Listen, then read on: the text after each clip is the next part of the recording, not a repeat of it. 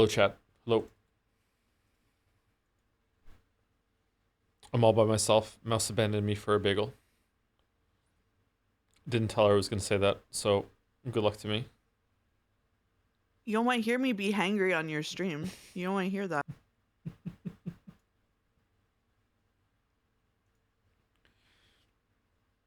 Okay, stream announcements.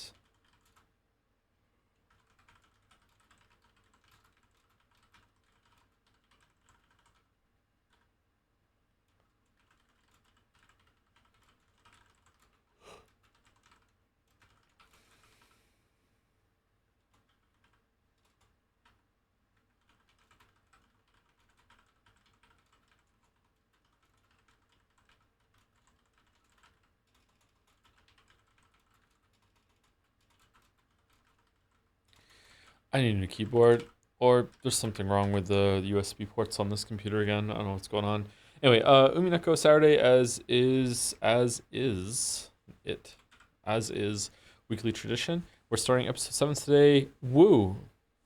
I wooed. Seki Mea tomorrow, finishing Ace Combat 7 on Tuesday, Death Stranding 2 on Wednesday. We're just so locked the F in when it comes to what we're doing.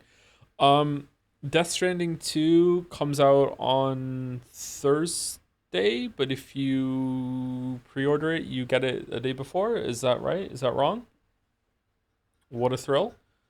I don't You get it know. 2 days before. You can get it on Tuesday if you pre-order it. Oh, crap. Can you really? Oh, Yeah, no. you get it on the 24th. Oh, no. We were going to have to finish Ace Combat 7 on Monday then. And then go into on Tuesday, because that's when all the cool streamers are going to be streaming it, right?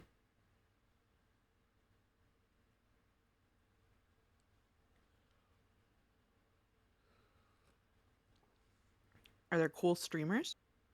Yeah, there's so many cool streamers. We're two of them. We're two of them. Cool streamers. Oh, okay. I'm streaming Death Stranding. What's that? You don't have to stream Death Stranding to be cool.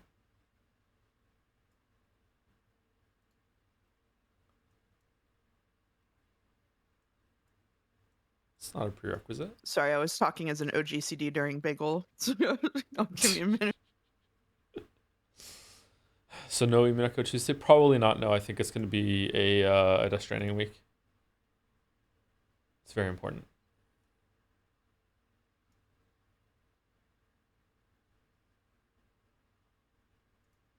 OGCD, an off global cooldown. I'm weaving my bagel bite. Okay.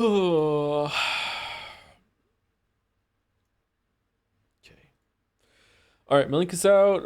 Chaz on the screen, even though this never goes on YouTube anyway, because Umineko can't be uploaded. I can see chat. I can see activity feed.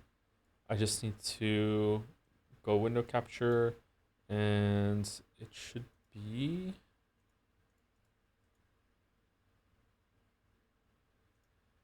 Jan art. No, it's wrong. It's not?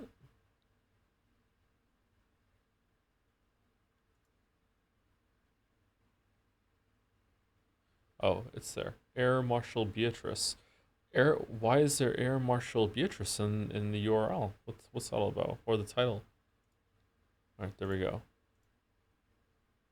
Cute jumps. I'm so excited for Joe discovering what episode 7 is about. This does not bode well. This does not bode well. Anyway, so we have 22 fan arts for you today. We're gonna get through 11037 in the bottom. We're going to be doing the dolls, then we'll do fan art, and then we'll be getting into the reading of the Umineko, the spun glass, and then we will be doing that for I don't know how long. I don't know how long we're doing that for today, but we'll see. It's vibes based. May I have a stream, please? Sure, give me 1 second.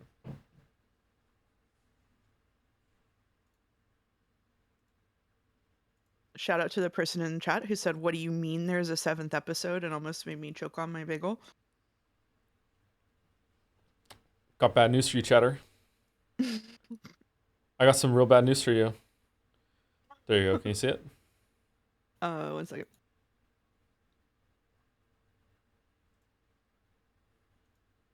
Yes, I can see it. Okay. All right. So we're gonna start with Gandalf. Got East Comet 7 after seeing you start. Honestly, I'm loving it. It's grown on me quite a bit, actually. I like it a lot more second stream than first stream, although chat has been pretty annoying, or I've just been tired and grumpy. I'm not sure. Little column A, little column B. This is Quake, isn't it? Quake 3 Arena? No? Isn't this so? Wait, I know this one. Isn't this Elder Scrolls? It does look like Elder Scrolls. That's an Elder Scrolls type logo, isn't it? Elder Scrolls. I want to say Oblivion for some reason, but it's not. Is it online? It's online. All right. It's Elder Scrolls Online. I finally knew one. Knew one. Yeah. It took like 7 streams of doing these, but I finally knew one. I've never played that. This is Duke Nukem. Forever. It's not. It's Fallout 1. It is Fallout 1. Okay, I got it. Nice. Good. Okay. Time for Bandle. Okay. Very hard. Very hard. Oh, and it's recent. We're cooked. 2021. No. Hey, don't let me in with you when it comes to releasing music. I'm hip. I'm still with it. I know a lot of new music. Oh my god, don't say that. Anyway, chat, can you hear it? Yeah, let's hear it.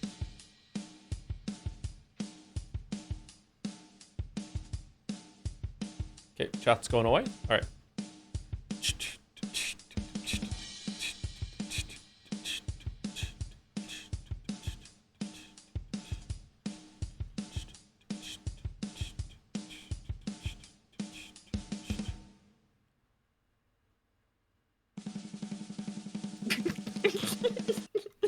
Okay. Why are you laughing? Why are you laughing? Because including the drum roll at the end of the clip is really funny. That's why. I don't know what this is. Here we go. Let's go to the bass. Yeah.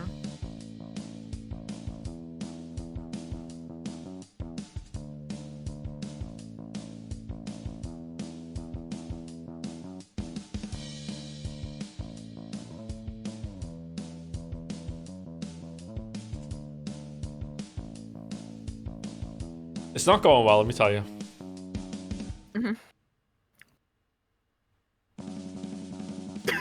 It's just like the pause is so funny. Sorry. I feel like that is extremely distinctive, and I don't know what it is, so I don't think I know what this is. Let's just get through this and put us out of our misery. Here we go. Oh god. It's gonna be some One Direction bullshit. No, One Direction wouldn't be very hard. They expect you to know One Direction. I don't know One Direction. I see. Okay. All right. It's less funny without the pause. Okay, we add a third electric guitar.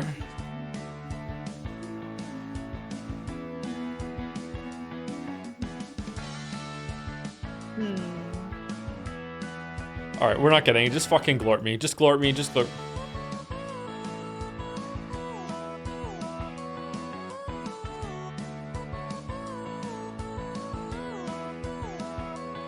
I got no fucking clue, man. I've been locked indoors for this entire genre of music. There's no way. I know this song, but I'm not gonna get it. I know this song. I know this song, yeah. Right.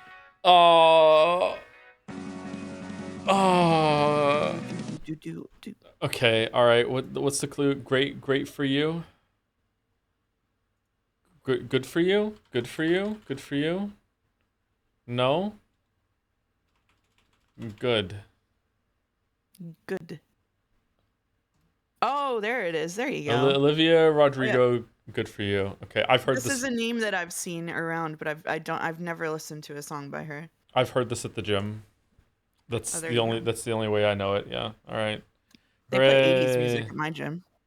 Sometimes they play some 80s music at the gym. Mm. Yeah. Yeah. Hey Joe, I didn't realize that you streamed with the one and only Big Video Games. That's me. That's me. They call me Big Video Games. What do you mean they call you Big Video Games? I refuse to explain.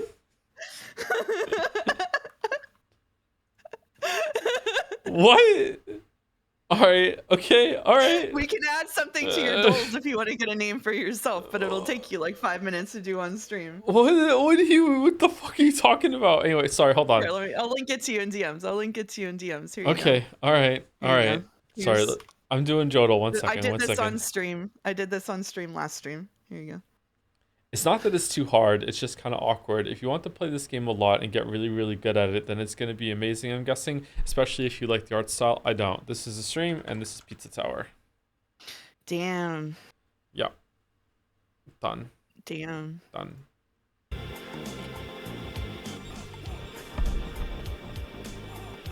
It's not that it's too hard. It's just kind of awkward. So it's like, Yeah.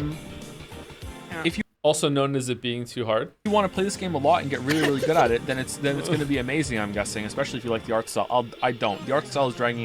Yeah, I don't like the art style of Pizza Tower. Although I gotta say, it's not that it's like lazy or anything like that. I remember a lot of people saying, ragging on Pizza Tower when we streamed it, being like, "Wow, this art style is so lazy." It's not. It's really, really well done. I just don't like it. Like a lot of work went into that. But yeah, I don't like the rends to be kind of thing. What's worse, Pizza Tower art or Pentiment art? Make a judgment call. Pizza Tower art. I think Pizza Tower art. Yeah.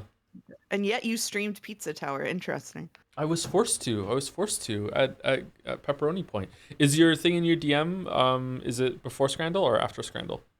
It can be after Scrandle if you want to do After Scrandle. All right. Yeah. All right. Are you gonna partake today or no? Is it just for chat? Yeah, I'll partake. Really? You're gonna do it? Okay. I can't believe you agreed to do it. Okay. All right. Here we go. Can we choose it? Yes, we scran. Yay! All right, what do we got today? Ice cream versus onion bhaji burger?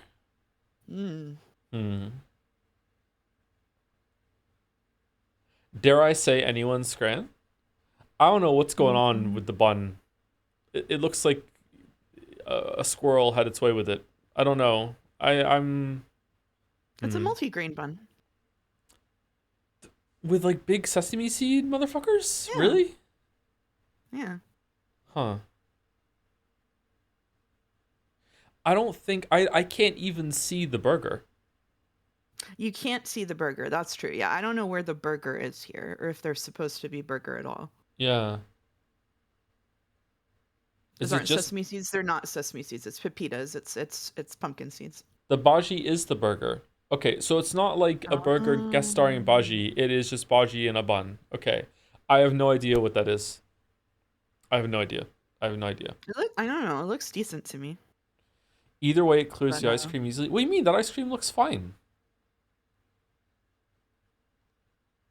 It does look like a good sandwich. I would try it if it didn't have the big seeds on it. All right, I'm going right. Okay. I'm going right. Oh, 20% higher. Pretty good. Okay. All right. Asada, pasta, and birria tacos versus macaroni cheese with crispy onions and bacon. All right. Both these look good. I gotta say. Yeah. I gotta say both these look good. Yeah. I feel like maybe there's too much green going on the left. Too much green? Too much green. I feel like right has a more universal appeal. It's also cheaper.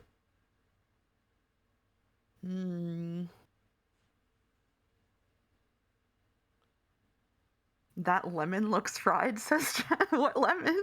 What lemon? Where do you see a lemon? Can you point to the lemon in the picture, Chatter? That's a lie. Can you tell Big Video Games where the lemon is? Yeah, it's a lime. Yeah, it's a lime up there. Yeah, it's green.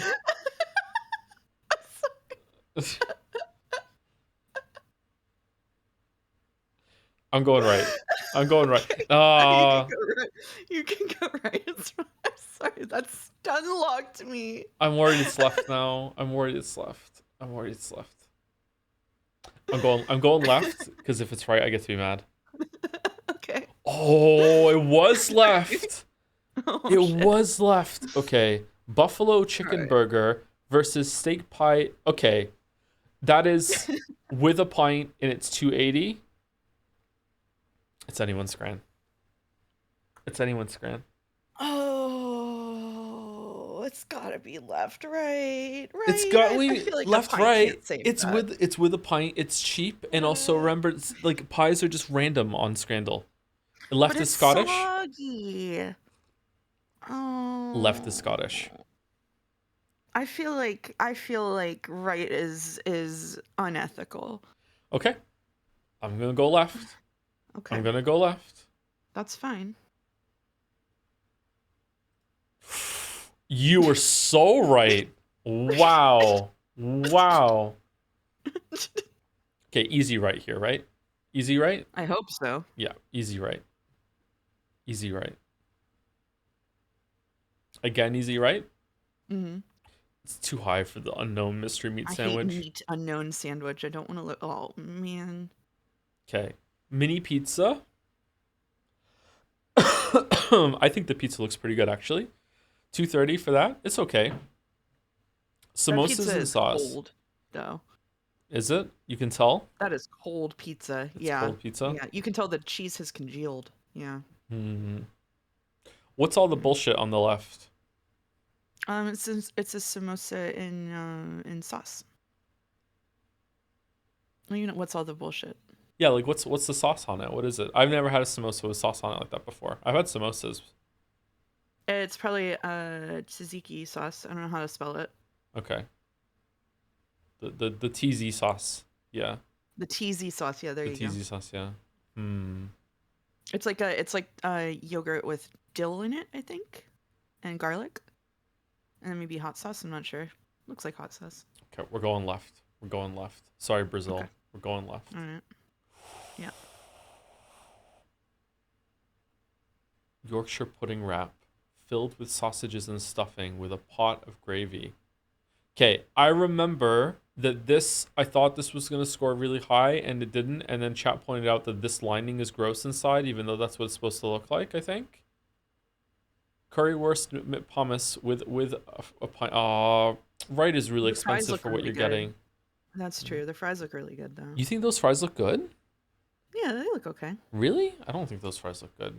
There's not that Well, many on them. I'll take them then. Okay. Currywurst never loses. Currywurst has lost before. It is with a pint, but the pint is not in the picture.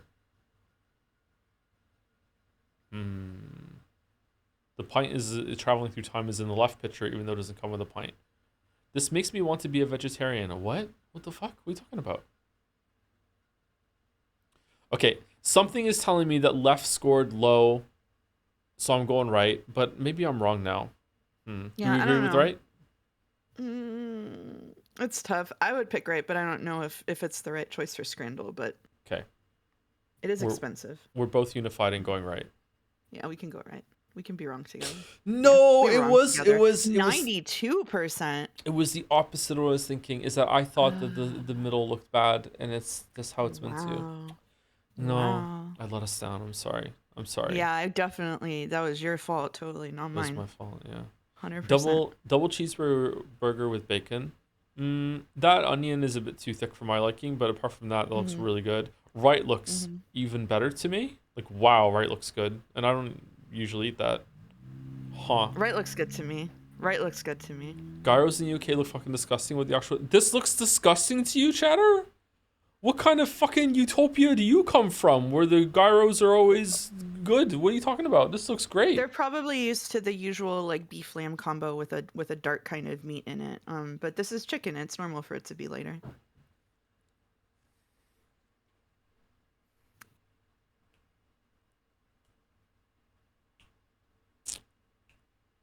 Okay.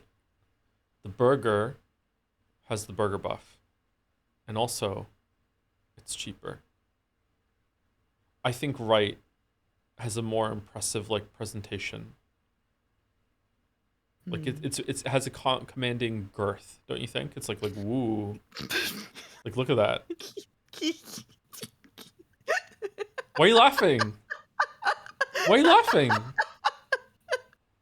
I don't know. Left looks like shit to me. I'd pick right. It It's looks like got. shit to you. Wow. Okay. All right.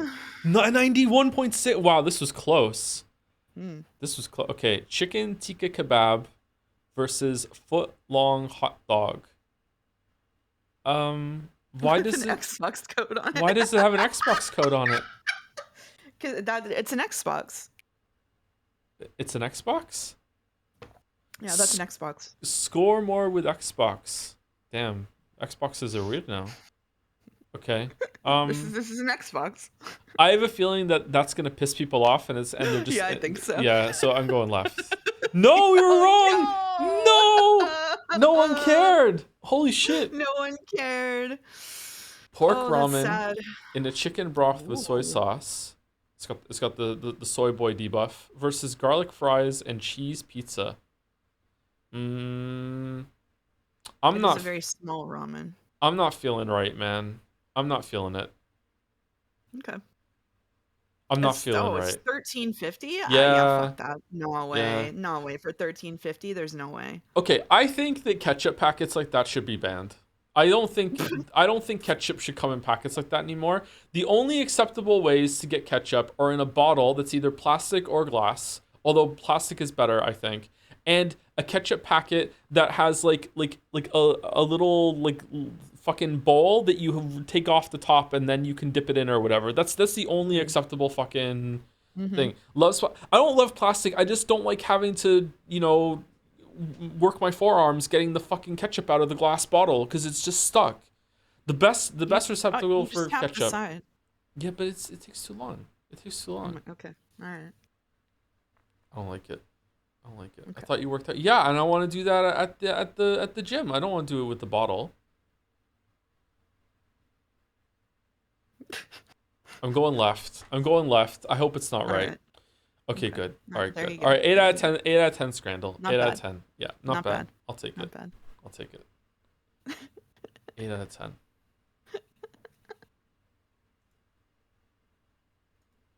8 out of 10. All right, let me go 8 out of 10. check my DMs. Soup's good? What the fuck?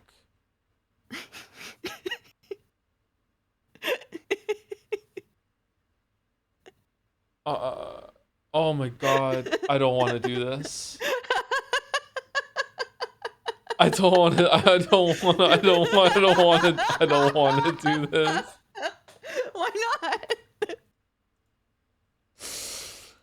Kojima name generator. What is your full name? Oh shit, I just leaked my whole last name. Oh well, now everyone knows my last name. Just put in Joseph Anderson. I No, put in Mouse. it auto Who cares? completed and it went on stream, so now everyone just saw it. Unless What? it didn't display capture. It Yeah, when I hit it, it auto completed and did it? did Yeah, it it? did. Yeah, it did. Fuck. It didn't show on. It didn't. It didn't show up. Oh, okay, that's good. All right, Well, then sorry, don't do it. If sorry. that's a danger, don't do it. My If my. that's a danger, don't do it. Give me a second. My heart rate has to come down. Oh I'm- my god. I am not baiting. My full name just showed up on the screen on my Oh my display. god. Just do it off screen, yeah. Or don't do it at all. My name did not autocomplete when I opened this, otherwise I would not have sent it to you. It's okay. Okay, hold on. Let me black screen it. 1 second. Okay, alright. Alright. That's good that OBS doesn't capture that if it didn't show. I just checked the VOD, it's not there. Okay, that's good. It shows there when I click on it, and it also shows like manage addresses underneath it. Oh All my right. god. I almost just killed you on site. I know. I know. All right. What is your full name? Joseph Thomas Anderson. What do you Perfect. do at your occupation? Random bullshit.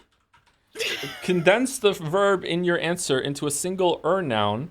E.g., if you are a sheep farmer, your answer will be farmer. Bullshitter? That's just streamer, right? Oh, Bullshitter. Yeah, that'll work. What was your first pet specific species breed? If you have never had a pet, please answer with an animal you wish you owned. I mean, everyone's just gonna have a goldfish, right? Goldfish. Okay. What's your most embarrassing childhood memory? Be specific.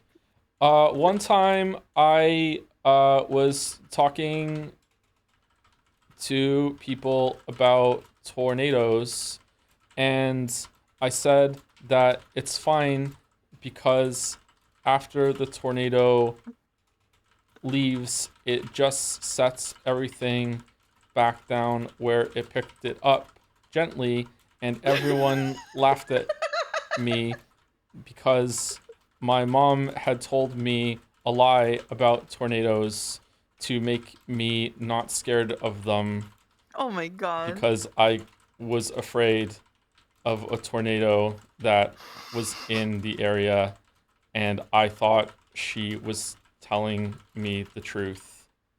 There we go. Condense the story into 2 words. Fake tornado. Okay, there we go. Hmm. All right. Okay. All the ideas here are credited to Brian David Gilbert. Check out my inspiration here. All right, next. What's next? There's more. Okay, what is the object you'd least like to be stabbed by? A poop knife. A poop knife. All right. What is something you are good at? Verb and in ing. Streaming. Okay. How many carrots do you believe you could eat in one sitting if someone like forced you to eat as many carrots as possible? Okay, baby carrots or big carrots? Big carrots. Big carrots? Yeah, big carrots. I think I could do a dozen. I think I could do 12. What is My your answer was 4. 4? What is your greatest Yeah. intangible fear, e.g., death, loneliness, fear itself? Probably death, to be honest. Probably death. Probably death. What is your greatest tangible fear, e.g., horses? Mm,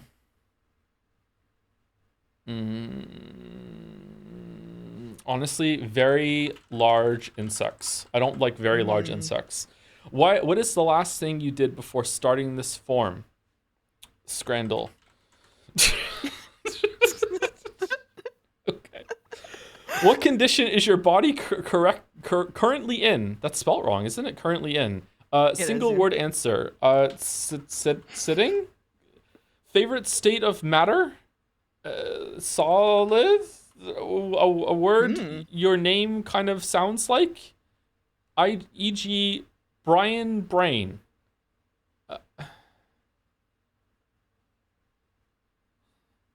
This is... Toe. Okay, fine. Toe. What is your zodiac sign? Scorpio, the coolest one. If you had to define your personality in one word, what would it be? Sleepy. Okay, there we go. Next. It's still not done. What the fuck? Who is your favorite film character? Note, must be played by Kurt Russell. Enter your favorite Kurt Russell. The one where the rich woman goes overboard and he like pretends that they're married to get back at her, and then they actually fall in love at the end. What was that movie? Mm. Goldie Hawn. Yeah, Goldie Hawn Love. Yeah.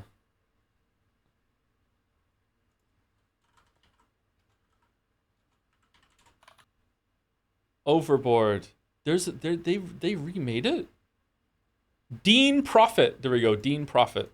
Dean Mm. Profit. Double F double T. Okay. What is the last word of the title of your favorite Kubrick film? It's Odyssey, isn't it? Actually, it's Clockwork Orange. Orange. What is the first word in the title of your favorite Joy Division album? I have never heard of Joy Division. Tell me the answer, Mouse. Let's see. What Joy Division album speaks to you? Uh. What does chat think? What? Let August pick. Let August pick. August is I've more. never heard of Joy Division. Maybe Heart and Soul. You could put Soul Heart and Soul.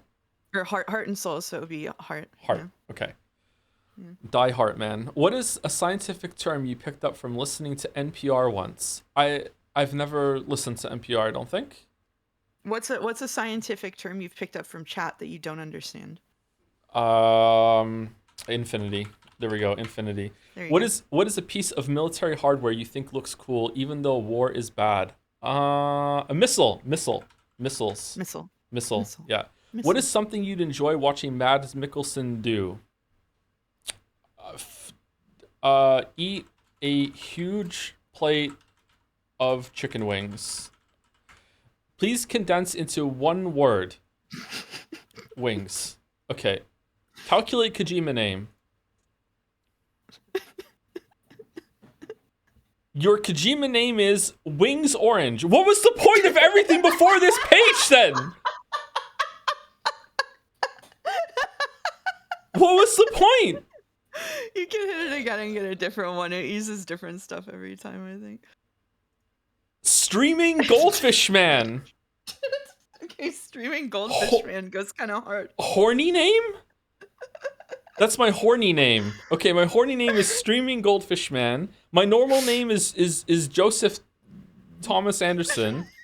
My violent name is Big Very Large Insects a Poop Knife.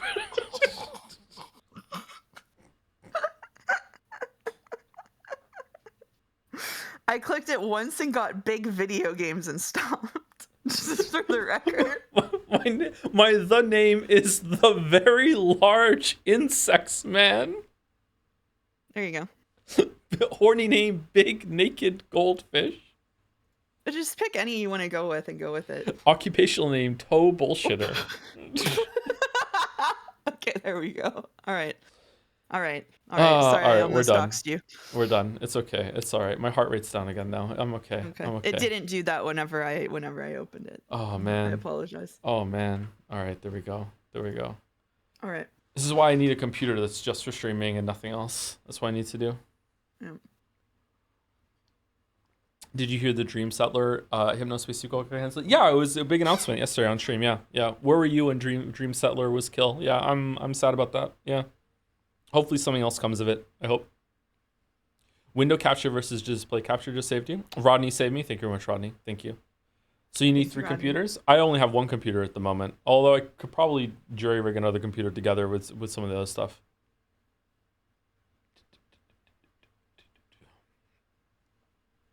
Anyway, we're gonna do fan art and then we're going to read Umineko.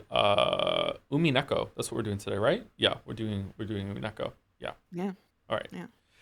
Thank you, Ash. All I want for Glorpmas is Joms. Why am I doing a Christmas drawing in June? Because Australia is very cold right now, and I wanted to draw warm clothes. Also, I haven't drawn anything nearly gay enough for Pride Month yet. That's true. Everyone's been waiting for that. That's true. This is very cute. Does Australia, this is where I'm going to be ignorant, does Australia get cold enough in its bizarro backwards winter to get snow? And if it does, all of Australia or just parts of it? And if it does, like how much snow? I think it snows in the mountains, but maybe not right by the ocean. Mountains? Only in the south? Okay. Okay. Just all of a sudden, yeah, Northern Hemisphere is best hemisphere. It's indisputable. Yeah, it's indisputable. Good Lord. Yeah.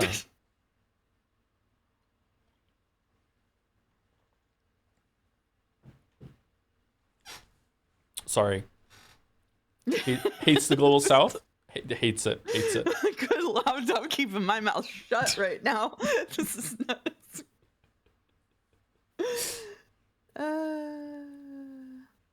Streaming PC, tired of your stream looking like a slideshow from 2003. Introducing the Alienware streaming PC because your viewers deserve more than drop frames and sad apologies. Wow. Whether you're gaming, reacting, or just vibing awkwardly on camera, Alienware's got the power to make you look semi-professional, even if you're wearing pajama pants. Alienware, stream like a legend, or at least like you paid for good Wi-Fi. Thank you very much. Yeah, I just read an ad. Hashtag ad. Hashtag promotion. Ad. Yeah. The Alienware people are they're everywhere. Anyway, thank you, Ash. I like these two. These two are cute. By Dekutula? Sumari. That shirt goes hard. Clicking through a not a game is best done with a high spec mouse. Why? Why? I Why? like that this got a new Chan tag for it. High spec mouse Chan.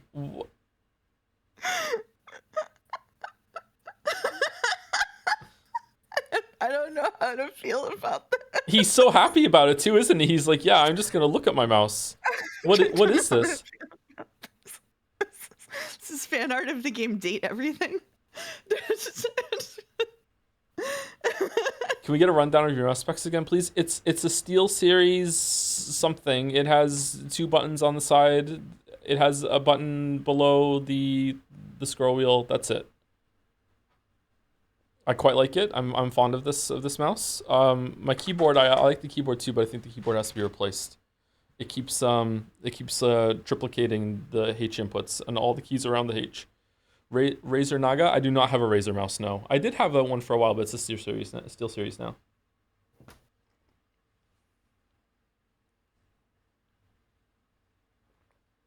Stop flaring on stream. We're not flaring on stream. What are you talking about? Oh, I don't have my timer for fan art. My bad.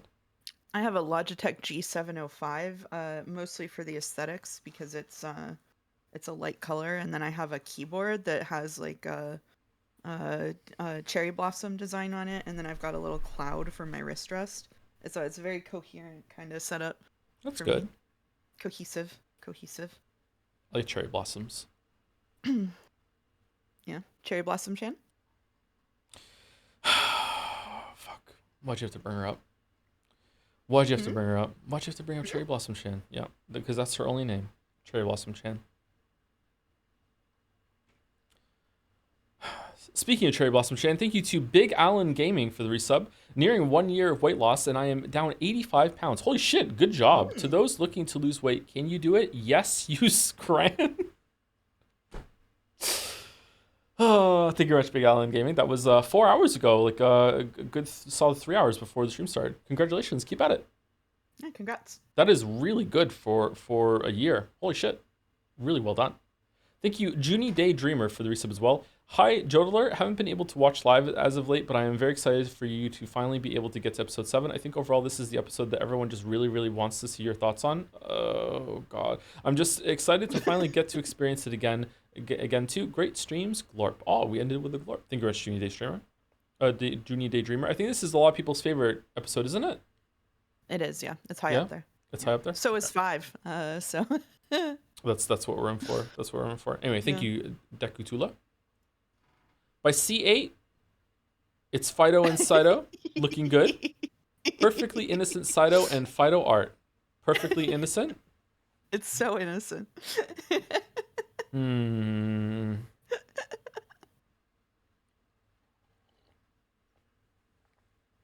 So cute.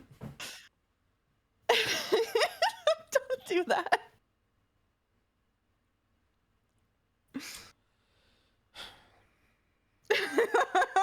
Jelly realizing in the chat. Jelly realizing in the chat. Me realizing as Jelly realizes. Yep. Yeah.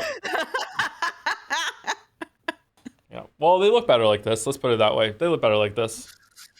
Can we get a mod that does that? All better. Fixed. What are we realizing, chat room? We're realizing that they're drawn like Burn Castell and Lambda Delta. That's what we're realizing. And I love Fido like more than any other Chan really, and I hate Lambda Delta. So like this is just specifically designed to fuck me, I guess. Yep. This is a difficult moment for you. Yeah, it's very difficult. It's hard to be me. I'm so sorry. It's sorry. Yeah. Thank you, Ruffle Crag, for the new sub. Thank you very much, Ruffle Crag, while the stream is down. That's fun to say. Ruffle Crag. Thank you, YSF, for the bits. Morning, Joe. Morning, Mouse. Morning, Jelly. So apparently I share a birthday with Lambda Delta. How do you know when Lambda Delta's birthday is? It's never been more over. During celebrations yesterday. Yesterday was Lambda Delta's birthday. I was tipsy enough to utter cracked and goated with it when my mom was listening. What? Had to clumsily explain what that meant. Then I had an unprompted be a Bato dream that I can still remember the details of. Got genuinely a little mad when I woke up because Dream Battler acted out of character. In both cases, the brain rot is terminal. Apparently, there was a booklet released by Seventh Expansion, in December 2013 that had the birthdays of the characters, and Lambda's was June 20th. Yeah. Okay. All right.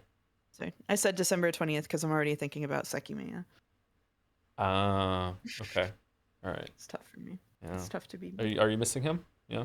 Yeah, I'm missing him. Yeah. I'm You see him missing everywhere? I should call Yeah. him. You should call him. Yeah. I mean, I should be the one to call him, considering what he's into. But yeah. Thank you, YSF, for a 1,000-bit follow-up to that as well. Anyways, episode 7 hype. Welcome to my favorite episode, and thanks for the belated birthday gift as such. Oh, it's your birthday gift to you. Is episode 7 stream watch along. Thank you very much, YSF. Happy birthday. Happy birthday. Thank you, C8. Oh my God, what the fuck? Cover them up, slut. He did get more slutty as the playthrough went on. Baka Savai. This immediately popped into my head when Joe put Gortach's clothes on waffles and I needed to put it to paper. I practically never draw men, but hopefully this will satisfy someone. Did anyone in chat not understand the waffles appeal until he put that robe on and there was a bit of chest hair and pec showing, or no? Did it make people turn away? Look at me, Minthara.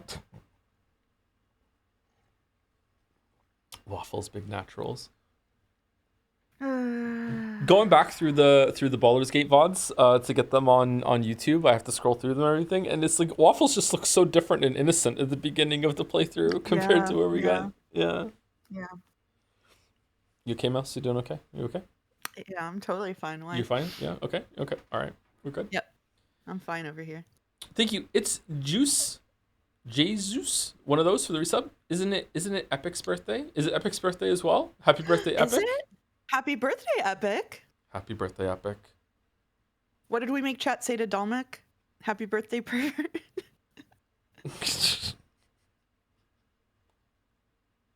Not owned today.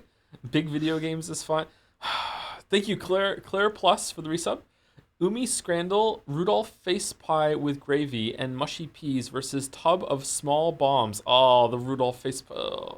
I mean, I'm still taking the pie because I don't want to eat small bombs, but I forgot about that. Oh God, thank you, Claire Plus, for bringing that back. Thank you, YSF, for some more bits as well. And if Jelly is not here, then morning Jelly in the Discord. I'm a little hungover post birthday day. Yeah, makes sense. Jelly's in the chat. Jelly's here. Jelly is in the chat, yeah. Thank you, Baka. Ruin Maniac. I was doing something entirely different, but somehow it transformed into this along the way. Anyways, I've decided that Slop Chan loves Scottish food. Oh, God. Ubisoft games. What? Why are you putting those together? And Umineko, but only the magic battles. Because they're all slop. That's why. Oh. Slop. This I do not like. I do not like what's going on here at all. I hate it. I do not like what's going on here. The art's really good, but I hate it. Absolute slop with the pose is funny though. It's funny. Thank you, Maniac. Holy shit. Thank you also to Sir Kikek for the resub. Hey, Schmo, episode 7 is to Umineko what Umineko is to other VNs. Not wow. true, because it's the shortest one. Wow. So, they're saying that it's really good. They're saying that episode 7 is the best. Sincerely hope you have a time with it. All love, heart. Also, if you didn't pronounce my name right, you are collapsed to me. Did I do it? Sir Kikek? Kikisi? Kikek? It's gotta be Kikek, right? It's gotta be. And thank you, Terraflop, for the resub also. Hi, To. After playing Ace Combat 7 and having to put up with a story that doesn't entirely make sense, characters who spend too much time yapping, constant backseating from chat, it must be a relief to finally get back to Umineko. Yeah, sure. Enjoy. For real, though. Episode 7 is cool. Hope you like it. Thank you very much, Terraflop. Thank you very much. My hair is so tangled today. I keep having to hold my fingers through it. I combed after my shower, too. Crazy. Anyway, thank you, Maniac. Oh, we're doing Ace Combat 7 fan art. Knighted Sensei. Been holding on to this fan art idea since April 2023 when I played Ace Combat 7 myself, and even around Wow. 2020 when I took your recommendation and read Catch 22. Really looking forward to the streams. Hope some more people check out Catch 22. It's a great book. And good luck with your flying Joe Sarian. Oh, I'll take that. I'll take Mm. that. Oh shit, it's the thing from the game. Balder's gonna love that. Stick with Joms and you'll make it. Leon. I'll make it through. My favorite book, Joms 22, featuring Joseph Hella Anderson, aka Josarian. That is where I got the name Joseph from, if in case anyone has missed me explaining that a couple times in the past. Big Ace Combat 6 vibes right now, or is it Armored Core? Joms 2, more Leon, F14D Super Tomcat. The game has grown on me a decent amount. I don't think it's going to be my favorite game or anything like that, but I am enjoying the combat. Whereas on stream one, for a lot of it, I was pretty miserable and not understanding how to fly the plane. It seems like flying the plane is the real is the game. It's not really so much the shooting and the lock on, although that does have a part of it. Don't get me wrong, but that's like I think that's 10% of it, and 90% of it is flying the plane and getting so good that you can do some crazy shit flying the plane. You should get one of those like $4,000 rigs and become one of the flight simulator guys and ascend to Uh, true happiness. your comment yesterday was so funny. It's so easy for them. They log in, they fly the plane, they are happy. Oh. Thank you, Nesso Berry for the resub with the drums. Thank you very much, Nesso Berry. Thank you, Reservation Nat Dorcia. No, Reservation at Dorcia. There we go. That makes much more sense. Thank you for the resub. 7 is my favorite episode. Oh, there's a lot of people saying that. Way more than 5. Hands down. Not sure if that's a popular take, but if so, I still stand on business. Can't wait for you to read it. It is seems to be the favorite amongst the community so far. From young people who are saying it right now. Yep, yep, yep. At Dorcia. Okay, cool. I got it right. And thank you, Huli Gordo for the bits. Hello, streamer. For no reason at all, can you wish a merry fuck you to Dalmec? Thank you very much. A merry fuck you to Dalmec? What did Dalmec do Mary, this time? fuck you to Dolmec. I don't know what Dalmec did. I know what Dolmec did. Does he deserve I this merry think. fuck you? Yeah, probably. He does? Okay. Yeah, I think so. Not sure if it matters, but your Baldur's Gate 3 playlist is reversed chronological. It's sorted by upload date. It shouldn't be like that. Huh. Okay, I'll look at it after stream if I remember. Thank you for letting me know. Is the Ace Combat one like that too, or? Anyway, thank you, United Sensei. Whoa! Oh, it's by Noah Son. Every once in a while, I'll be inspired to make a mid-effort meme drawing. So have Beatrice showing you when to dodge the missile, which knows where it is and where it isn't. Next image contains Sekimea spoilers. After that, Umineko spoilers. I've been told that the Sekimea spoilers are just conceptual spoilers for the story and not specific, but maybe that's wrong. Man, uniforms just go hard, don't they? They do, yeah. Yeah, they do. Osi for Ocean. Beatrice. Jousting, head on danger. Danger. Okay, this is very informative for how to dodge the missiles. So there's yellow, which is why sometimes I think it's coming from the side, but it still gets me. I'm guessing. Okay, and it's not gonna hit you. Okay, can we have lots of helpful tutorials, splash art with Beatrice telling me what to do? You heard it here, Chad. If you want a fan art without, or if you want a backseat without annoying him, just put Beatrice in it. That's with this small amount of effort, it's possible to backseat the streams. What do you think, everyone? Backseatress? Okay. Backseatress. Wow.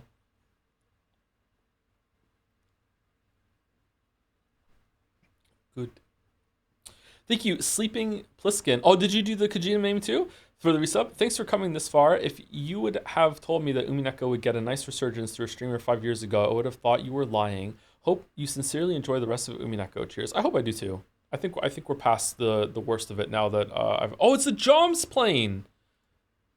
It is a Joms plane. It's like a It's like a Cyclops Joms plane. Oh, that's cool. I think we're through the worst of the crash outs for Umineko now that I've adjusted to what the story is properly trying to do.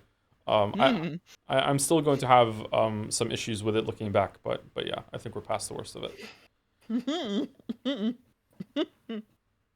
Don't do that when I have a mouthful of coffee, please. Mm-hmm. Mm-hmm. Thank you, Sereni, for the resub as well. Hi, To. I've recently been busy protesting ICE in LA, so I've been missing lots of streams, but thank you for all the good content I get to watch now with a pog. As is traditions, thank you for all the great streams. Oh, you're very welcome, Sereni. Hope you got through that okay. Hope you did. Base chatter. Base chatter. That sounds rough. Holy shit. Holy shit. Think you know a ton. Mr. Sorry.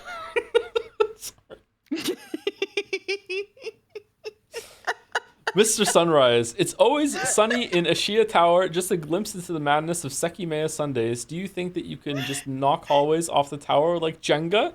Now let's talk about the Sekimeya. Can we talk about the Sekimeya? Please, Joe, I'm dying to talk about the Sekimeya with you all day, okay? Touch equals time travel, hot equals building shuffle, smell, smoke, angry bird. Oh yeah, angry bird, Schrodinger box, small feet, homestuck, everywhere. Smelly timeline. Why is there a lube timeline? Egg cuck share timeline. Last stream. I don't remember the lube timeline. I do remember the egg cuck share timeline. What a deep understanding of the streams this demonstrates. This is some Mr. Sunrise is in it just as deep as we are. Yeah. Almost target everything's on here. Godot's face is so funny. Yeah. Yeah. Oh yeah, his name is Godot. Yeah, woman. Yeah, that's the criticism we have for her too. Yeah, loves men, passionately stupid. So true, so true. Oh my god. What the hell is this VN even about? You're looking at it. Zin You're agent looking at for it. Isla, full of shit, homestuck. Wait, what's this one? Down here, everywhere. That's a Caro. Akaro everywhere. The Akaro everywhere system. The Jenga building. Holy shit.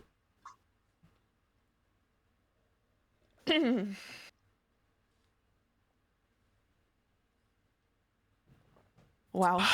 Wow, what a fucking fan art. This fan art is so good. This fan art is so good. Still, like, the perspective shift to seeing Katsuki from the outside after episode 1 has just been like one of my favorite things ever on the platform. It was so funny. Oh, it was so funny. Oh my god. Thank you, the Juice Official, for the resub. Good day to Joe, Mouse, and chat. Thank you very much to the Juice Official. Official Juice. This fan art reminds me, I just caught up to the Sekimeya VODs. Can I now learn about that brain blast moment you had about Umineko's story? Maybe Mouse can tell me about it. Oh, okay. So we're on the Umineko now. You're going to explain it. Yeah, I can explain it. Okay. So okay. I've been refusing to explain it to them. Do you want to do it? Be mean. So they know that I actually said it to you? I want them to never know. You can explain it though. You don't want them to never know? Why? That's so mean. It's funny. It's funny. It is funny. Yeah. It is funny. Okay.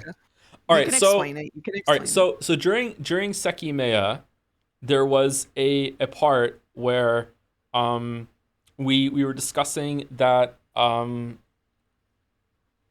was found dead, but they didn't investigate the corpse effectively, and in another corpse they didn't investigate effectively, and then that caused Mouse to say that this is one of the reasons why that they often like have like a med student or something there in the mystery stories when they're stuck in a place in order to like confirm corpses and everything like that. And that made me realize something about Umineko that I then muted the stream because I didn't want to say and then Mouse muted me so I could explain it to her because I didn't want to spoil Umineko when we weren't streaming Umineko because we were on Sekimeya. And I will not be telling you what it was in solidarity of what Mouse just said. So there we go. Thank you, Dominic, for the bits. Good afternoon, streamer. For no reason at all, can you speak on the whole Umineko Disco Elysium One Piece deal? Are the chances now 0%, or can a miracle occur? What's this? Umineko Disco Elysium One Piece deal? I think the chances are 0. Yeah, I think the chances are 0. I don't think it's gonna happen. No. What was the Disco Elysium part? Oh, if it was better than Disco Elysium, it's not gonna be better than Disco Elysium. Sorry, I don't think so. But we'll see. We still have 2 episodes left, and everyone's favorites here. Thank you, Parkier and Honda, for the resub. Also, I had the pleasure of avoiding your Edith Finch video all this time.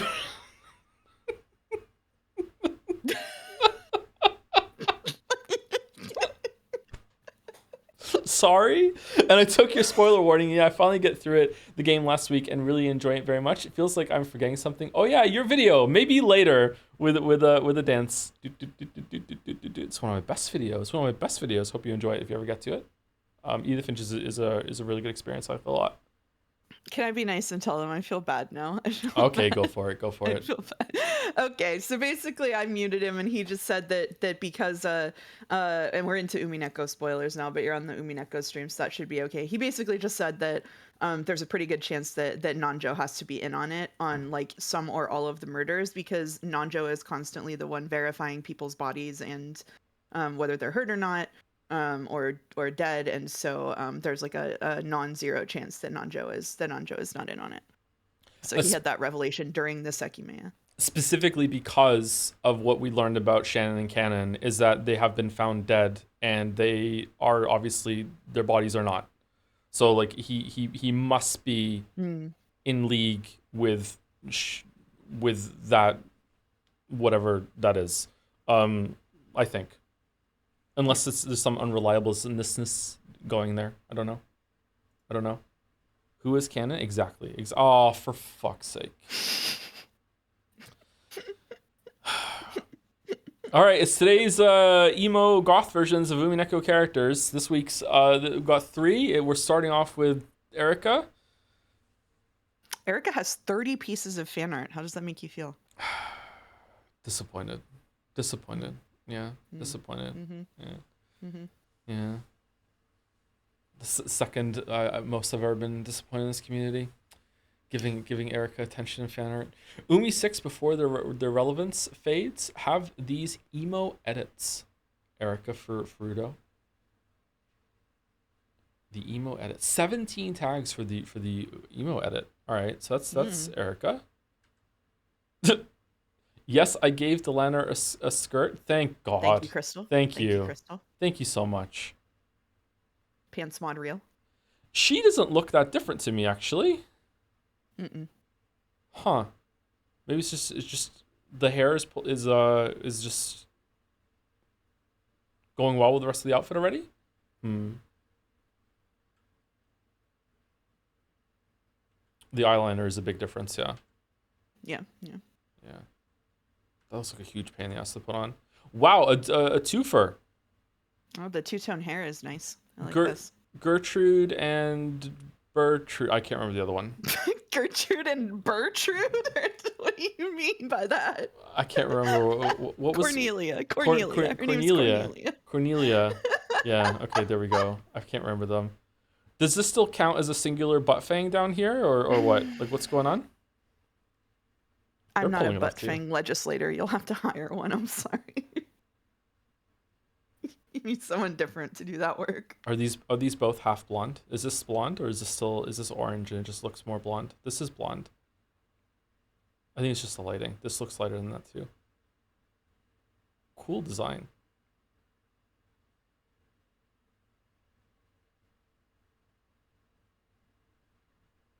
Thank you, Simulaire. Butt fang Senate. Yeah.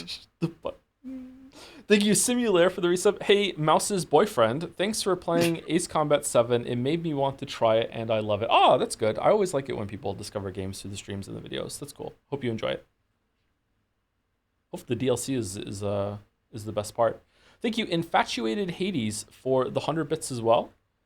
Have you stumbled upon Skippy Biddy's critique of Tears of the Kingdom? I haven't watched a single Tears of the Kingdom critique video, sorry. I usually dislike YouTube game critics other than you. Oh, other than me. It's okay, you can dislike me too, because their work often lacks depth. It's still somehow very long and feels too much like a liberal arts essay, but Skitty's critique is well made and feels like the video you would make about the game if you had the time. It's clear they took inspiration from you. Oh, don't say that. And you're mentioned in the video. Oh, okay, can't wait for the Pentiment stream. What are you slipping Pentiment in there for at the end? This is smuggling the fucking kill the animals. Let's fucking stream Pentiment. What the shit? We're doing Chrono Trigger. We're not doing Pentiment. We're not. Oh. I also can't wait for the Pentiment streams. I'm with you. Joe's streams also sound. Joe's videos sometimes sound like a liberal arts essay. I fucking hate liberal arts essays. Don't say Okay. that. Don't say that. I love Crunchyroll. Okay. Crunchyroll is really good. I We're hate gonna- liberal arts essays, he says, with an English teacher in the call. You're big video games. What are you talking about? What are you talking about? Yeah, I made people write liberal arts essays about video games. Oh, Chrono Trigger, fuck Eternal Noctis. What do you? You're just like the only champion of Eternal Noctis in the chat. I'm sorry. Even the Sifu conglomerate have more support and legislation than you do. Really? We're putting Eternal Noctis up against Chrono Trigger? How long is Eternal Noctis? What do you mean even? Sorry, Sifu Doka, but like not many people want me to play Sifu. I think more people want me to play Pizza Tower. Neon White would be the big one. That would be a good poll. Nagas is already typing it up. Neon White versus Pizza Tower versus Sifu. I wonder who would win. Versus Anyway, Pentiment. thank you, Crystal. No, Pentiment's going to sweep that for sure. Pentiment's going to poison the Exactly. well. Yeah. That's not poisoning the well, that's winning. No, it's poisoning the well. Okay. Yeah. All right. Yeah. Mm.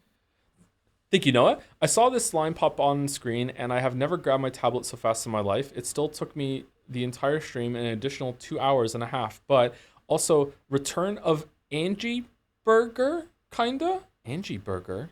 Because she got turned Angie into Burger. mincemeat? Think, child of man, think. I know this! I even though I've never seen the show, this is Invincible. This is Invincible. When a spoiler happens, everyone knows what happens in Invincible, right? It's an Invincible meme. I get it. I understand the reference. Go me.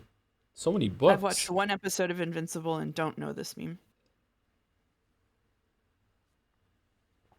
It's when the guy who really wants the Spider-Man pictures almost kills his own kid, and then as he's like dying in like a crater, he's like yo, like think, what did you think was gonna happen? Something like that.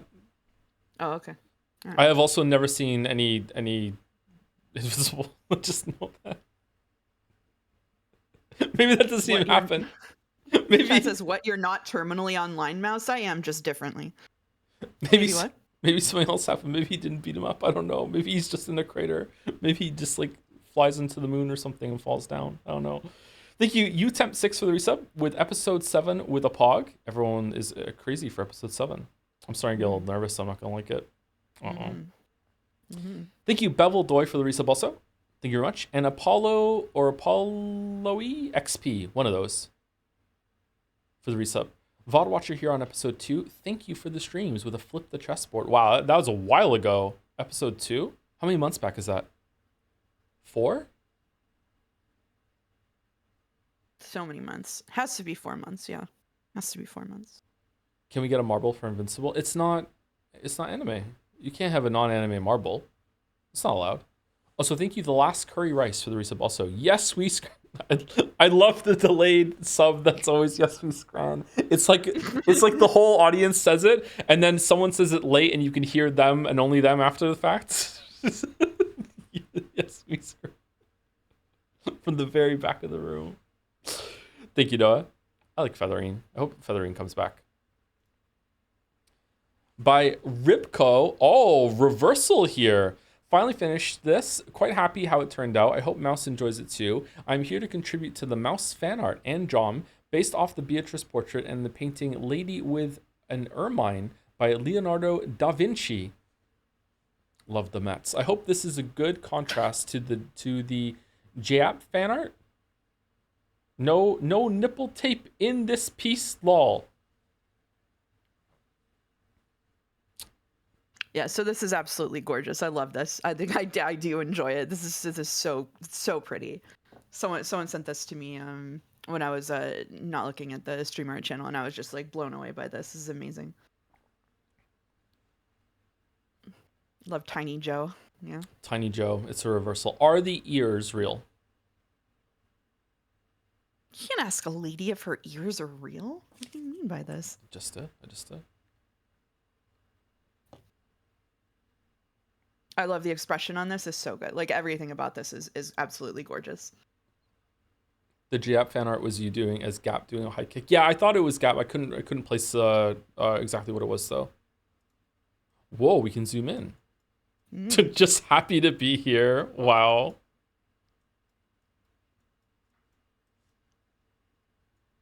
The texture on this. Cool. Mm-hmm. Yeah, this is beautiful. Thank you for this.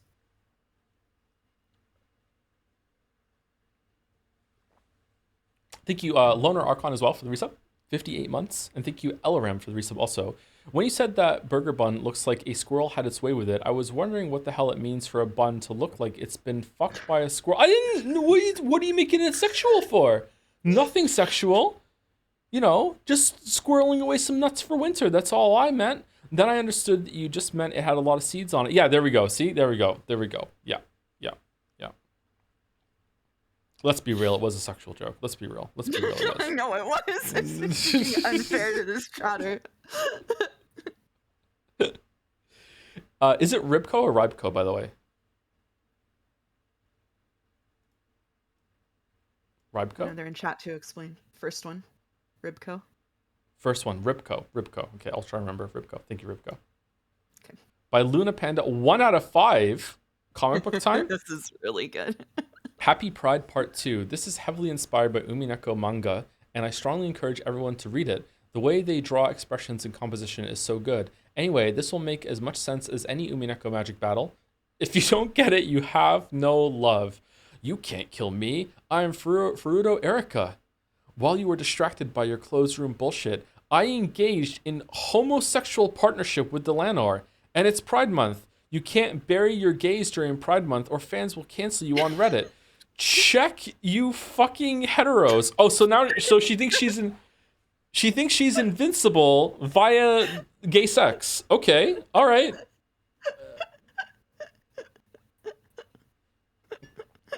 Bold move. Let's see if it pays off for her. All right, what is she doing?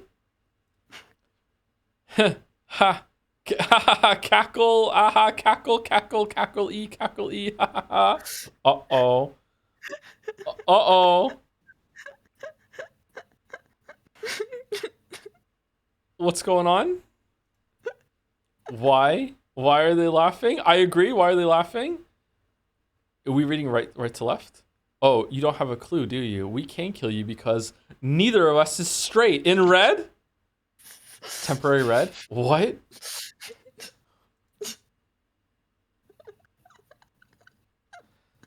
This comic is only valid for another 10 days, apparently. 10 days. I, Jodler, I, Moustress, am a bisexual furry. Oh.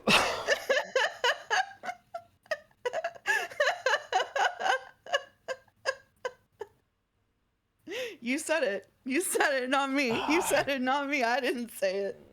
I didn't say it. Sorry, I said it wrong. Furry.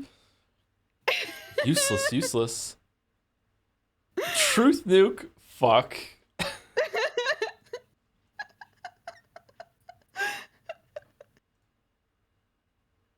Owned.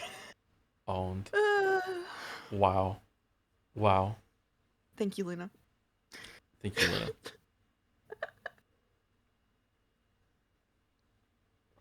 Joe Spoken Red confirmed. Seems like it. Thank you, ISF, for 100 more bits. Extra 100 bits because I turned 22, not 21, and want that reflected on in the cheer board. Oh. I'm also almost done with my independent study, so once I finish that out, it's back to the Misery Cord blogging grind in Undercourt. Shout out to Darcy, my queen. Is Darcy a good character? Darcy is a character a lot of people like. She's not my favorite, but people like her a lot. Darcy. Hope Misery Cord ends well. We'll probably stream that if it goes well. I'm probably going to stream it. Thank you, Key to Truth, for the resub. Hey, Toe and Mouse, when is the co-op Dream Daddy playthrough so we can finally see Joe's inner bisexual king unleashed? Happy Pride. What's Dream Daddy playthrough? I don't think I've seen Dream Daddy. What's that? Dream Daddy is like an otome with a bunch of gay guys in it. It's a visual novel where you date men. What's an You're otome? also a man. An otome is a visual novel dedicated to dating men. Oh, okay. It's Oh, like a you've romance explained that novel. term to me before, actually. I remember now. Yeah, Sorry. big Okay. Atome fan. Big Atome. They're gonna call me a weeb. Yeah, there it goes. The weebs are rolling in. I have a soft spot for Atome. My favorite, before anyone asks, is Mystic Messenger. Pio Fiore probably a close second because it's just so insane. You spoke on Mystic Messenger before. Yeah, that's how I know the term. I asked you about it last time. Mm. Yeah, I remember. Thank you, Luna Panda. Yep. Yep. Yep. Thank you. What the fuck is going on here? Thank you, Fozzie. Spoilers for the end of latest Umineko end of episodes. Sorry, I'm not reading very well today. That does no. It is. There's double end. Okay, I am reading. Spoilers for end of latest Umineko, end of episode 6. JoJo reference. Sorry for straight washing this iconic scene during Pride Month. JoJo reference? I guess so. I guess so. That one I don't know about. Does she have an under? But yeah, my read on this is that the dress has been torn off to show midriff for some reason. I guess so. I guess so. I guess so. Fucking faces. Is that a JoJo reference? It is a JoJo reference. Yes. Yep. Fozzie is confirmed in the explanation of the fan art. It is. It is. Thank you, Cert Yak, for the resub. Hey Joe, remember when like 5 months ago I asked if you could let the voice clips in Umineko play out before reading the text? Well, now after 31 episodes and still no end in sight. Thank God you didn't listen, Lamayo. Yep, exactly. Yep. Although I do try and do them on the big moments if I can like just morb that's a big moment. Yep. Yep.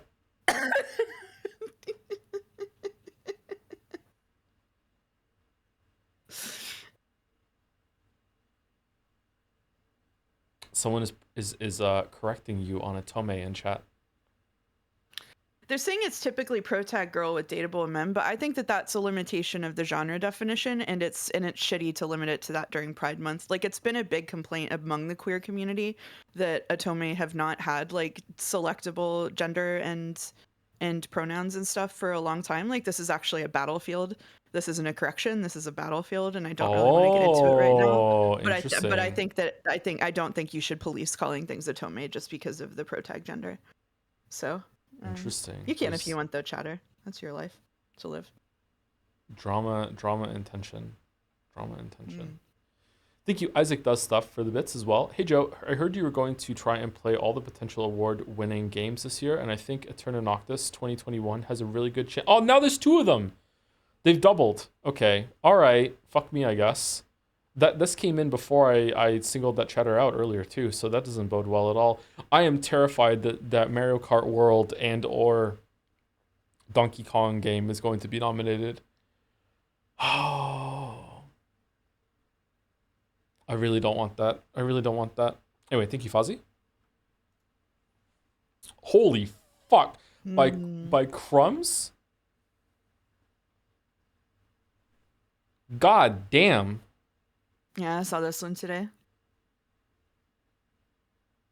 This is very pretty. Is this in the is rose this a garden? Too, yeah? Is this a in the golden completely land? recreated background from it too? I think so. Holy shit! Look at all the detail here. Oh my God, got a rose here too. Damn. Love the green. I love the green too. Yeah. The brooch is Mickey Mouse. That's cute. That is gorgeous. Holy shit.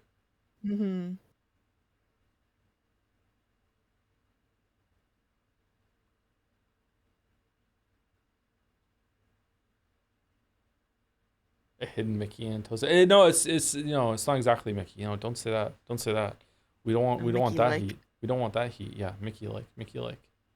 Yeah. That's incredible. Wow, thank you, Crumbs. Holy shit. Yeah, that's gorgeous. Thank you. So Kingdom Hearts stream in 2027? No Kingdom Hearts. No Kingdom Hearts. I don't know if I could regret survive to inform everyone that I regret to inform people in the chat that my server is hellbent on making me play Kingdom Hearts, and they can redeem channel points to do it. So Kingdom Hearts 2026 is probably inevitable for me. So if you want Kingdom Hearts, see you soon. I will continue to dodge. I've already played 1 and 2 on my own time when I was younger. I don't need to go back into the Kingdom Hearts mines again. I don't need to do it. Yeah. Yep. Thank you, Haydener, for the resub.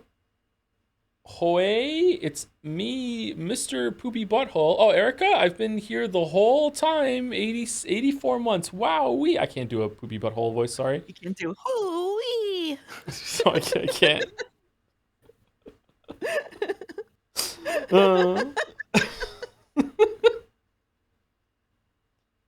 Thank you, Mouse. Thank you, Haydener. Thank you, Kotaben, for the resub too. 24 months with the message Missile, Magic Missile. Thank you very much. 2-year club. Thank you, Magical Bacon, as well. Episode 7 is goated. Too bad I can't stay for the whole stream. You can catch up on the VOD though, Magical Bacon. Hopefully my reactions are palatable for you. Hope I enjoy it. Thank you, En Passant, for the bits as well. Most Umineko fans agree that this is where episode 7 truly begins. They're objectively right. Objectively right for the first time ever. Good job, Umineko fans. Don't say objectively. What do you mean? What do you mean? It's true. It's true. Thank you, Stonebeard, also for the resub. With Happy Sea Cat Day. Sea Cat? Why do I feel like I already should know that? Sea Cat? Seagull? Sea cat. Umineko is literally sea cat. Yeah, that's what it is. The word Umineko. Yeah, Umineko. Yeah, I feel like I'm on a sea cats diet. I see cats, I pet them. Ah. Do you like it? I like it. I feel like I keep learning the sea cat thing over and over and over again. Thank you, Stonebeard. Mm. Seabat? Nope. Not Seabat. Nope. Nope. Nope. George is mad he didn't come up with that one. I used Neko at some point in the past with a title or something. I remember that. Oh, thank you, Crumbs. Gatsby just let out a huge sneeze. What's this? Lyrics? What oh, okay, it's a video. 1 second. Let me reset. Oh boy. Oh boy.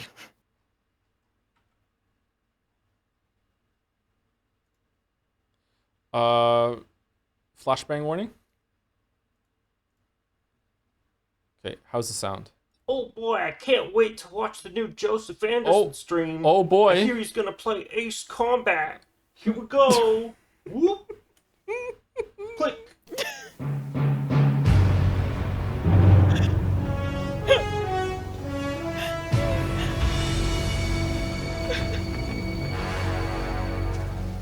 What a thrill.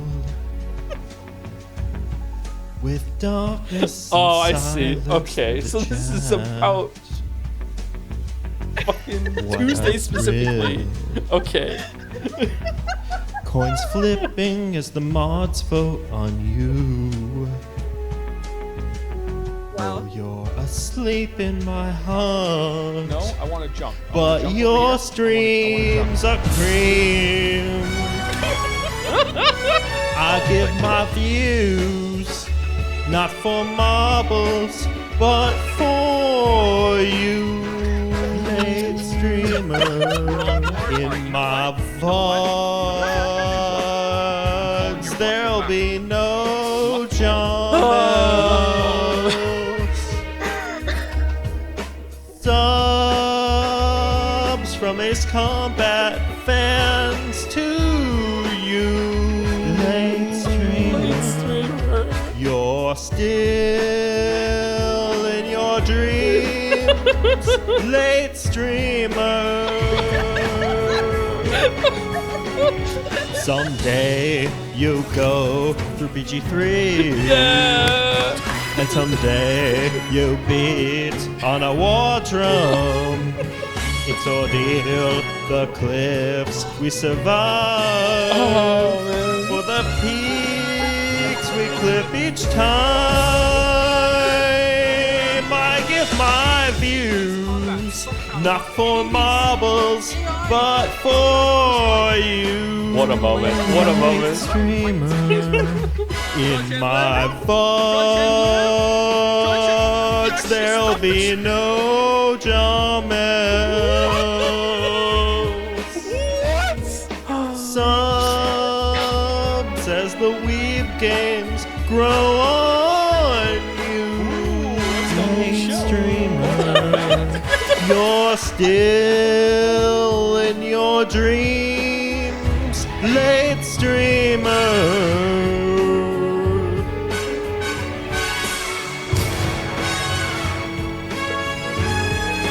You're still in your dreams, late streamer.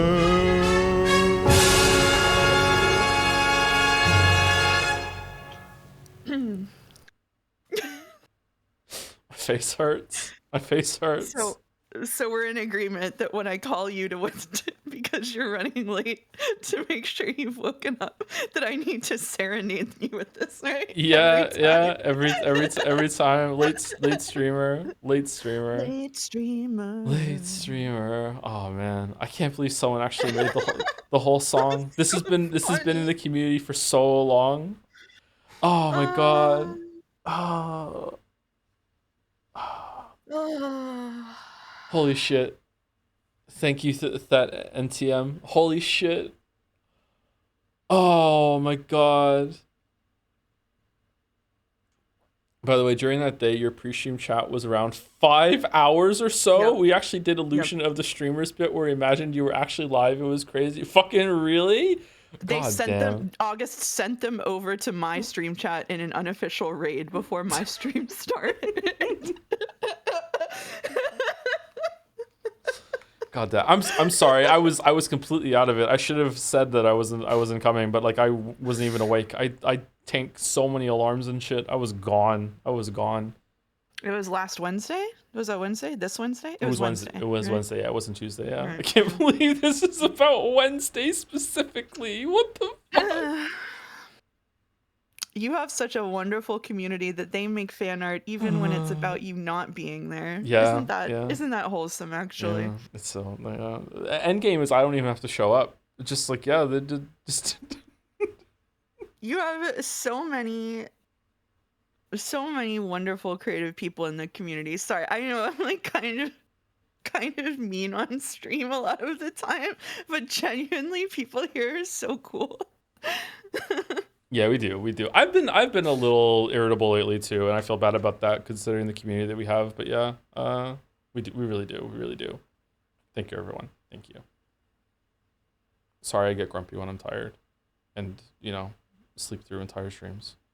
She says we're a great community. In 20 minutes, she's gonna go into Umiful and bully us. That's the trick. I haven't been going into Umiful at all. I'm much happier now. I've taken time off. I'm safe. I only go in to say hi to Don's and link him to the Dons and link him to linked sales on games on Steam. That's the only reason I go in there now.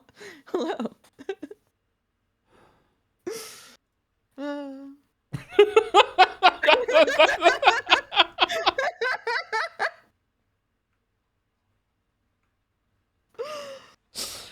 Also, here's the Mario 2 edit I made for this video. Nice. Holy shit. Oh.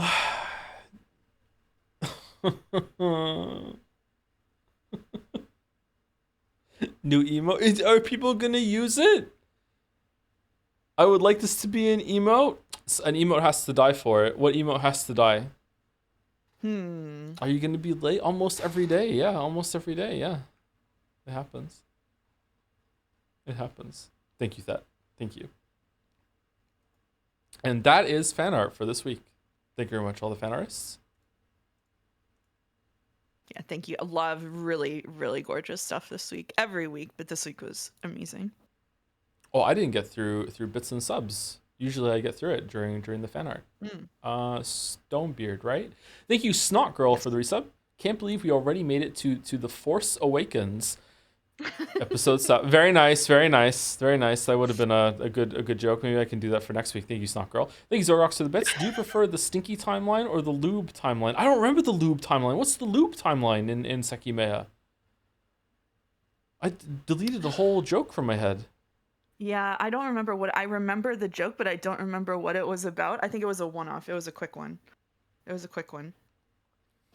the lubed elevator. Oh, the yeah, silent elevator. The lubed elevator. Yeah, in that elevator you can't hear in that tunnel you can't hear the elevator moving because it's been lubed. Yeah, that's true. Very funny. Thank you, Trujagate. or try Jugate for the resub. Hi Joe, just want to say thanks for all the Umi streams. You have motivated me to complete the VN after putting on hold for 4 years, and I hope you will enjoy Chapter 7 as much as I did. I hope so too. Wow, they're really they're really building it up for you, huh? Yeah, they really are. Yeah, I'm getting some subtext about I'm not allowed to dislike this one. It was all fun and games about 5, but this is the one I'm not allowed to dislike. Thank you, Parnik, for the bits. Hey, Joe, did you know that Ryu Kishi actually worked as a butt fang expert in real life? I did, yeah. That's what inspired him to write Umineko. Yeah, I'm hoping for some creative monster designs in Silent Hill after because of that experience. Thank you, Cake. Thank you, Cake Walking Remastered, for the bits. Sometimes I say something and I have to like take a second after realizing what I just said. Me and my friends are climbing a mountain. They ask me where we are. I respond, Umineko episode 7, Requiem of the Golden Witch. We smile. We know we're at the peak. Good lord. Wow. Do you know what comes after a peak, though, right? Mm-hmm. Mm-hmm. Thank you, Dylan H, for the bits. Hi, Tom. Time for the weekly emotional manipulation message. I got suddenly laid off without warning last autumn, and life sucked for a while. The time of you getting back to streaming was perfect. Thank you for all the laughs and commentary. I now have a new job that I like, a new relationship, and a streamer finally starting episode 7 today. Oh my God. Also, not a late streamer. Yet I remain in despair, for I am marbleless. In any case, I wish you have a great time reading the best VN of all time, Pentiment. Just a Pentiment jab right at the ends? Right at the ends? Okay, you know what? Jerry's rallying them, I think. Jerry's rallying? Okay, all right. You know what? Let's see. Should Dealhan H get a marble? Do a poll, and if chat thinks you should get a marble, you can get a marble. There you go. They're always gonna give them a marble. You know what? I'm feeling that this time maybe no. Maybe no. No? Okay. No. All right. Give someone else a marble should be one of the Do the poll. options, and Do then the poll. we'll never know. And a blowjob. Okay. All right. Thank you, Kever Clorung, for the resub. Predictions on what Game 7 is going to be about for starting. It's going to be fucking brutal because Bern Castell is in charge. It's going to be just the worst game ever. It's just going to be torturing the characters. Who gives a shit about the mystery? That's what I think. It's going to be really, really bad. Thank you, Julio Gordo, for the bits. Since you want to play all Game of the Year nominees this year, I would highly recommend giving Expedition 33 a chance. I don't know if you've heard of it, but I think it's probably one of the best games of the year, and it seems right up your alley since you seem to enjoy JRPGs so much. You know what? Lock it in. You're right. Let's lock it in. Lock it in. Oh, you gave me a marble and I didn't pick something to redeem it for. Oh, yeah. You haven't. I did, yeah. I know what I want, but we'll wait until you're done with this to do this. Did Jelly use theirs yet? I think Jelly did, right? I don't know.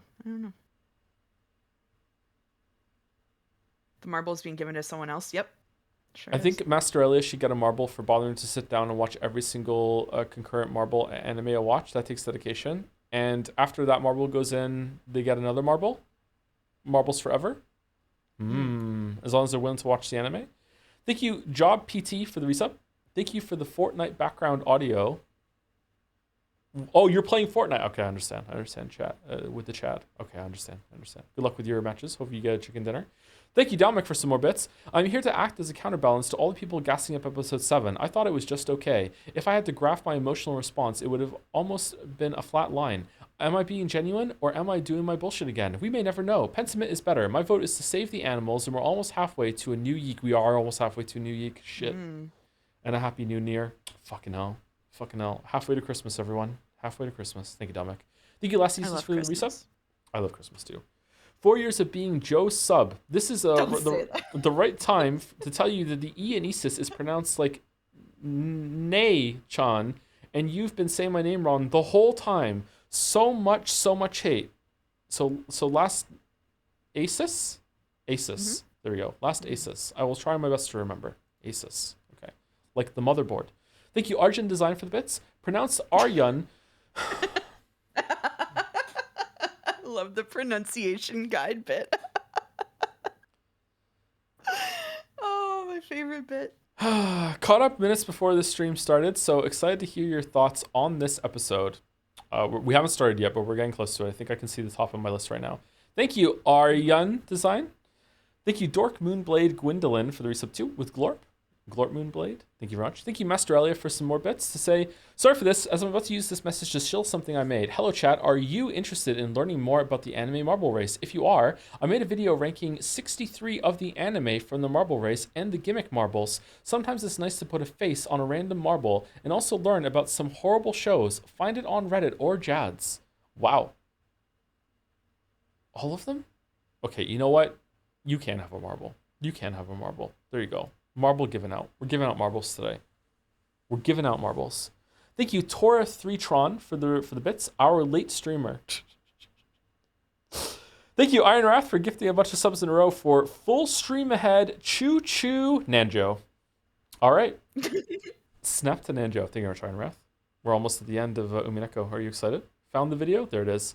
Thank you, High Tier Layla, or some say Lila, for the bits. Hey, streamer, wanted to get your expectations lower for episode 7, so fair warning, it sucks fat turds.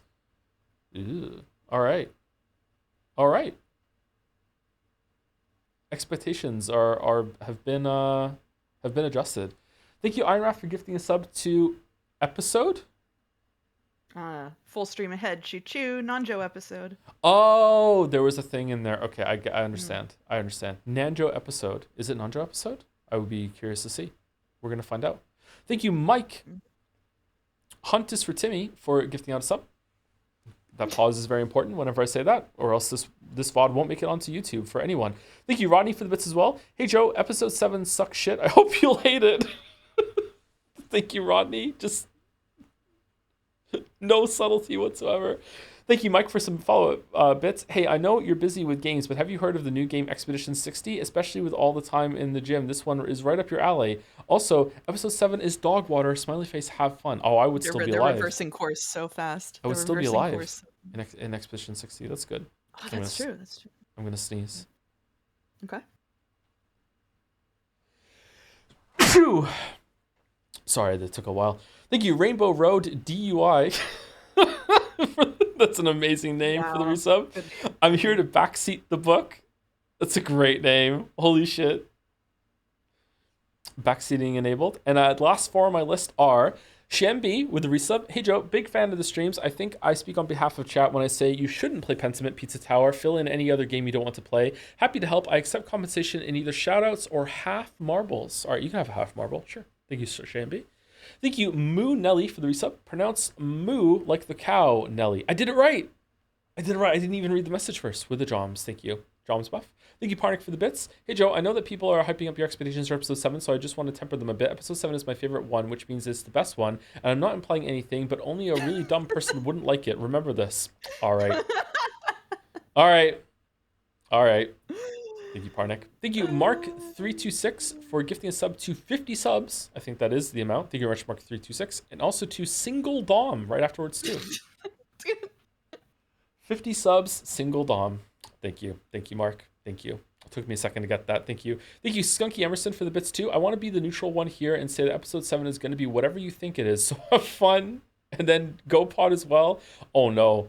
They're delaying. Why are they delaying? Yeah, they're forspokening us. What the hell's going on?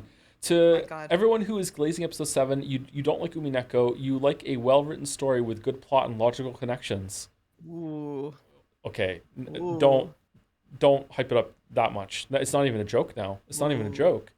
Giant Snail in the chat. Time Traveler 2009 is resubscribed. 6 months. Good stuff. Also, I like Umi 7. That's good. Seems like it's a big one. Thank you, Dominic, for some more bits. Episode 7 doesn't exist. We've all been lying to you this whole time. Oh, is that why? You don't want me to find out? This is why we're stalling? For stalling? Thank you, YSF, again. Joe, I just want to say you have been pronouncing my name correctly. Oh, good. Thank you. Thank you. You. And we're at the end. Mirot with a resub. I think episode 7 is the opposite of whatever the last sub said it was. So it exists. It exists. Oh my god, they're still going. There we go. We did it. It's just still, there's more. Okay, let's get the not a game on before we do it. I don't need to share screen anymore, right? Nope, I got it.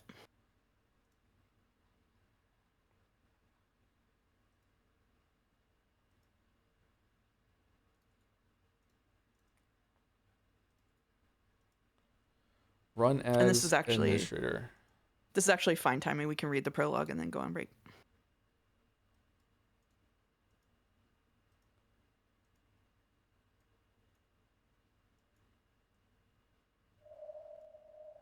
Okay, it's up at -20. We can't see. It wasn't launched yet.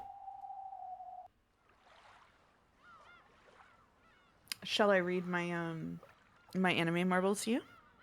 You just got a second marble from Seraph, so you have 2. Oh, thank you, Sarah. You can put it in twice. I get 2 marbles? You get 2 marbles. Thank you, Othimus, for the resub. If you could nuke a character from Umineko, who would it be, and why would it be George? It would...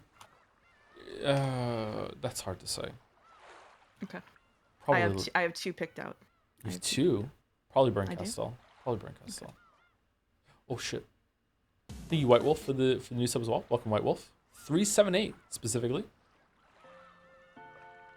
Thank you, I'm Accordion, for the bits. Hey, Joe, episode 7 was my least favorite when I first reading it, but now after finishing, I'm excited. I'm so excited for the reread that it's my most anticipated chapter. Ooh, a lot's gonna happen, huh? Thank you, Haydener, for the bits as well. Hey, Mouse, what was the name of the Korean sunblock you mentioned? Oh, there are a couple of different ones that I use, but the one that I currently really like is the probiotic one from Beauty of Joseon. But Isntree is really popular with a lot of people too. So I will type that is in the chat. The new tech with the Korean sunblock. Thank you, Sarah, for the bits. Hey, Sarah here, just adding to the endless list of bit messages. Also, can I have a marble? Yeah, cool, thanks. Give it to Mouse. There you go. You have a second one now. You have 2. All right, great. Thank you, Bert G373 for the new sub as well. Welcome, Bert G. I'm probably saying your name wrong. Sorry about that. Thank you, Ace Fencer. Good week for this. Thank you for the resub. I had COVID. I hadn't slept in 32 hours while I was watching the Ace Combat lore video recap and thought I was having a literal fever dream. 10 out of 10. Strange Real is a perfectly not strange place. Yeah, it's kind of crazy, huh? Yeah. Mo and Balder did a really good job. I enjoyed watching that video. It really caught us up. What a cool, weird game, the story or lore it is in that one. Thank you, Dominic, for the bits. Thank you, Haydener, for the bits. Hey, Mouse, what was the name of that Korean sunblock you mentioned? And thank you, Sarah, for the bits. Hey, Sarah, here, just adding to the endless list of bit messages. Can I have a marble? Yeah, cool. Thanks. Give it to Mouse. Thank you, Dominic. Thank you, meaningless name, for the resub. Hi, Big Video Games. Just wanted to say episode 7 is bad because it doesn't even have an egg. Excited for Seki tomorrow. Wow. And Pseudo Fossil for the bits. Hello, streamer, and also Joe. It is I, the normal and reasonable chatter. My thoughts on episode 7 are quite average compared to others, but what about you? Are you normal and reasonable? I am. We need to get into the story, everyone. We need to get into the story. Can I read my marbles? Oh, you can read your marbles. There you go. I've lost my marbles. Read my marbles. Okay. Well, all right. Okay, so I have 2. I have 2 different ones. Are you ready? All right, I'm ready. Okay. Neither of these is a series. They are both a single shot. Hope they win. So I'm trying to give you yeah. Okay. First one, predictable choice. Kimi no Nawa, also known as Your Name. Synopsis. Mitsuha Miyamizu, a high school girl, yearns to live the life of a boy in the bustling city of Tokyo, a dream that stands in stark contrast to her present life in the countryside. Meanwhile, in the city, Taki Tachibana lives a busy life as a high school student while juggling his part-time job and hopes for a future in architecture. One day, Mitsuha awakens in a room that is not her own and suddenly finds herself living the dream life in Tokyo, but in Taki's body. Elsewhere, Taki finds himself living Mitsuha's life in the humble countryside. In pursuit of an answer to this strange phenomenon, they begin to search for one another. Kimi no Nawa revolves around Mitsuha and Taki's actions, which begin to have a dramatic impact on each other's lives, weaving them into a fabric held together by fate and circumstance. So that's one. We have so many weebs in this community, you know that? We have so many weebs. Yeah, okay. Number two, an unusual pick that chat will maybe not be as bored with. Which is Hoshino Koe, or Voices of a Distant Star. This is a single episode OVA from 2002. It is the year 2046. Noburo Terao and Makako Nagamine are close friends who will soon be graduating junior high school. But after an alien attack on humanity, Makako is selected for UN military space expedition set to retaliate against the aliens. Separated, Noboru and Mikako attempt to keep in touch by sending emails to each other with their cell phones. As the expedition journeys farther from Earth, the time it takes for them to transmit and receive each other's messages increases substantially. Hoshino Koe revolves around the relationship between this couple as they try to stay connected despite the growing distance between them. So it's Ender's not a game. Okay, interesting. All right. Yeah. Wow. You picked 2 Makoto Shinkai films. I'm not the one who picked it. What are you adding Joe for? It's a lot of weebs. What do you want from me? There's like 3 anime that I like and I got 2 marbles. What do you want from me? Every single time Mouse speaks about the amount of anime she's seen, it goes up by 1. You notice that? There's always another anime being added. It's literally the same movie. Yeah, but one of them's only 24 minutes long. It's a good roulette. 24-minute movie? Yeah. It's good. That's good. Yeah. Okay. All right. Okay. I am not reading anymore. There a couple more came in. We have to start. Okay. I'm going to put voice assignments in mod chat. Okay. Episode 7. We have to start. Okay. Voice assignment is in mod chat. Okay. I watched 10 more minutes of John Wick 4 today, by the way, chat. It's pretty good still. It's pretty good. 2 more weeks and I'll finish it. Have you seen Silent Voice and why didn't you marble it? Yes, and because it's too sad.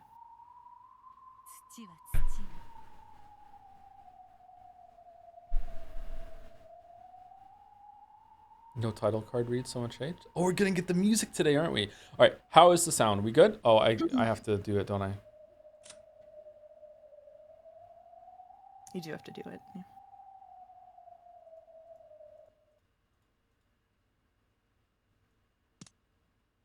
Okay, now the sound effect is gone.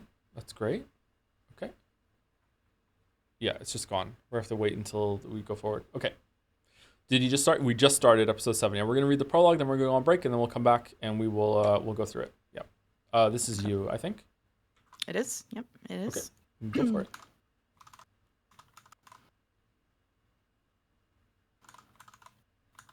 I have to pull it up. Sorry. Okay. Earth to earth. Ashes to ashes. Dust to dust. Illusions to illusions. And dreams to dreams. A dream is something drawn in the sand between the coming and receding waves. Something so fragile that it's wiped blank every time a wave comes in. So the heartless might sneer, saying that drawing such things is useless and meaningless. However, no wave will ever come again to wipe away the dream she drew. And now that final, beautiful dream of hers will not disappear for all eternity. Come, try and picture it. It's as though the rays of the gentle afternoon sun on a warm spring day simply forgot to grow dim ever again. It truly is such a wonderful thing. Witness to your final dream. Publius Virgilia Maro. How's sound now? I turned it up. Ooh.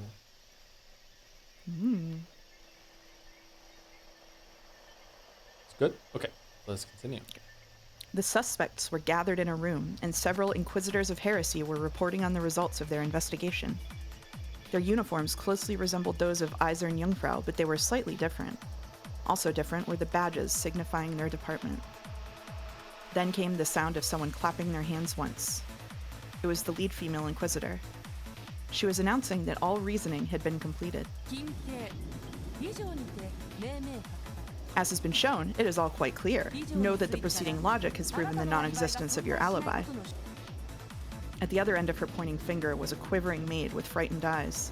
Her name was... No, that's not important. What matters now is that she could have entered the closed-room study where the victim was found whenever she pleased. And furthermore, that her claimed alibi for the time of the crime has been proven to contradict the facts. Shaking, the maid tried to continue in her illogical pleading, but all of her statements had already been seen through. With this, we conclude our proof of the whodunit and the howdunit. Know that your position as the culprit is now an unshakable fact. You must be joking. Why would I kill the master I loved and respected so? I have no motive, no reason. Who did it and how? Know that establishing these is more than sufficient. Please, allow me to speak. Know that motives are unnecessary in mysteries. The Inquisitor spoke coldly. It's a weird thing to say.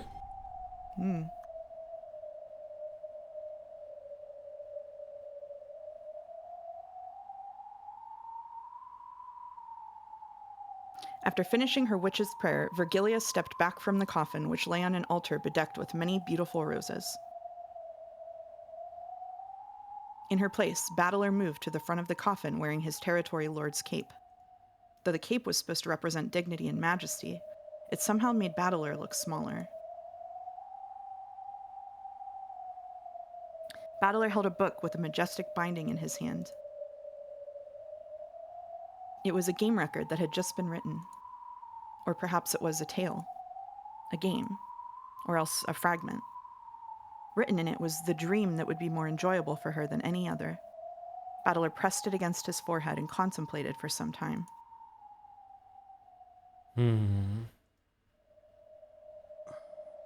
Then he kissed it.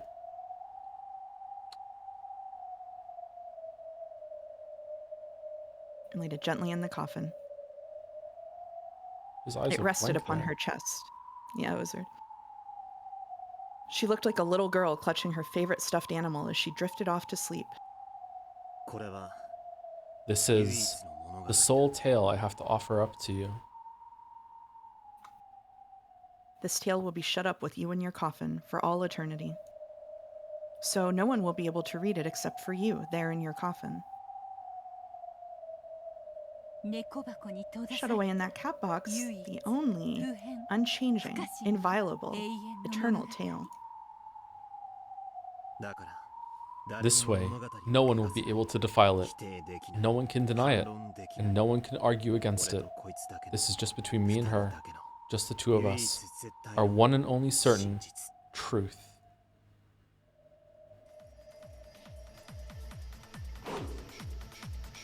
クソ誰が Those bastards. A man dashed through a town wrapped in twilight.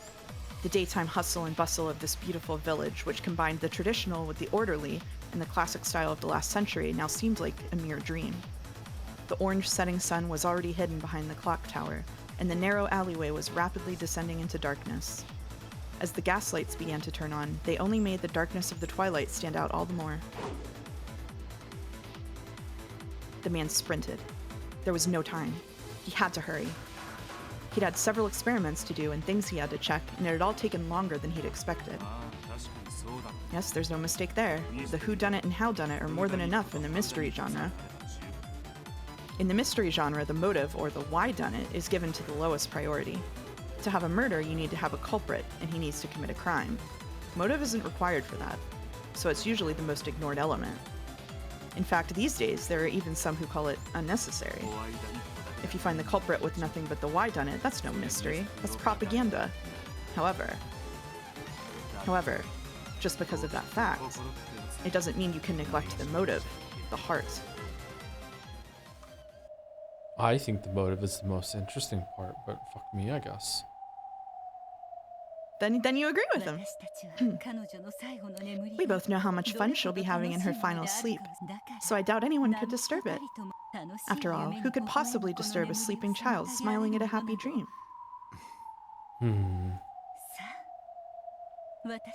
Come, it's time for us to leave. If we're too noisy, we'll wake her from her dream. Cat Battler's そう back. だな You're right. 寝ている子にはもう What else should you do with a sleeping 部屋を kid 暗くして except put a blanket on them, turn off the lights, and walk away quietly?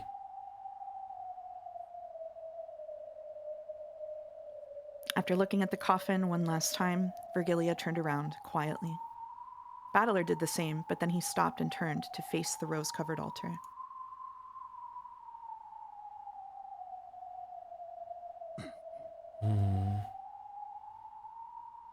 Battler offered up his final words within his heart.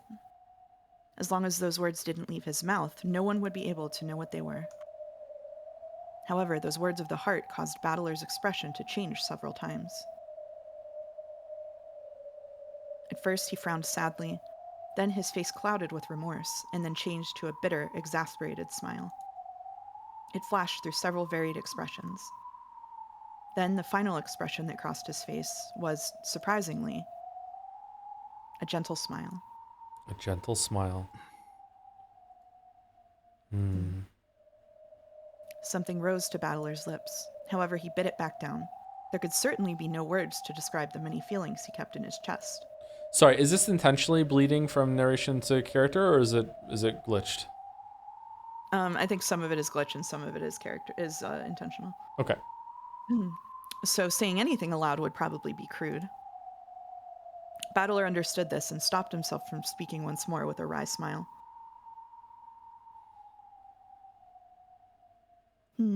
ありがとう Thank you. Oh, I've done nothing to deserve your gratitude. あとを頼む I'll leave the rest to you. After seeing Virgilia nod back at him, Battler turned away from the altar one more time. and left the chapel. Virgilia also disappeared, and with that, all disturbances that might have interrupted her blissful sleep had vanished.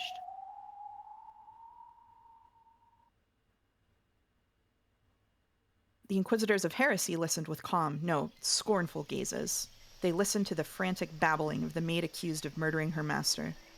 However, nothing she said could bury the fault in her own alibi. They were all mere emotional arguments. I loved and respected the master so much, I had no motive for killing him. No matter how much she spoke, it only made her look more and more like the floundering true culprit, struggling pathetically. The requirements for the whodunit and howdunit had been satisfied. As for the whydunit, the motive, the heart, no matter how much she spoke of gratitude for her master, who had graciously given her a job when she'd been left by the wayside after various misfortunes, it didn't help her case in the slightest in the mystery genre. Therefore, her motive didn't matter. All of that could just be squeezed out of the culprit afterwards. An Inquisitor of Heresy took out a roll of parchment and held it forth, cutting off the maid's sobs and protests. This is how you committed the crime. Know that this indictment has been received by the Great Court and your arrest has been approved. Here's the warrant for your arrest. Motive is unnecessary. Know that such a thing is completely extraneous to the matter of pinpointing the culprit. Please allow me to speak. Know that we of the SSVD possess methods of forcing unrepentant criminals to reveal the truth. With these interrogation tools blessed by the powers of justice, we Inquisitors of Heresy will strap up your limbs, burn you, crush you, stretch you, and hang you, and in doing so, wring the red truth out of you. It isn't even necessary for you to confess. Aides, arrest that maid. It wasn't me. I didn't kill the master. No. No. Who the fuck is this? Hold it right there. You've got the wrong culprit. A man kicked the door open, and the Inquisitors were all shocked at the sight of him. Why are you here? Know that this case is no longer your responsibility.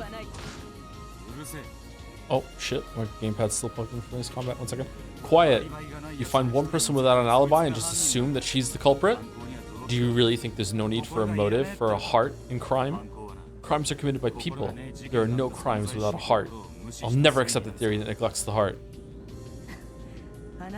Know that your obsession over the whydunit is simply embarrassing. The whydunit is unnecessary. Such a thing can be extracted easily through interrogation. Even the Great Court has already acknowledged that this woman is the culprit. True, the Great Court does assume that everyone besides the maid has an alibi, but that's just because they heard you say so, and they've mistaken your overconfidence and conceit for wisdom. If any one of the other suspects loses their alibi, your evidence so far proves nothing. Just look at how pathetic some of these other alibis are. Did the clock in the reception hall chime midnight at exactly the right time? Did the dog by the back door bark at everyone? So you managed to prove the maid's alibi false. Congratulations! But does it end there? It may have been possible for her to do it, but does she have any motive at all? Are the alibis for the others absolutely perfect? This maid wasn't the only one with a false alibi. You have to keep on searching if you want to find the others. Was there some sort of grudge against the victim, or some money-related problem? Don't abandon motive. Don't abandon the heart. Dry mysteries where the motive can just be figured out later aren't worth anyone's time. Okay, Umineko. If the maid isn't the culprit, then why did she fake an alibi? Even asking such a question is a waste of time. Know that we just have to interrogate her, wring out the red truth, and have her sign in red blood to everything that happened at the time of the crime. Yeah, you can probably do that.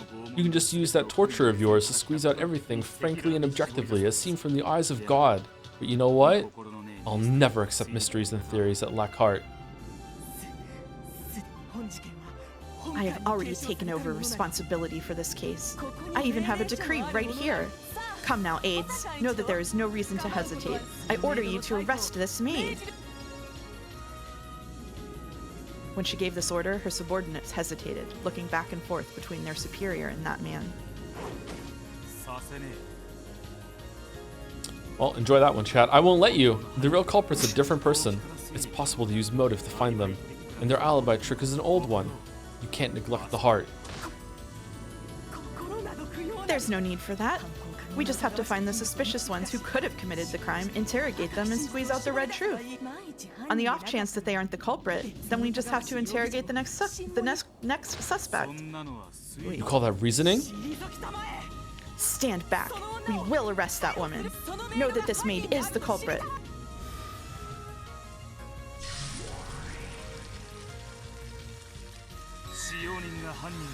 It is forbidden for a servant to be the culprit.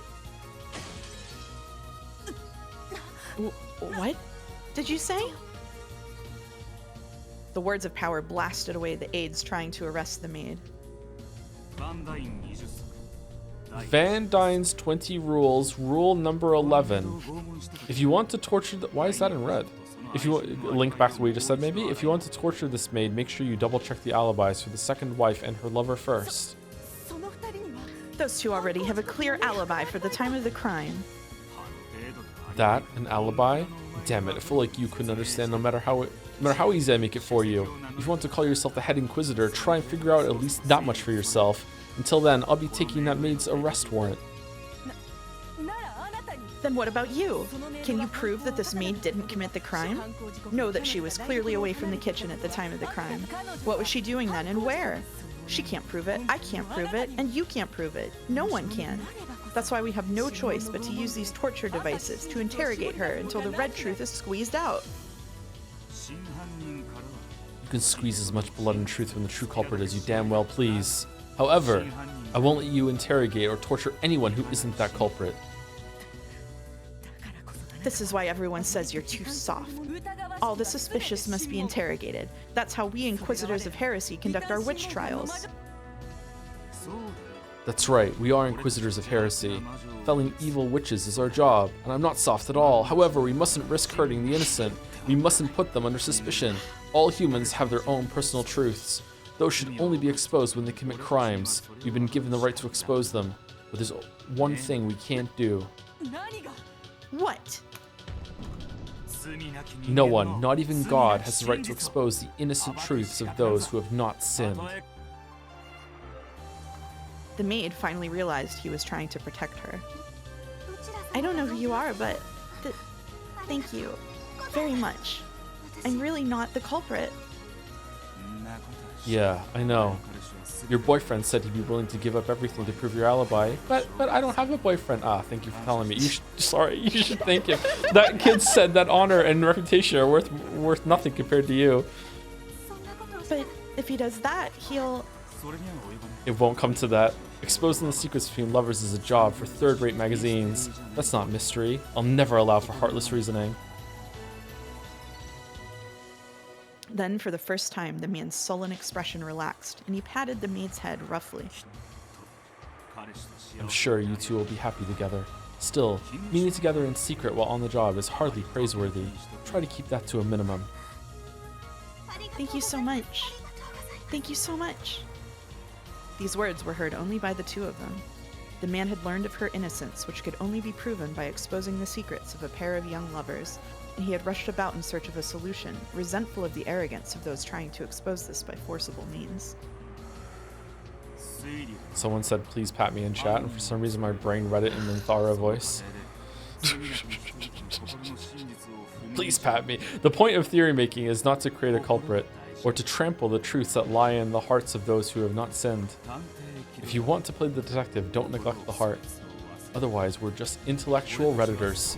Don't forget it.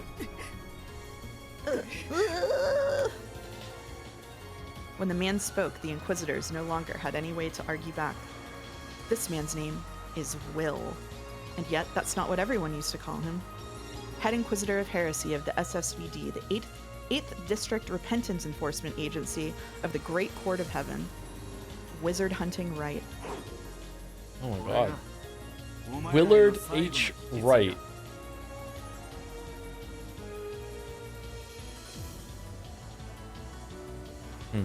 This is the last thing I have to pass on to you guys. If you want to be the next wizard hunting right, remember it. No matter what.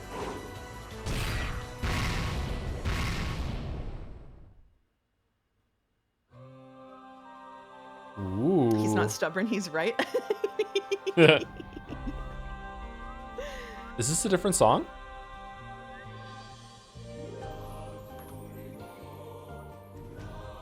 somber opening.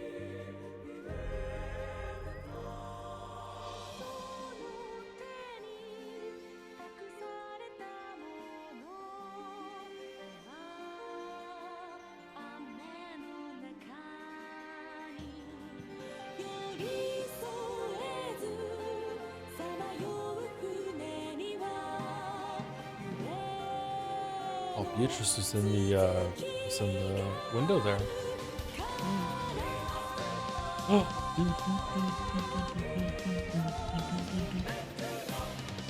Beatrice. Beatrice.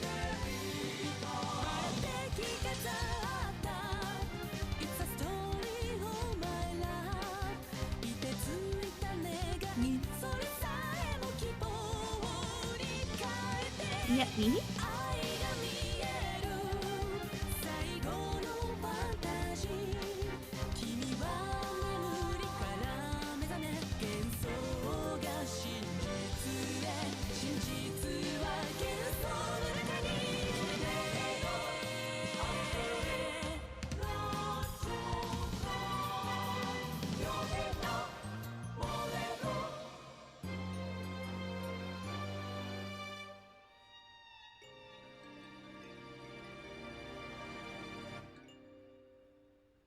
Mm-hmm. Okay. I saw someone in chat asking where did he get the idea that people that mysteries don't care about the why done it, and I want to reiterate that Ryukishi is writing about a very specific genre of Japanese mystery called honkaku. This is that Umineko is in response to, which is only concerned about the things that they're talking about and issues anything to do with like social psychology. It's not Ichus. I don't think so.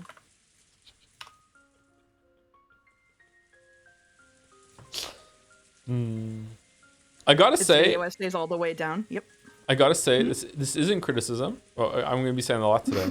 This isn't criticism. At this moment, going into episode 7, I don't understand how the story is not over. Like I feel like we're done. Like I don't really know what we're doing anymore. Like I don't know why we're still doing games and shit. But like I feel like obviously I would accept an epilogue, but like episode 7 and 8, I'm curious what's gonna happen, especially considering this is everyone's favorite or most people's favorite. Yeah, we'll see. That I felt the exact same way when I got to this episode. Oh, did you really? Yeah, I was like, well, it kind of seemed done to me. Like, where are we going here? I feel like most of the mysteries and the information you need has been supplied now, and also that the whole point of the games was at first, to deny Magic, deny her Beatrice's existence, but then Battler came around that there's a different reason that they were happening, and now he knows that reason. We've been kind of like keyed into that reason a decent amount, and I feel like it's going to leave a lot to you to figure out anyway on your own. So I don't know. I'm curious. Or at the very least, I don't know why the games are still going. Maybe they aren't. Like maybe the Burn Castle doing her own thing is going to be a separate thing in this episode. I'm not sure.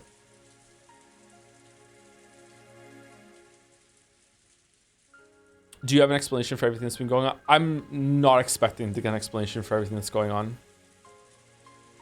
I don't think it's going to be that kind of thing. I think there's going to be a lot of stuff at the end that is going to be left up to an exercise for the reader.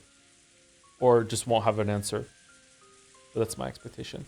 Anyway, we're going on break. I'm going to say thank you to a bunch of people before we actually fully go on break. But if you want a longer break, you can leave now, and it's probably going to be at least 10 minutes. So thank you to I Love Pork for the resub. 6 months for Umi episode 7. Also, which children's cartoon is best, Pokemon or Digimon or Sailor Moon? It's got to be Pokemon.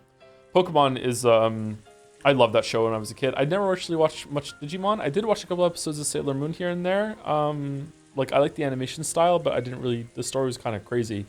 Pokemon, was it even translated properly when it came over to the West? I'm not sure, but Pokemon is really good. I think both Pokemon and Sailor Moon got kind of shafted in the translation. Like both of them had a lot of weird stuff done. to remove content that they didn't think was good for America. Ooh, I'd be curious to see like a more faithful issue. for Pokemon then. Huh. Yeah. Interesting. Thank you, Combustible Lemons, for the bits. Pronounced Comestible Lemons.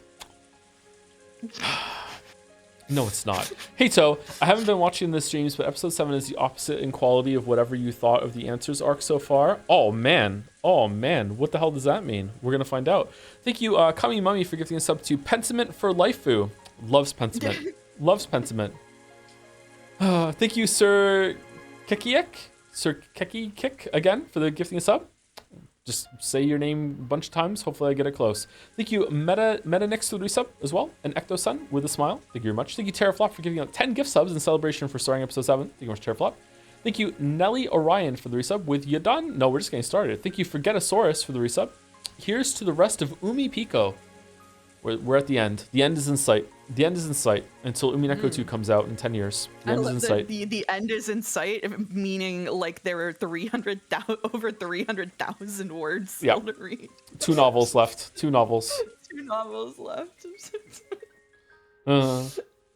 Thank you. The Endless Bitch for the resub is back. Why are we still here? Just to suffer? Every night I remember episode 1. The mysteries we lost. You feel it too, don't you? All Metal Gear. It's all the games that we have planned are meshing together. Thank you very much. Thank you, Thea34 for the resub too. Hey Joe, had to drop a resub on Umi Saturday. Just wanted you to know that these Umi streams and your streams in general have been a big source of joy in a year that has otherwise been kind of shitty. Keep it up. Oh, you're welcome for that. Glad I could help you out with that. Thea34. Hopefully things get better. And it's just enjoying the streams without it being escape from a shitty year. And thank you to Dalmec for gifting... Haven't had to say this one in a while. Thank you, Dalmec, for gifting a sub to Bill Nye, the Cream Pie Guy. Now with an underscore. Welcome now back. with an underscore. Welcome back, Dalmec. Bill's creamy blessing upon ye. Yep. Yep. Yep.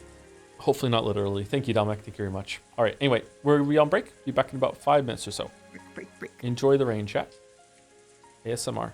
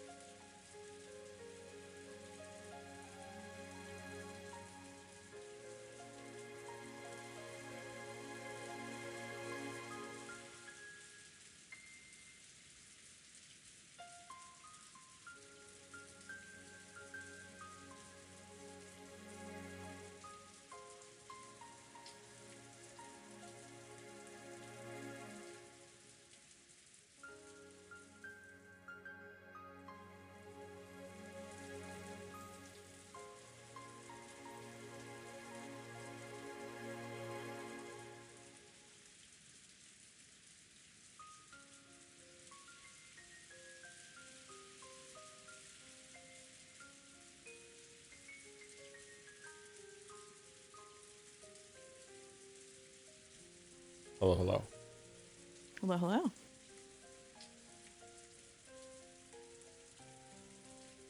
Heads voters do not have enough coins to match. You can overpower during a vote. Perfect timing. I know, right?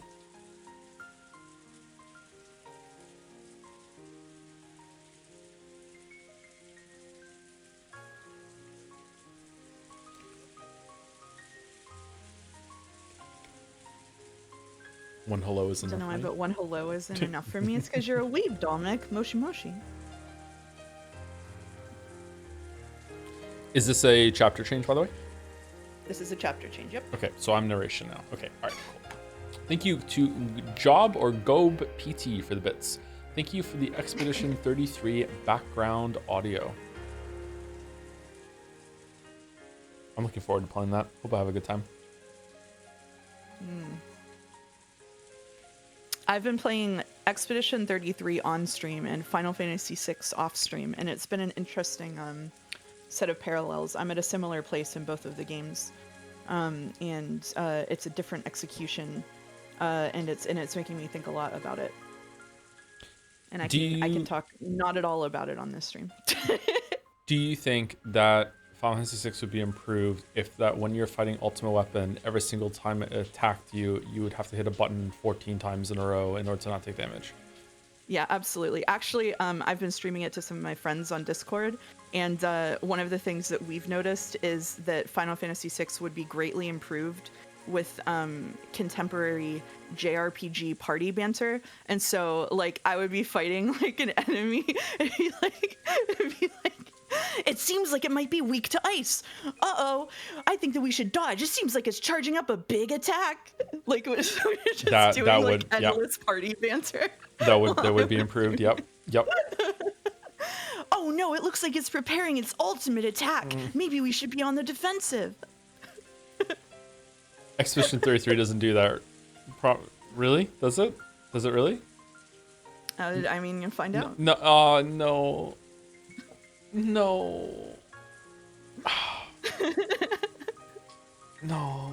Spinning edge. Anchor shot. Metaphor in the chat. Metaphor has some of the most obnoxious constant party banter that I have ever heard. I'll tell you that much. Yeah, but they can't speak directly though, right? There's gotta be something to it. It's in metaphors. Yeah, exactly. Thank you, Key Dude, for the resub. Thank you very much, Key Dude. This minute, 34 months. Thank you very much. Let's start reading someone, said metaphor, which is a trigger phrase for activation sleeper agent phrase for mouse. Some people on the stream. I don't want to say any names. I wonder if we're gonna start 2026 off with metaphor. Is that what we're gonna do? I don't think we have time this year. Anyway, right off the back of Nier Replicant would be so demonic. Oh my god. Nier Replicant into metaphor. Quietly. Quiet. The rain fell down. The rain of sadness dripped down the outer walls of the chapel, quietly washing away the dust of the world of the living. The chapel doors were open. During a wedding, only those with invitations are allowed inside. However, during a funeral, the doors are open to all who remember the deceased. So, this must be a funeral. A shadow holding an umbrella approached the chapel. Hedgehog? It was Will. He is a little shadow-coated, isn't he? A little bit.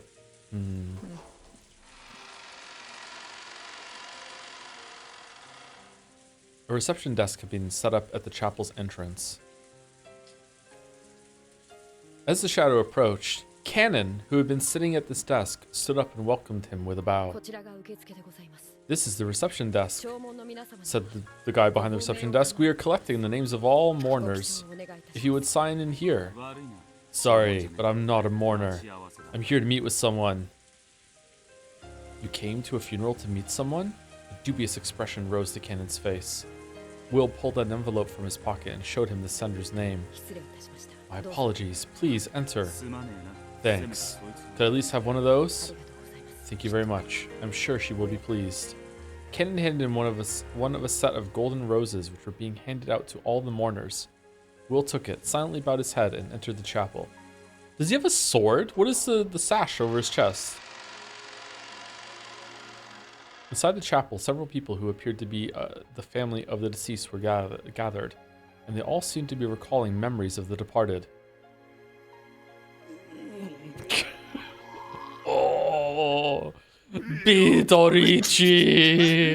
Why? Why? Oh. Father, please, take care. Why don't you rest in the waiting room for a bit? I killed her. I did it. Absurd. How could that be, Rosa-sama? Father's really bawling. Yeah, Bitorichi, huh? I'm sure he didn't cry this much when Mother passed away. Hey, now's not the time to say things like that. Calm down, Eva. Some sobbed, unable to conceal their tears, and some spoke softly of old memories. They were all remembering the dead in their own way, it seemed. When Will approached the altar, several people turned around. Of course, none of them knew who Will was. Paying this no mind, Will walked in front of the casket on the altar, which seemed to be buried under golden roses. Inside the casket, there was no corpse. Sus, instead, as though it lay there in place of a body, was a single, thick book with an extravagant binding. The space all around it was filled with countless golden roses. There were words printed on the book's cover. To my beloved Beatrice, October 5th, 1986.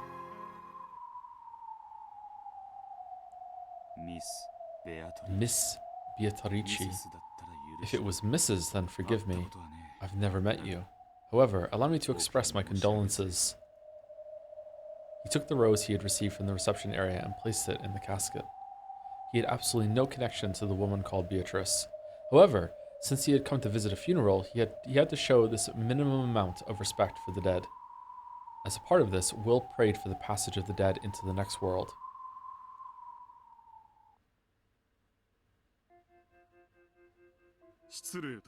Pardon me, but who might you be? I am Ushimiya Kraus. I'm serving as the chief mourner. This is my child, Lion. Pleased to meet you. I'm Ushiromiya Leon. Whomst? Leon or Lion? Leon? Leon. Like a French Leon? Leon? Basically, yeah. Leon. Who the heck are you?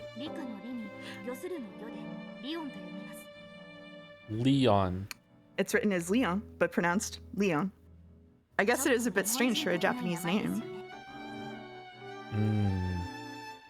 Will stared at Leon's face, wearing a confused expression.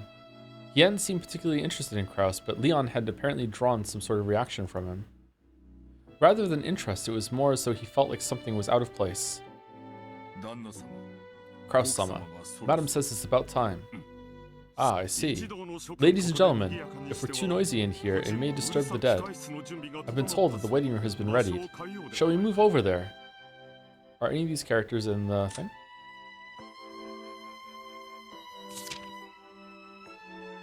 Okay, he's in the which side?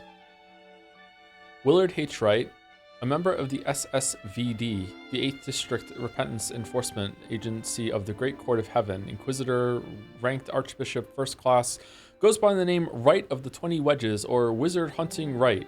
He was an ace Inquisitor, just Phoenix all over this. In his youth, he was feared for being both ruthless and merciless in his work. However, at some point, there was a change in his work attitude, and his previous flashy escapades became a thing of the past. His current style is often fickle, alternating between laziness and obsessive bursts of energy regarding mere trifles. By now, everyone has given up trying to understand him.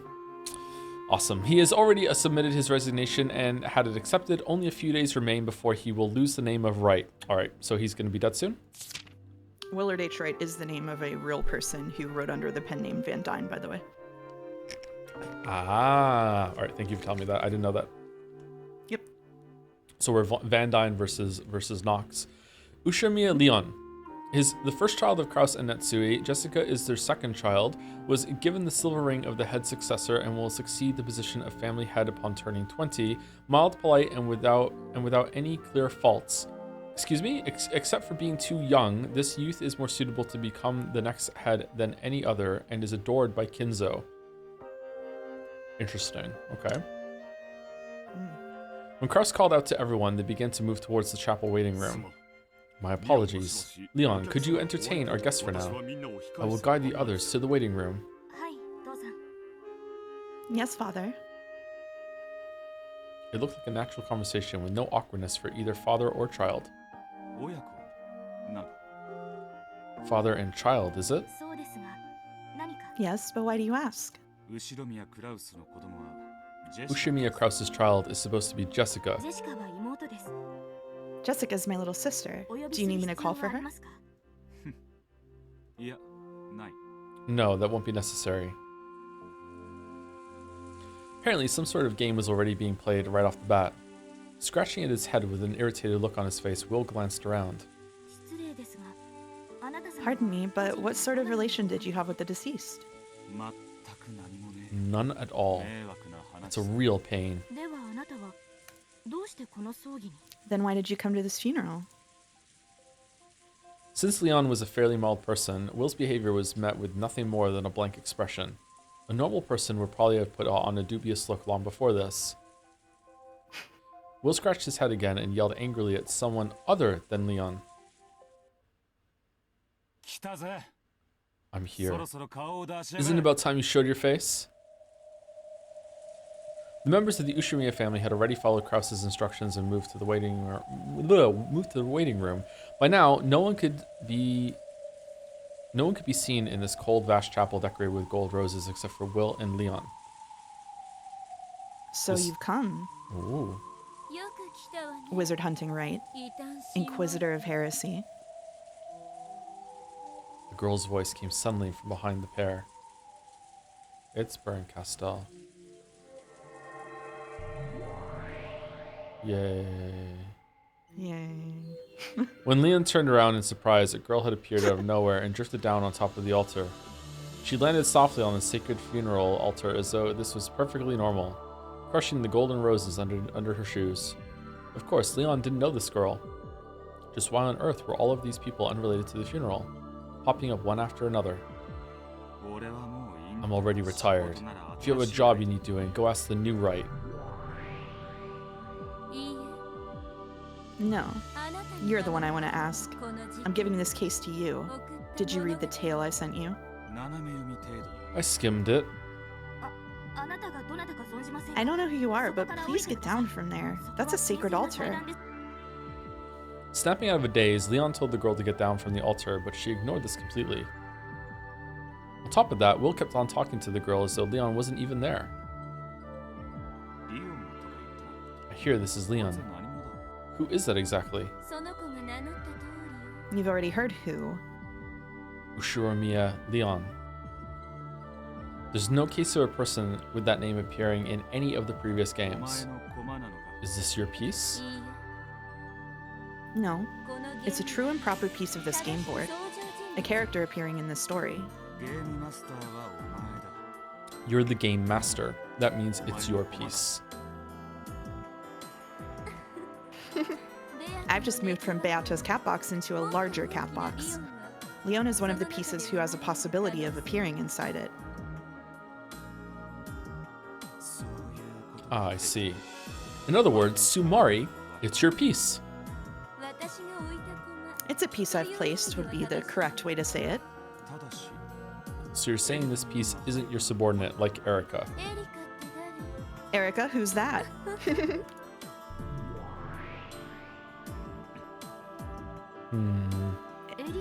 Erica's son? Huh?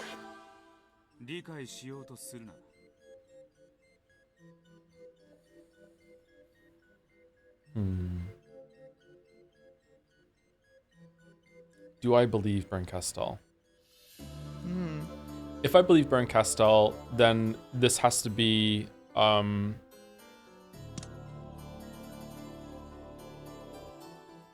the child that Kinzo gave, and in this reality the child survived.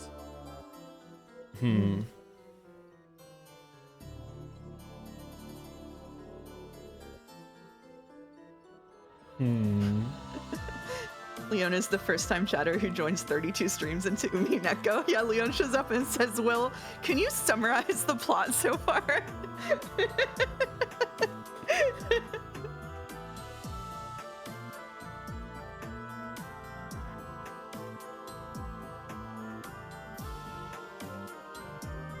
Doesn't have blue eyes. Oh. Oh. Don't try to understand. You'll just get a headache. Leon didn't have a clue what they were talking about. However, though neither person was familiar, it seemed clear that they both knew a lot about the Ushirimiya family. I don't know what you two are talking about. Anyway, you, girl, please get down off the altar. I ask this as the successor to the Ushirimiya family headship. Definitely been hanging out with Natsui. Even Leon was finally forced to speak in a raised voice to that girl, who continued to chat while casually standing on the altar. However, the girl ignored this completely. On the other hand, Sumari Will did show a reaction. The successor is supposed to be Kraus. My father Kraus will be the acting head until I turn 20. Then I'm to succeed the headship. First I've heard of this. Can you prove it? It seemed that even Leon was starting to get ticked off by now. That calm expression appeared to twitch slightly. This is the successor's silver ring of the one-winged eagle. Is that proof enough for you? A silver ring? The golden head's ring has appeared several times, but I've never heard anything about a silver ring for the successor. I don't remember Kraus or Jessica ever wearing one of those. I'm glad. For someone who's just skimmed it, it seems you've read it pretty well. When a witch hands you a story, you never know when something absurd will pop up, especially when it's a great witch from the Senate.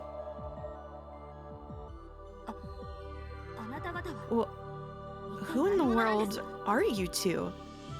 Sorry, but I don't have a clue what you're talking about. If you finished offering flowers for the departed, please make your exit. It seems you two aren't worthy of our family's hospitality. Leon finally ran out of patience. These were the strictest words that this gentle kid could unleash. However, Will and the girl seemed not to care at all. I didn't come here because I wanted to. We're wasting time, so let's move onwards. Right. Try and beat this game. As the game master of Burn Castle, I invite you to join in. I refuse. Why? I'm retired now. Reasoning and mysteries aren't my business anymore. How do you intend to spend the rest of your life? Is wizard hunting right, going to give up witch hunting? Yes. There's still fox hunting and clam hunting to look forward to. Clam hunting? I didn't come here to discuss the rest of my life with you. So you came here to refuse? Know that your powers of deduction are truly a sight to behold. Then do as you will. Go wherever you please. That is, assuming that you can leave this place. So, what are the terms in payment?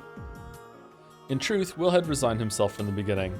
He knew that he was incapable of refusing an invitation from the great Lady Burncastel. Who killed Beatrice? That's my game.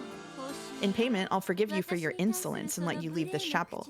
I hear that boredom-hating witches just love being spoken to rudely.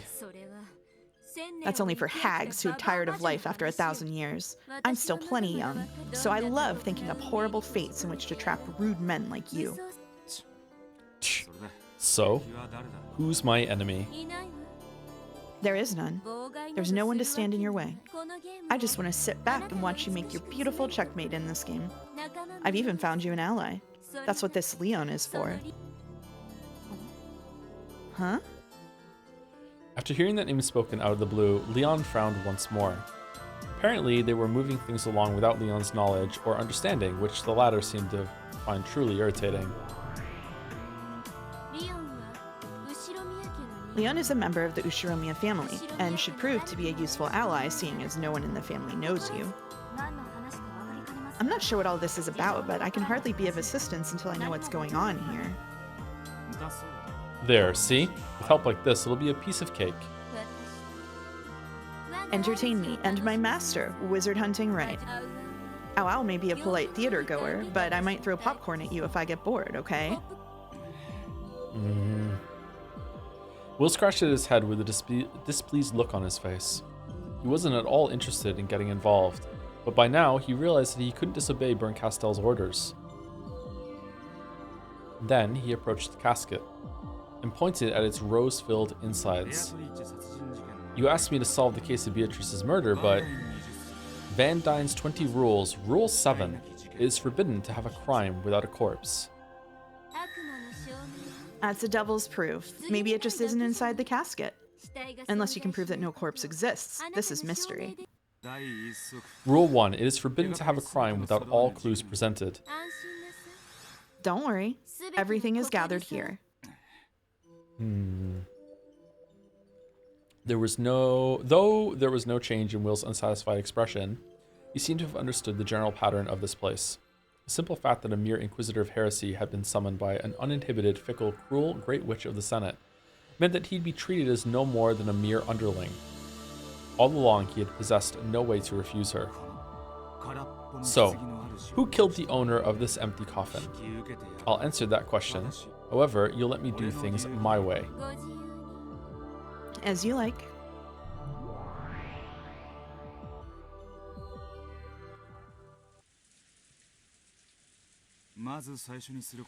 First off, I need to make you understand the current situation. Shit's fucked on this island. Yeah, that would be extremely helpful at the moment. Leon's expression seemed nonplussed. I like that word. Angry and confused. All at the same time. A lot of mistakes with commas in this one. Alright, so, no, I can't ask that because it's a spoiler. I'll ask anyway, but you can't answer. My assumption is that because of the interaction, Willard is the detective.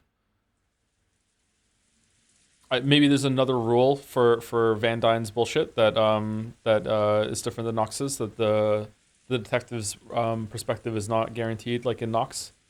Yeah, I guess it doesn't matter. There might be a different set here. Okay, sorry, never mind. I just went on a journey all by myself there. How's it going, Mouse? Oh, it's going okay. How about you? It's going all right. I like the sassy sprite, the sassy Leon sprite. Sassy Leon. Serving. You know who Leon reminds me of? In Summit, Who's I that? couldn't place it until now. Leon reminds me of the blonde girl from Mystria. Do you see it? See that, yeah. Yeah, I see that. Yeah. That's who Leon reminds me of. Thank you, Key Dude, for the resub. Thank you, Henry Wyatt, for the bits. Will's necklace is so unique and unusual. Would be a shame if it was used in a certain furry VN. Leo Alvarez would kill Will for it for sure. Thank you for the furry facts. Thank you, Henry Wyatt. Thank you very much. Thank you, Iron Wrath, for gifting a sub to Ushuromiya Leon. Keeping up the tradition. Thank you very much, Iron Wrath. And thank you to Paus for the bits. Princely canonical androgynous blonde, voiced by Ayako Kawasumi. Welcome back, Saber Fate Stay Knight. Confirmed by 07th expansion wiki via Golden Fantasia palette swap cameo. Also, Echo Heads United monosyllabic named VN's front. I'm just casting a spell. What the fuck? What was that? What was that? Someone in chat just did 12 lulls in a row. Just saying words? I know, right? I know. Man, chat's having a good time right now. That was Chatnip. Holy fuck. Good job, Paus. Good job. Anyway. Chatnip. I like Chatnip. Chatnip. That's an old reference. It's an old reference. Yeah, it's good. It's good. Yeah. It's a good one to break out. Over here. It'll be faster to see it for yourself. Wonderful. Please lead the way. Will signaled with his chin for Leon to follow him and spun around. After snorting once in an unsatisfied manner, Leon followed him as though resigned to see Will's little show.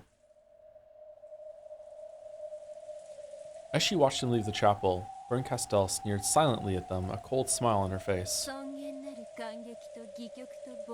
As the Miko of the Great Witch of Theater-going drama and spectating, feathering something our Aurora, and as the Witch of Miracles, I, Berncastel, announce the start of this game.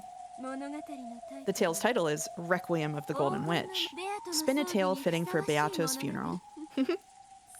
Well now, let's see just how you drag out the guts. Let's get her in a logic error. Let's do it. Let's do it. She watched until the pair had left the chapel. Baron Castell's form evaporated into the empty air just as she had arrived. All that remained was her unpleasant cackling. Cackle-y.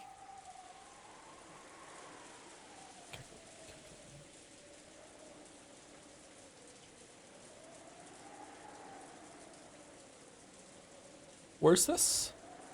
This looks familiar. Thought this was it. No, there was one with the broken vase. Was that Corridorian? This is... Yeah, that was a similar CG in Kuadorian, Yeah? Okay. but it's not exactly the same. Outside, it was still raining. When Canon saw the guest and the successor approaching the reception desk, he bowed deeply. Good work. You can take a break now, so would you mind leaving?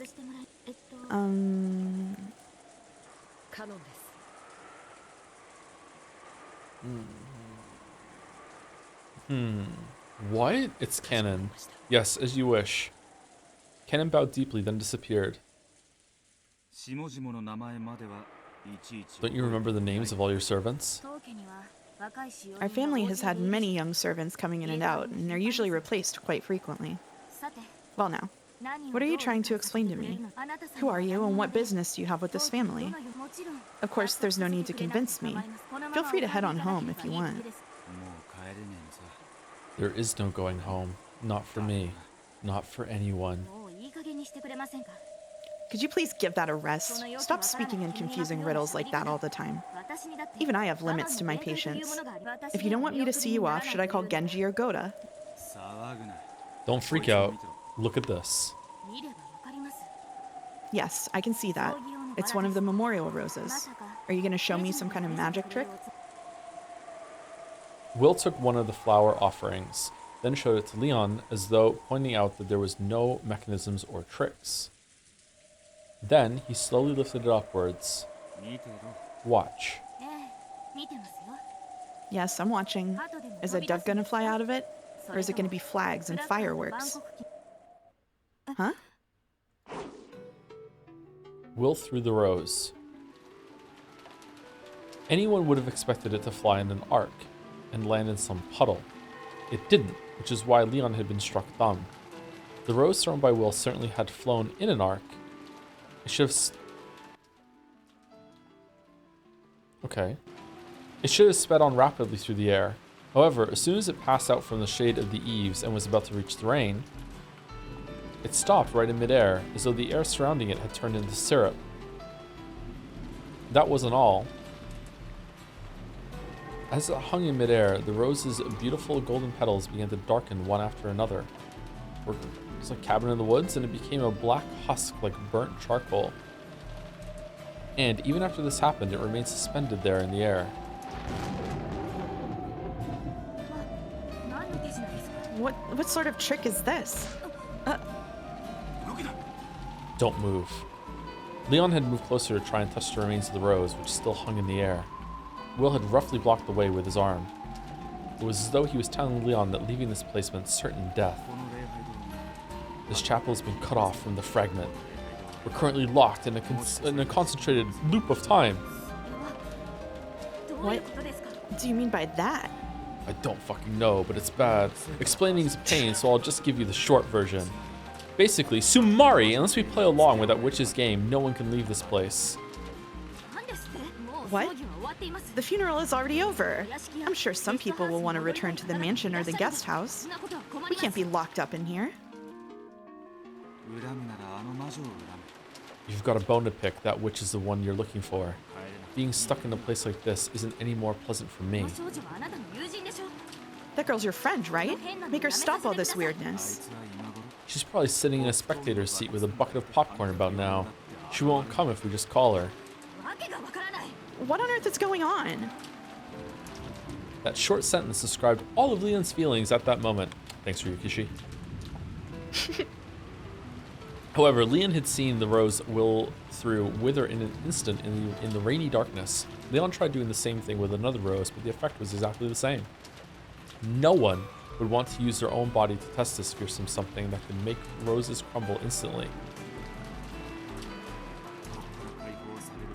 There's only one way for us to be released from here. We have to play along with Bernkastel's game. You mean the one about who killed Beatrice? That's what she's telling us to investigate. If you could fill me in, this will go more quickly. Isn't this helping him then? Like, he knows all the clues have to be in the chapel. That makes it easier, doesn't it? If you could fill me in, this will go more quickly. That fickle witch will be completely satisfied. You'll be able to get rid of the two of us, and I have a date with Diana when I get back. If I keep her waiting too long, she'll start tearing up the sofa again. What? Who killed Beatrice, you say? That's hardly something you should go barging into a funeral and asking the family about. Questioning the family is one of the basics of the mystery genre. Just give up and accept it. I do know that Beatrice is the mistress of Kinzo, the family head. You really are a strange person. How do you know so much about this family? Are you sure you have no connections with us? Will knew this much about the Ushimiya family because Bernkastel had shown him all of the fragments so far. Of course, he had no sort of connection with the Ushimiya family himself. The very plane of his existence was on a different level. Fuck, he's not single. He's probably talking about his dog chat. Don't worry about it. Don't worry about it. Don't worry about it. It's fine. It's fine. He's still available. However, Beatrice died a long, long time ago. According to Genji, she passed away before the mansion was completed. But the reason for her death is unclear. To be honest, this is the first I've heard about her being killed. Tell me about it. My name is Ushiromiya Leon. Willard. Call me Will. For the first time, Will introduced himself. Their mutual introduction was finally complete, and Leon was finally able to talk with him on an even footing. However, Leon took a deep breath and looked up at the sky, wearing a vague smile. Will-san. Leon-senpai. Call me Will. I'll call you Leon. Will, to be honest, even I don't know much about this person called Beatrice. I see. Guess it's called a game for a reason. If only Leon could have told him everything, revealing the truth without any effort from Will. Apparently, things wouldn't be so easy after all.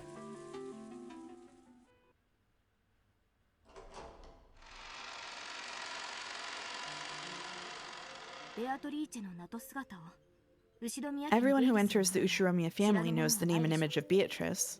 The constant Leoning is kind of awkward in English. They're really, at least I haven't picked up on it yet, they're really trying hard not to say he or she when it comes to Leon, for some reason. That's because of the massive portrait hanging in the entrance hall, isn't it? That portrait was first displayed in April of 1984. Seriously, how is it that you know so much? Oh well. It's about time I stopped finding that odd. I'm sure you'll just start speaking in riddles again. Leon was the successor and lived in the head household. That made conversations with Kinzo an everyday occurrence. Because of this, Leon must have been used to chatting with people who were moody or hard to follow. With the understanding that getting stuck on the details would be nothing but a waste of time, the conversation naturally fell into a pattern as though Leon and this unknown man Will were longtime friends. Everyone knows Beatrice, and yet no one knows her. Kinzo's the only one who's ever met her. The head seems to be particularly cranky today. I'll introduce you to him when the chance presents itself, so I ask that you develop an appropriately discreet attitude, Will-san. That was quick. I thought you'd resist a bit more than that. I'm used to speaking with the family head. I've learned to accept most unreasonable situations and just go with the flow. Bernkastel had set up a barrier cutting the chapel off from the rest of the world. To destroy that, they would have to find out who killed Beatrice. For Leon, who had already experienced many of Kinzo's rantings, understanding this was more than enough. Understanding this much was more than enough, sorry. Ooh, chapter break. Mm-hmm. I'll take care of narration. Okay. Thank you, Henry Wright, for the bits. Diana, it's Saturday, 21st, and I'm arriving at the Rikinjima. Diana. Thank you, 77 Hockey, for the resub as well. Thank you very much. 68 months. One more to go. Oh, shit. You gotta go? Yep. Okay. The Ushiromiya family members were relaxing here and there around the waiting room. A light buffet-style meal had been set up, but it was a bit stale and not particularly appealing. Even so, those voracious kids seemed to find it intensely interesting. The cousins had set up camp around it with Maria at the center. They look The weird. adult siblings... They look weird. The sprites change They a look little weird? bit. They look weird. They probably look weird because they're smiling and staring directly into the camera like it's a horror movie. Yeah. Yeah, they're happy. Oh, I don't like it. I don't like it. Sorry, go The ahead. cousins had set up camp around it with Maria at the center. The adult siblings had also formed a group in a different corner. Perhaps because of Kinzo's absence, everybody seemed to be a little more relaxed. Leon, where did you go? And who is that? Mother, I was entertaining this guest of ours. Will, this is my mother, Natsuhi. No introductions needed. Just tell me what you have to say. Huh? Did you say something? No, he said nothing. This is Will-san. It seems he knew the deceased. With a smile, Leon casually smoothed over Will's words. He wants to know more about Beatrice. Do you know anything about her mother? Leon, the departed is an individual to whom the head owed a great debt. Nothing more, nothing less. This funeral is a ceremony for the head to repay his benefactor for all he received while that person still lived. That is what I've been told, and there is nothing more to it than that. Thanks, Mother. Well, that's all my mother knows.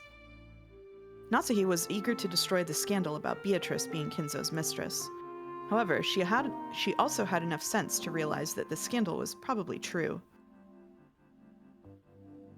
Picking up that Natsuhi was in a bad mood and didn't want to talk about this anymore, Leon brought an end to that conversation before Will could say something rude again. Will, this chapel belongs to the family. So you're telling me to follow the family's rules? Speak in a manner appropriate for a guest of the family. Let me be the medium for all of your conversations. I ask that you follow those two rules. I'll work on that.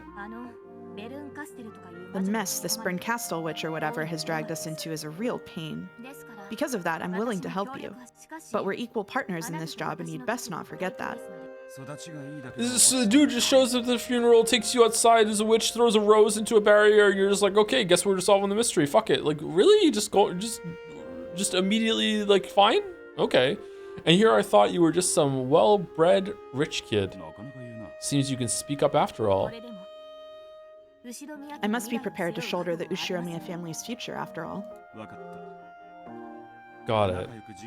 Let's solve this crime together, Watson. I'm glad I can help. I wouldn't want to keep your dear cat Diana waiting. It's a Won't cat. she need to be fed soon? It's a cat. I gave her extra food today, so she should be good for a while. I'm surprised you realized Diana was a cat. I figured it'd be just a bit too eccentric for her to be a human woman who scratches at sofas when you keep her waiting. Humph. So, who will you talk to first? Anyone. Everyone. No one. Those ones over there are Krause's siblings, right? From right to left, there's Aunt Ava, Uncle Hideyoshi. Over there is Uncle Rudolph, Aunt Kyrie. And over there is... Ushiromiya Rosa. When she was a girl, she got lost in the forest and bumped into a woman calling herself Beatrice in a hidden mansion. I know I shouldn't be surprised anymore, but you really do know everything, don't you? So you know about that story too? I managed to overhear her saying that today. It looked as though it was bothering her, so I pretended not to hear. Real model student you are. Introduce me. I want to ask about it. You're asking this of the model student who pretended not to hear because it just might be a painful topic? Even this outrageous arrogance is nothing compared to Kinzo. After muttering this several times mentally, Leon shrugged and nodded at Will. Oh, it's our successor, Sama. And who is this? Oh, Aunt Ava. This is Will-san. He came to offer flowers for the departed. But who cares about that? Tell me everything you know about... He says he wants to know what sort of relationship the Ushiromiya family has had with the deceased. Leon spoke with a bright smile after pinching Will's butt. Will silently protested as though saying, I saw that coming, but damn, that hurt. But Leon just played dumb and smiled at Ava like a model student. Sorry, chat. Or why are we sorry to chat? Because someone pinched Will's spot before they could. Oh, okay. Yeah. Her connection to the Ushiromiya family? Well, It probably makes more sense to say her relationship with father. No need to beat around the bush. She was father's mistress. if you call her that, Natsuki Nesan will yell at you again. He's indebted to her, right? Yep, that's right. Wow. Well, there you have it. I have no interest in anyone but Rosa. Yeah. I do believe that you said you met with Beatrice, Aunt Rosa.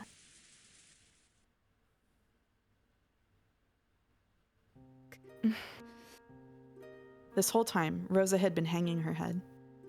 Leon's words made her shoulders quiver. She just suddenly came out with it today. It's a bit hard to believe. It's the truth. I killed Beatrice. Perfect. Our work here is finished. Episode Diana. 7 over.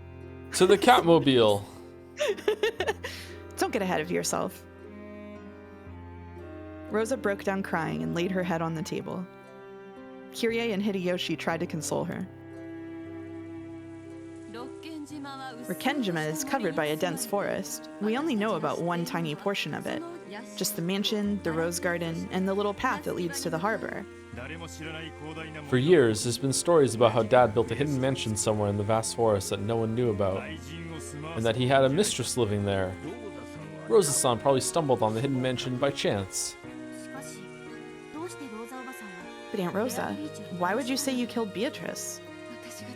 If I hadn't taken her out with me, she never would have died. She was so innocent, like a chip. I took her out and she just followed along obediently. She stayed right behind me, trusting me completely. And because I made her take such a dangerous path... Did you make her walk that way because you were hoping she'd slip and fall from the cliff? I never meant to do that. I just thought she'd like to see the ocean. No, it just looked like the path would be hard to walk, and I thought it would be easier going if we went down the cliff first. It's not what it means to kill someone. It was an accident. An accident she never would have had if I hadn't brought her with me, right? It's my fault. And then I abandoned her when she was covered in blood and ran home. It isn't your fault. Beatrice had never seen the ocean before. You showed her that for the first time ever. She's probably so excited that she just happened to take a bad step. How can you know that? Beatrice might thank you for what you did, but she would never hate you.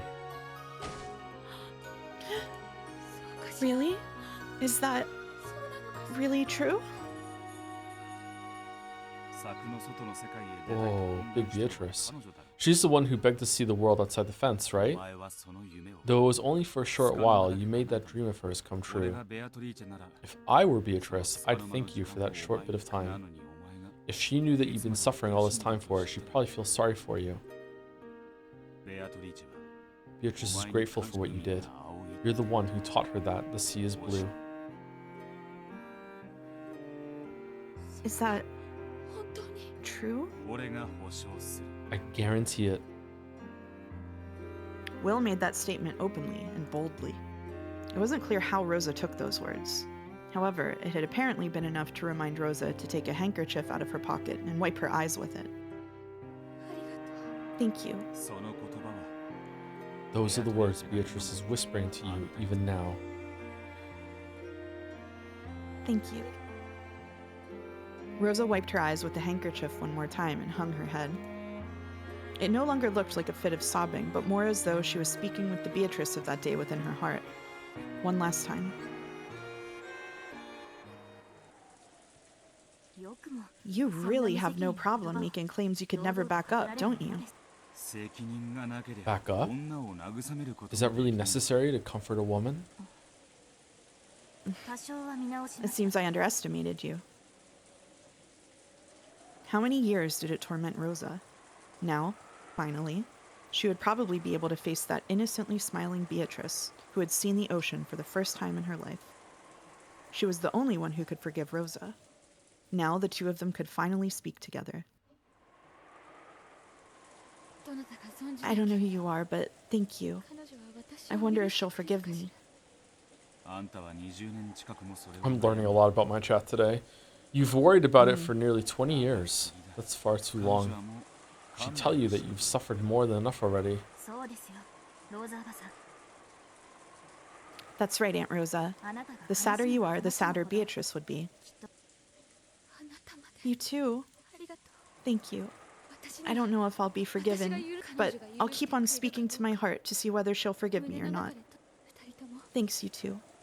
Sorry for showing you such an embarrassing side of me.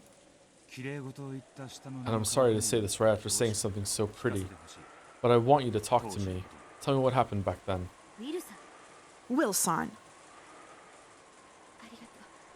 Thanks, but it's fine. I'll talk. Hiding this and keeping quiet about it for so long might have been my greatest sin. Exactly when was it that you met Beatrice? Upon hearing this question, Rosa closed her eyes lightly, reaching back to a past she didn't want to remember. It was about 20 years ago. It might have been 19 or 18 years ago. I'm sorry. I've tried to force myself to forget it for so long that I've nearly forgotten that part completely. It should have been 1967. Ronove had guaranteed that with the red truth in the third game. That's right. It was probably about 1967. I can remember what happened as clearly as a picture. I'll never forget. If it's tough for you, don't feel like you have to tell us. Yes, clear as a picture, if you don't mind. Yeah. Damn it, that hurts, Leon. What does? At the time, I was in a state of shock since my tutor told Mother about something that was supposed to be a secret. On that day, I became reckless, and I kept on running deeper and deeper into the forest. This tale has also been told in a previous fragment. Back when Rosa was just a kid, she went deep into the forest, found a hidden mansion, and met with a mysterious woman who called herself Beatrice. But that forest is so thick, even pushing your way through a bit of it is hard, right? I even surprised myself. To think that I made it so far into such a dense forest, I was tormented by twigs and sharp leaves over and over again. However, that wasn't enough to bother me on that day. After all, I wanted to disappear into the forest and vanish forever. If by some chance there really was a witch's mansion in the depths of the forest, I hoped she might take me to some paradise, or else turn me into a frog and make me a resident of the forest. So, you then reached the hidden mansion, Kuadorian, and met a woman who called herself Beatrice. Yes, I met her. Was that Beatrice the same as the one in the portrait? Yes, they were the same person. Beautiful blue eyes, golden hair, a black dress. It truly was the person in that portrait. When Father first had it hung, I realized that the 20 years I'd spent trying to forget must have seemed just as long to Father, if not even longer. And I became even more fearful of my sin. Stop there. Are we sure that this is the same Beatrice that Rosa-san met? Immediately, Kyrie spoke the question that Will had been thinking of. It would be too rash to assume that the Beatrice Kinzo met and the one Rosa met were the same person. The time and generation didn't match up. Beatrice is supposed to be that lady of leisure who lent Dad all that gold shortly after the war, right? By using Beatrice's gold as foundation, Father revived the Ushimiya family and got super rich. Then he bought Rikenjima and moved over. Rosa-san meeting her here must have been at least 10 years after that. A woman who could do as she pleased with 10 tons of gold could hardly be some little girl, and 10 more years passed before she met Rosa.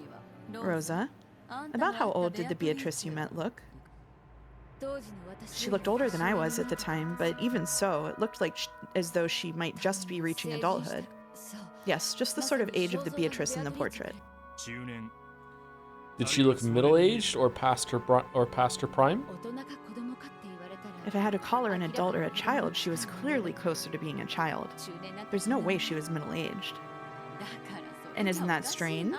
We have the Beatrice you met and the Beatrice who gave father the gold, but their ages don't match. In other words, Sumari, they're different people. Different people who look very similar and have the same name? It might have been her daughter. A kid would obviously end up looking like her mother. His mistress's daughter? It is possible. Perhaps father had an illegitimate child with the Beatrice who gave him the gold. And then Rosa bumped into Beatrice II. That way, the ages fit just fine. I see. In other words, Tsumari, there are two people who can be called Beatrice. Kinzo secretly raised his mistress's child in a hidden mansion. It made sense. Everyone nodded, agreeing. However, Will's expression was slightly unsatisfied, and he scratched at his head.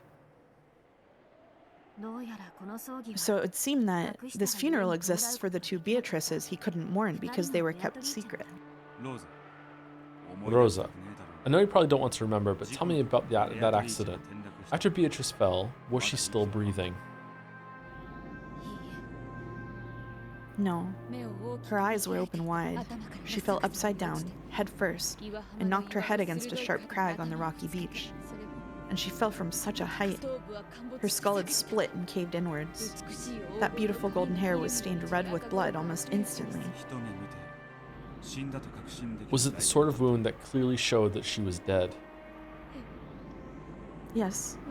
I saw the insides of her cracked head. It had caved in deep enough to fit your fist inside it. No one could be naive enough to see that and still hope that she was alive. Will, do you really need to ask anything more? That's enough for the time of the accident. What did you do afterwards? I dashed away at full speed. I can't say I was thinking about calling for help. I wanted to escape from that place as fast as I could. Half crazed, sobbing, and out of breath, I kept on running about at random. Eventually, I came across a familiar lion statue. Oh, the one in front of the chapel? No, the one behind it. Anyway, I made it back to the mansion. I couldn't tell anyone and I didn't want to. I stayed quiet until nightfall. It was so horrible of me. If I had hurried and told someone, they might have brought her a first aid kit and she might have been saved. How was the first aid kit going to help with a crushed cranium? You didn't kill her. Don't worry about that anymore. Then, what did you do next? That night, I turned over in my bed so many times. I couldn't sleep. Late that night, I quietly called Genji-san on the phone and told him. What did he say? He told me to let him handle everything and to speak of this to no one. I spent the next several days terrified that father would call for me and scold me brutally. But he didn't. Genji-san kept on doing his job quietly, just like normal. Father stayed locked up in his study, not knowing any of it. Poor Genji. At the very least, none of us ever heard about it. Genji-san probably managed to clean everything up nicely. After all, they couldn't let knowledge of that child go public. Even if she was an illegitimate child, she was still his daughter by blood. It must have been tough for father not being able to hold a real funeral for her. I suppose that's why we're having this funeral. And then... That's all I know. And that's all I know too. I'm not hiding anything else. I've told you everything. I swear it.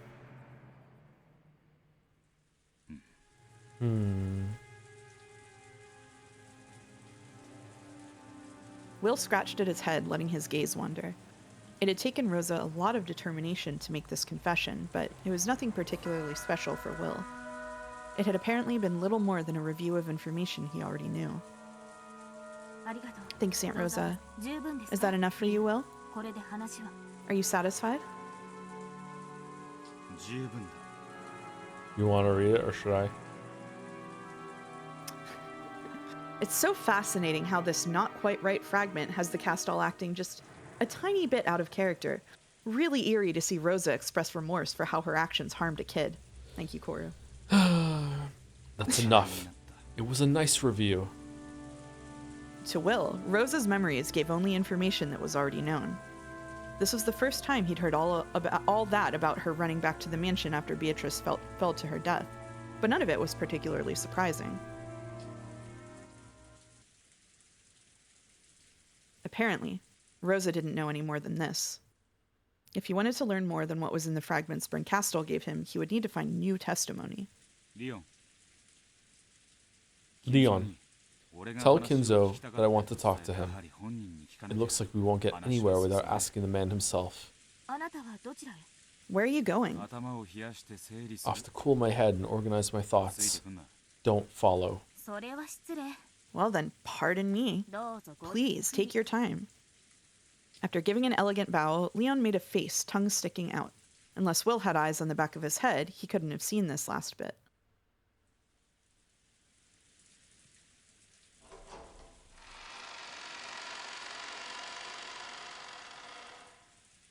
Will returned to the chapel by himself. The cold air and the monotonous sound of the rain were comforting. So, how's the game going? And he had come here for a little peace and quiet. As soon as he let out a sigh of relief, that voice rang out. That's my line.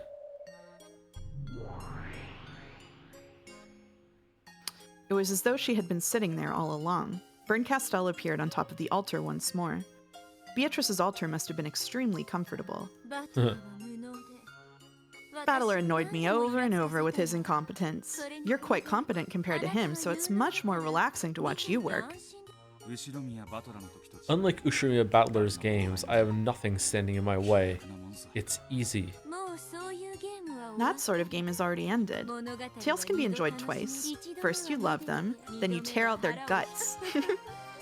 True. So I'm a butcher now. So, do you think you figured out who killed Beatrice? Rosa's confession is something I already know from a previous fragment. There was no brand new information. We're still at square one. Unless Ushimiya Kinzo tells us what really happened, we won't get any further than this. Don't tell me that arguing with Kinzo and persuading him to spill the beans is supposed to be part of this game? That'd be fatally boring. Kinzo refuses to speak of the truth and is himself the king protected by his castle. But it wouldn't be any fun to have that stand in the way of your game. I won't torture. It's not my style. I know.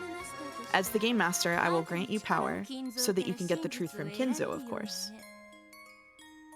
Still wearing shoes, Bernkastel stepped into the casket, picked up one of the flowers that had been set as offerings, and blew hard as though scattering fluff from a dandelion. Then a single petal broke off and drifted down toward Will. No longer gold, but with the shine of a transparent crystal. The detective's authority? Yay, yippee! What, that pathetic ability? No. This is an invitation to the grandstands. Theater-going authority? That's supposed to be forbidden without authorization from the Senate. I'm the one giving it, on my game board. Who's gonna stop me? Humph.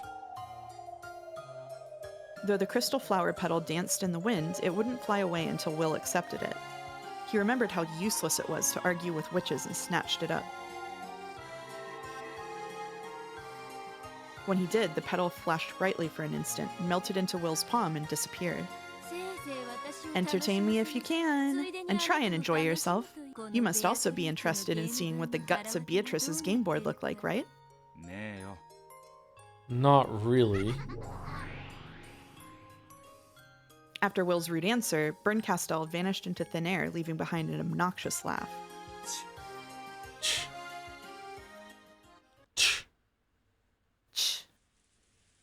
After clicking his tongue, Will turned around, unhappily.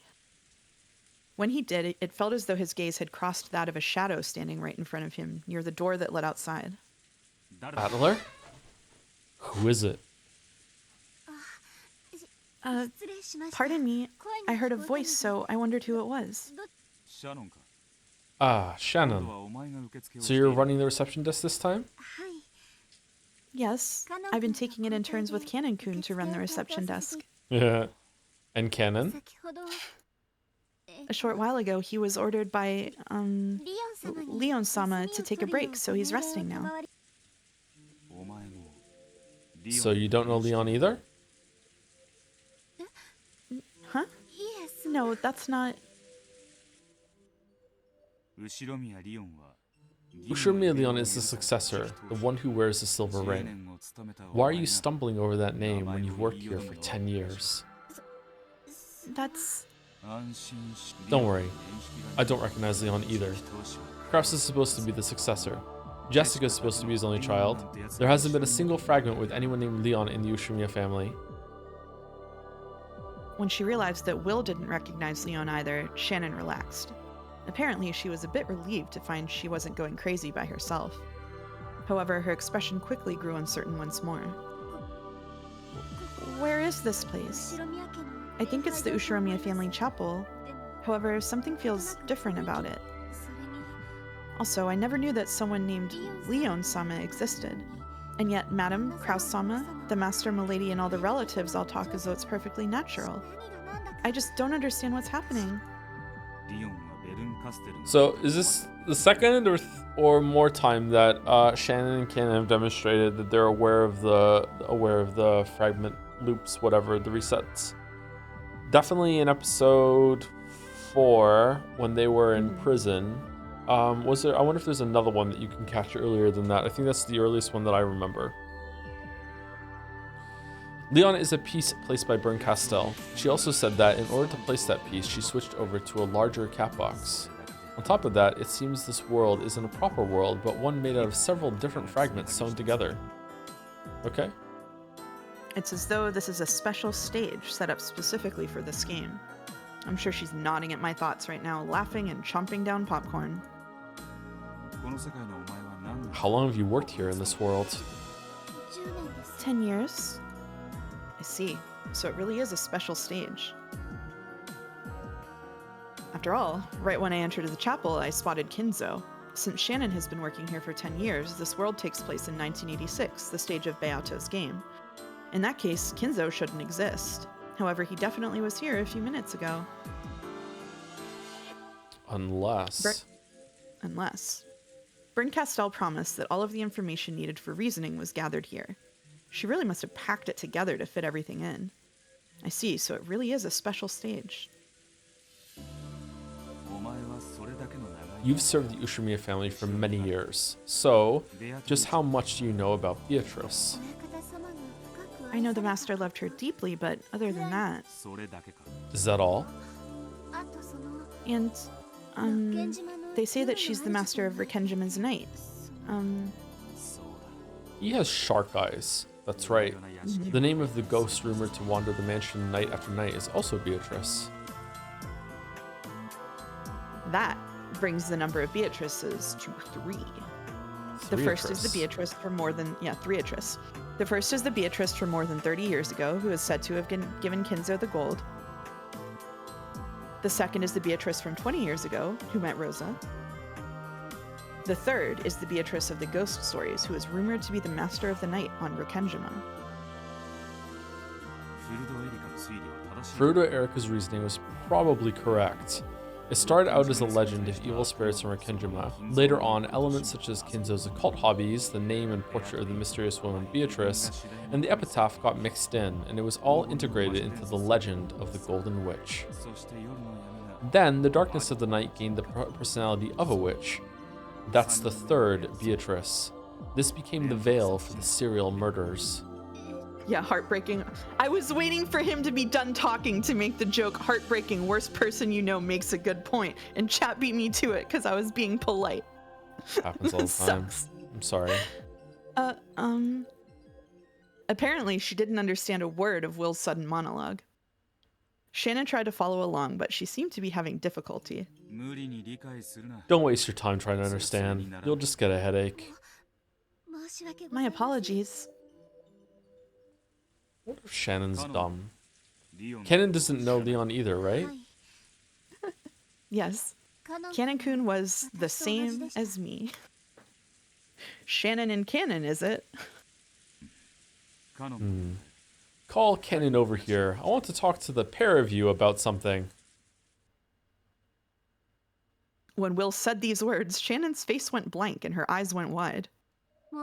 My apologies. We aren't allowed to leave the reception desk unmanned, so I can't leave to go get him. Then find a replacement and have them take over the reception desk until you get back. You, me, and Kennen. We, the 3 people who don't know Leon, need to talk.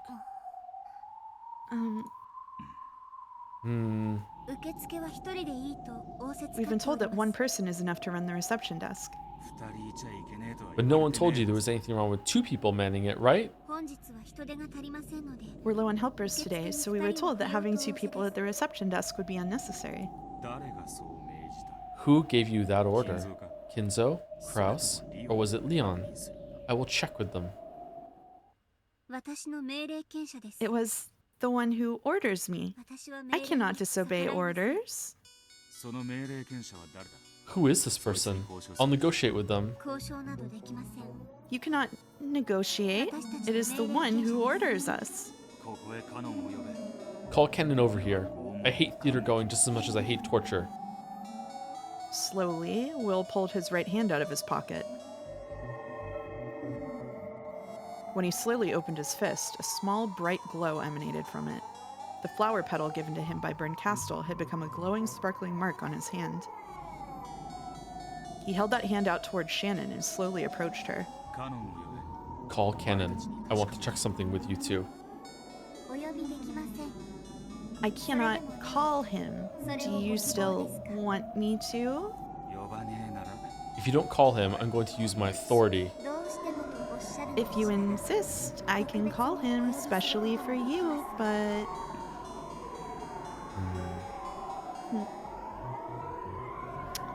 There was some kind of incomprehensible tension between the two. Will stood there, his left hand still in his pocket and his right palm glowing and stretched out toward her. Shannon just stood there, her hands still folded politely in front of her. Her posture beautiful. And yet, it felt oddly as though wind-swept drops of rain were sparkling and crackling in midair. I will go call Canon-kun. Are you absolutely certain?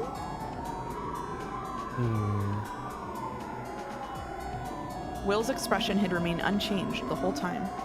Shannon's face was still kind and gentle, and yet the tension was as icy as a frozen lake.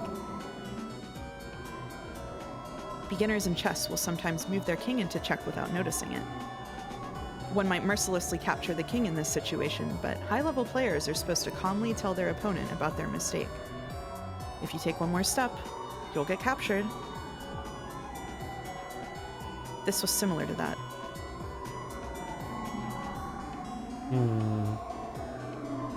I see. So after all...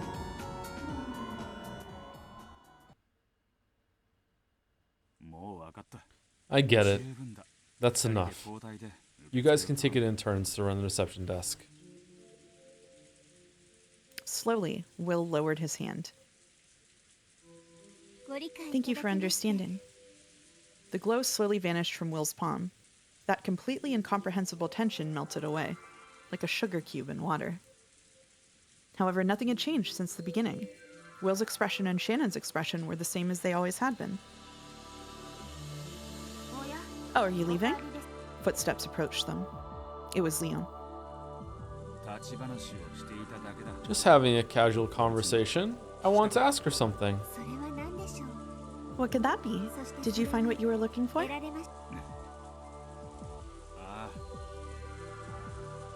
Yeah. I'm honored to have been of service.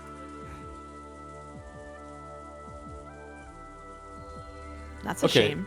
hold on. Mhm. So, Go ahead. Yeah. so my theory was that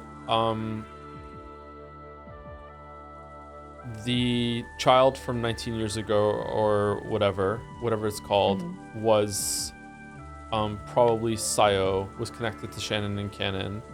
And my thought process here was that this is probably who Leon is this time. But if Mhm. that's the case, then Leon shouldn't be able to be seen when Shannon's in the scene. But they are, so that's not true. That's wrong.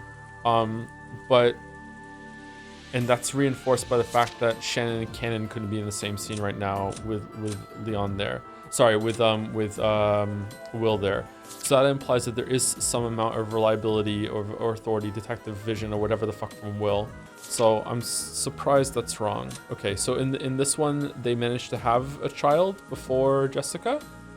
This timeline, I guess that in lots of different fragments, like, you know, maybe it's probably infinite. Ava and Hideyoshi might have been able to have someone else that isn't George or whatever. Okay. All right. Hmm.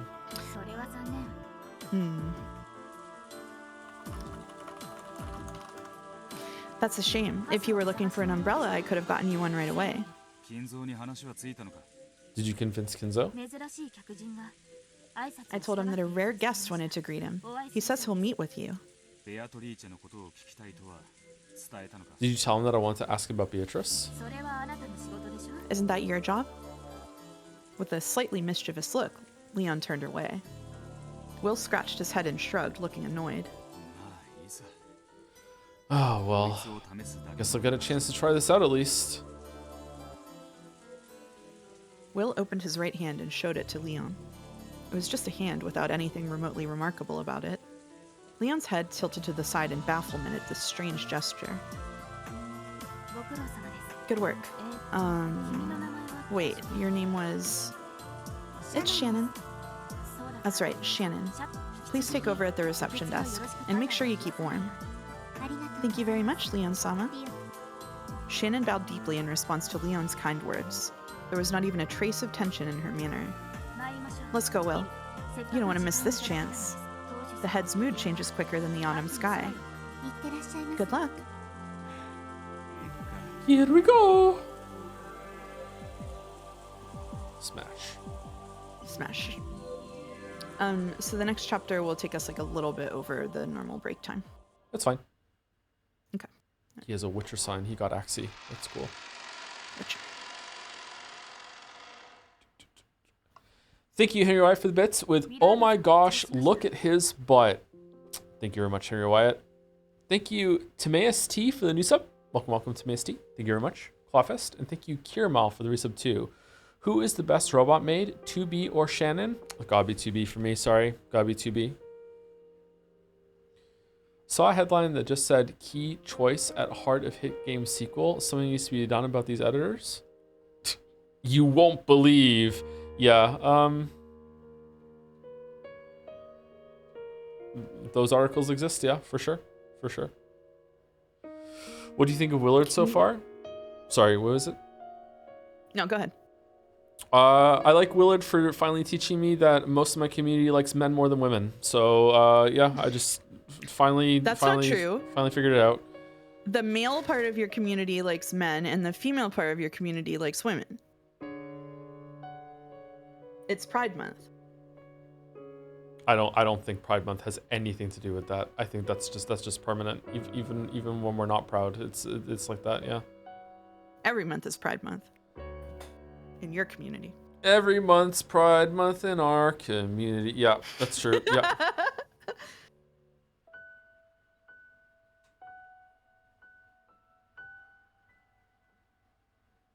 All right. We continue? Oh, I was going to say, can you turn sound cancellation off? Or noise cancellation off? It's making you cut in and out for me. For Discord. Sure. Give me a Yeah, second. thank you. Oh god, I'm going to sneeze. Oh no. Oh no. Uh-oh. Uh-oh. No, I'm safe. I'm safe. I'm safe. You're safe? We don't get to hear a sneeze? No sneeze. Darn. No sneeze. All right. Is it better now? Yep. Okay. All right. So I'm narration now, right? Yep. Swapped over. Here we go. Here we go. I've brought Willard's son.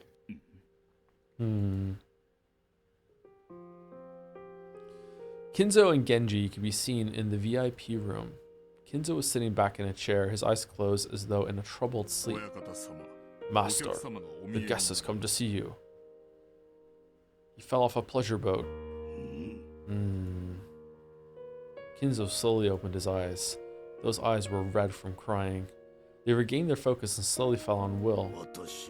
I am Ushumiya Kinzo. Will. I'm Willard. Allow me to express my condolences. So, you came here to attend Beatrice's funeral. Just who are you? I'm no one. I have no connections with anyone. Don't think too deeply about it. You'll just get a headache. Ow. I ask that you choose your words a little more carefully. What a strange guest. So, what business do you have with me? I want to ask about Beatrice. What? Kinzo's gaze grew sharp. Leon felt a bit lightheaded and wondered why this guy had to be so direct. Why do you ask? You're no one, aren't you? Why do you want to know about Beatrice? What is your purpose? Because I'm no one, I can listen to your tale impartially and record it. You'll probably leave this world before too long. If you die without telling anyone anything about Beatrice, your children will adorn Beatrice with whatever tale they please, writing that into their memories. You entertain me, boy. Do you plan on writing my will for me? But that is none of your business. Beatrice is mine alone, no matter what other people say. No one can defile our tale. What they say is of no consequence. No matter how Kraus and the others misconstrue it, it will be neither painful nor vexing to me. Willard-sama, the master is not fond of wills, so get the fuck out. He is not one to abandon anything while he still lives. Probably true. I thought it sounded a bit unlike you. The ability to struggle on as long as we have life is what makes us human. You think I would give up so soon and leave behind a will? How laughably absurd. Yes, that does sound a bit more like you. It's not your style to ask someone to write about the past just because you think your death is drawing near. We know how deeply you loved Beatrice-sama. You are the model most worthy of respect that any of us know, an example for us to follow in every aspect of our lives. Please guide our wandering souls and tell us just how much you loved her grandfather, how you were able to live through everything you faced because of her love. I only ask for you to guide us by showing us that love's strength. You're pretty good at this. It's your fault for being so tactless. Wait, tactless? Boy, what do you know of Beatrice? A truly ignorant person wouldn't even be interested in learning more. The mere fact that you know Beatrice's name shows that you are neither ignorant nor unconnected. Good point. The Beatrice I know of is the woman you loved, the one you met before the mansion in Rakenjima was even built. However, she probably departed from this world, leaving behind a daughter, and that's the girl who was raised in Kuadorian. Oh, Willard-sama, there is no building known as Kuadorian on Rakenjima. That name, Kuadorian, you mentioned it when we were talking with Aunt Rosa, too. What in the world does it mean?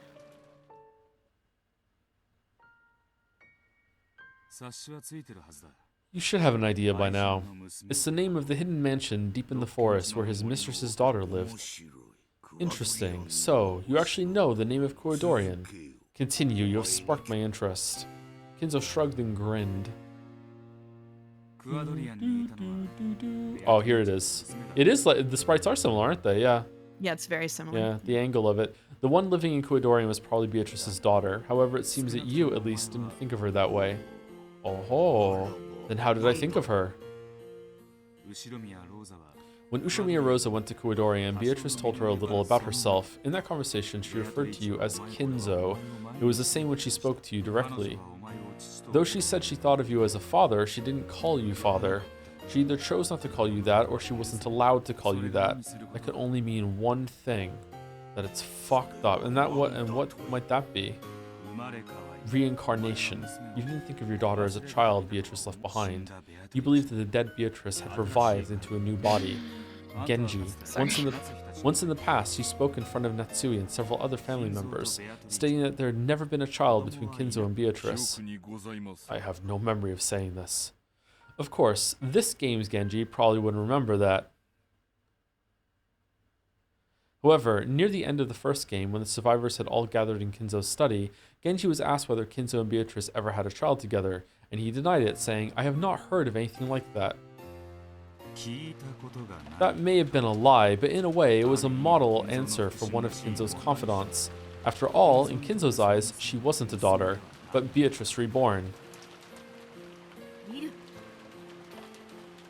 Will, I don't know what you're talking about, but I will not let you slander the family head. This isn't slander, it's reasoning. However, I understand the heart. In your eyes, Beatrice was the woman you loved the most. She remained that way even after death, for all eternity, and without fading in the slightest. I doubt you thought of her as Beatrice reborn at the moment of her birth. However, it wouldn't be strange if you slowly began to wonder whether that child, whose blue eyes and beautiful blonde hair reminded you of a younger Beatrice, might actually be Beatrice reborn. Master, shall I? Shall I drag this rude child out? Genji asked Kinzo. For a while, Kinzo hung his head in silence as though remembering something from his own past. Your daughter grew to be beautiful and nearly identical to her mother. You must have been ecstatic. However, I doubt you'd be completely satisfied by that alone. After all, though she was Beatrice reborn to you, she didn't think of herself that way. How can you know that? Whenever she was called Beatrice, she got this feeling she couldn't shake away, a feeling like something was out of place. People never feel anything out of place about the name they're given at the time of their birth. However, she did have that feeling. That must mean she was aware that the name Beatrice wasn't hers. In Kuadorian, she asked both Kinzo and Rosa about who she was. Who am I? Everyone calls me Beatrice, and that does indeed seem to be the name of a great witch, as you say. But that isn't me. I can't use any magic. I simply have the soul of that witch sealed inside my body.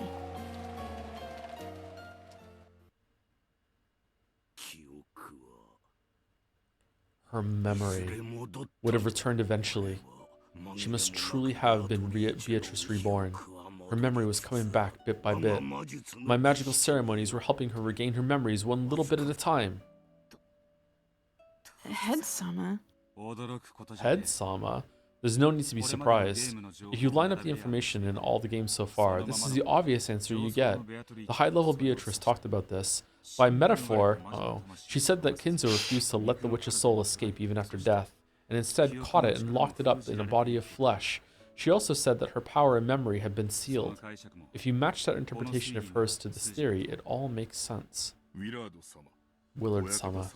Thanks to powerful magical ceremonies, the master gained a reborn child of the dead Beatrice-sama? That's kind of awkward for me, sorry. That cannot be denied. I won't deny the story, and I don't intend to doubt the depths of Kinzo's love for this woman called Beatrice. How a man shows his affection for a child who's the only living reminder of her mother is no one's business.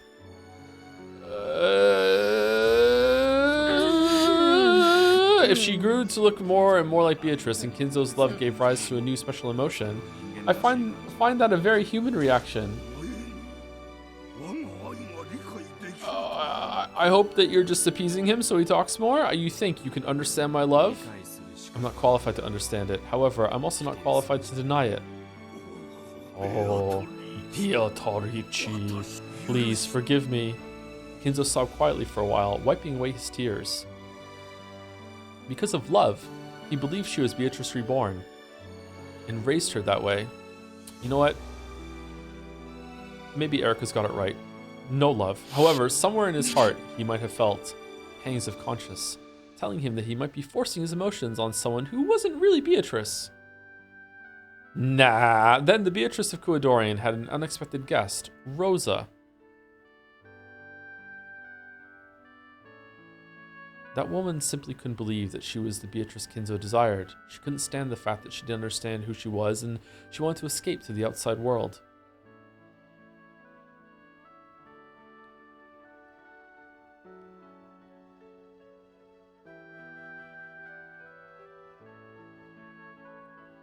George and Shannon's love relationship does not seem that bad anymore after this. You do not, under any circumstances, have to hand it to George. No. Then she fell from the cliff and died. Genji handled that death, which couldn't become public knowledge, very quietly. Funerals aren't for the dead. They exist so that those who are alive can sever their ties with the dead. You could never do that. That's why it festered within you. Beatrice. Oh. Oh, shit. So yeah, you're just on autopilot because you have everything this chapter. Sorry. Grandfather. You lost your mistress's daughter. No, you lost Beatrice twice. Unable to let that sorrow show on the outside, you kept it locked up in your heart, and it eventually festered and turned to madness. That's what spurred on your abnormally strong interest in the occult in your later years. Oh, Beatrice. Why did you leave me twice? Your smile, that beautiful hair, those eyes. Why did you die in my arms not once, but twice? Is that how much you... Oh. By now, Kinzo wasn't even trying to suppress his sobs. He sometimes scratched at his head in anguish, sometimes faced the heavens like an opera singer. Kinzo yelled over and over again, repeating Beatrice's name.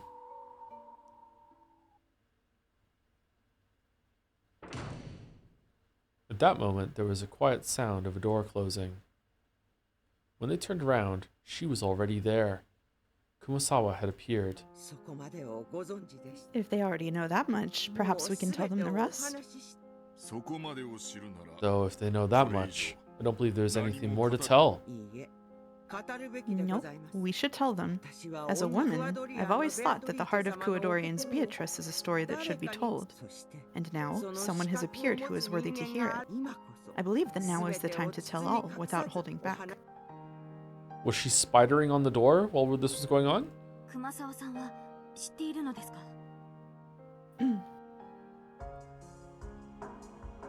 Kumasawa-san, do you know something about Beatrice? Of course she does. In the fourth game, we have testimony from the ferryboat captain saying that Kuwasawa went in and out of Kuadorian. I'd be willing to bet that Kuwasawa had different work shifts at the mansion and Kuadorian. There was a young girl to be taken care of. Kuwasawa, with her long experience in taking care of children, must have been of immense value. I bet you Nanjo went there too. That is correct. Thank you. You might even call me her wet nurse. No way. I can't believe it. So everything Wilson is saying is the truth. Yes, it is a fact. A secret mansion was constructed on the opposite side of the island for Beatrice-sama. Kuadorian's existence is truth.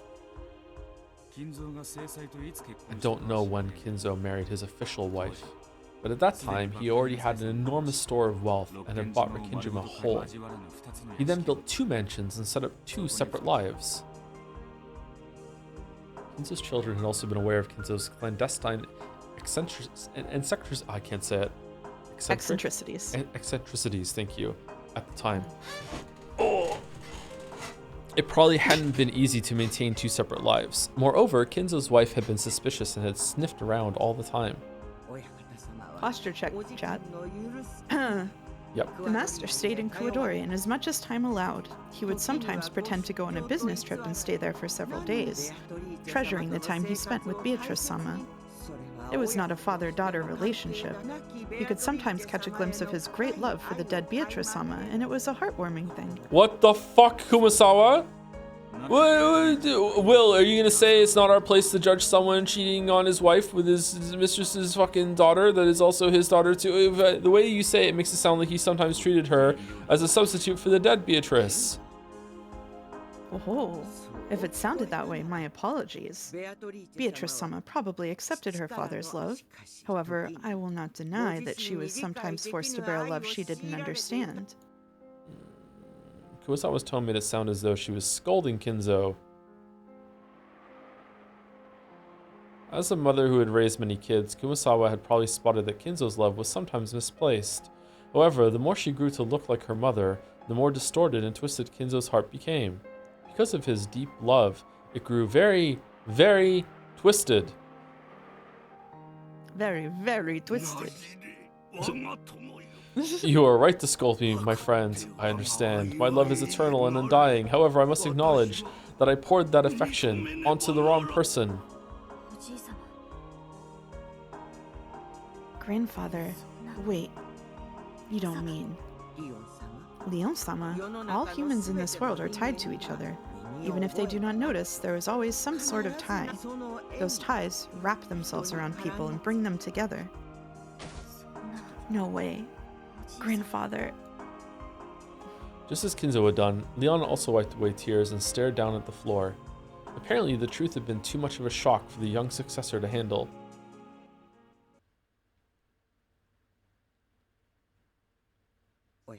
Master, the time to speak has arrived, has it not?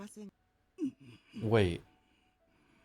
Shannon and Canon are the same person? I see. So that time must come, my friend. Unless you tell us, none of the truth will become clear. Master, I believe they may have the Sorry. I believe they may have the qualifications and the right to know. I know. Perhaps on this day of my fickle funeral, Beatrice in heaven has given me a chance to atone. Forgive me for not telling you this before now. After taking a deep breath, Kinzo finally lowered the hands that had been covering his face and looked at Will and Leon with those red eyes. Grandfather. You listen to Leon. Guessed. Willard, was it? Yeah.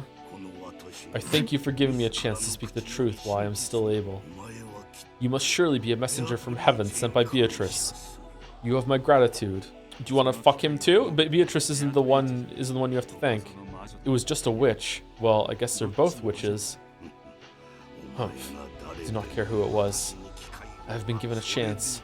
That is enough. Thank you, Willard. Kinzo slowly stood up and held out his right hand. He was offering to shake hands. It must have been Kinzo's way of expressing his gratitude. Will responded. Then, the two hands gripped each other tightly in silence. Oh. When they did, a bright light poured out from the gap between the two hands.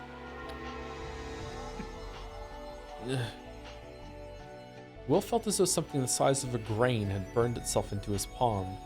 It was the power that Burncastle had given him. The light grew brighter and brighter. However, it seemed that Kinzo and the others couldn't see it. What's going on? Now I will speak. I met Beatrice. Beatrice Castiglione. Anywhere close? Castiglione. Castiglione, just before the end of the war. She came from across the sea. On a boat made of gold.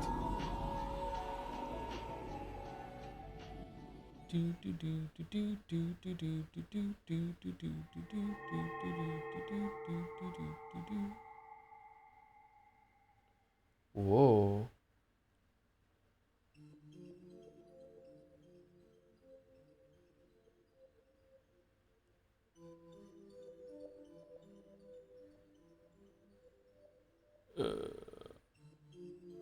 Is that meant to be Kinzo? My god, that looks like Battler. Holy shit. Are you Kinzo?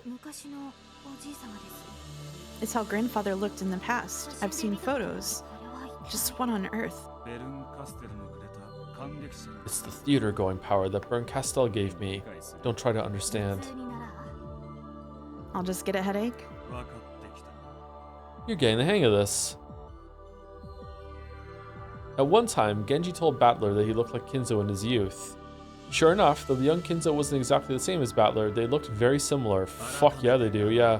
Allow me to introduce myself again. I am Ushimiya Kinzo. Grandfather? Even the voice seemed to resemble Battler somehow. Clearly, Battler had inherited Kinzo's blood more thickly than any other. I had no desire to succeed the Ushimiya family headship. My being chosen as the head was nothing more than a prank of fate. In the Great Kanto earthquake, those in charge passed away, and you were selected from the branch families. That's correct. After all, grandfather was wise despite his youth, and he already possessed a dignity fitting for the headship. Ridiculous. Those greedy elders kept looking out for their own personal interests and couldn't decide on a new head at all. It was as foolish as arguing about who the new captain should be on a sinking ship. So, since you had no connections with anyone in the main family, you were selected right out of the blue. It's all because of my toes. If only I had one less toe on each foot, my life may have turned out quite differently. In the Ushimiya family, polydactyly was seen as a mark of good fortune. I can't believe that actually was his corpse in the furnace. Holy shit. After all, many of the great ones in their family history had possessed it. It was all very pathetic. The elders didn't care whom they dragged in as long as it wouldn't benefit any one of them particularly. So they just happened to hear that someone in one of the branch families had 6 toes and decided that it would do well enough. Precisely. The elders didn't care what sort of novice had become the next head, as long as they could make him their puppet. In fact, the more this person was ignorant of leadership, the better it would be for them. Grandfather. Grandfather Leon, it is quite different in your case. You will be the one who inherits everything I have. That is the fate you were granted on the day of your birth. That is why I gave you that silver ring and raised you so strictly. You are quite different from me. You are already a splendid successor, of whom no one could be ashamed. Yes, sir. A puppet for a head. I doubt that could have been easy.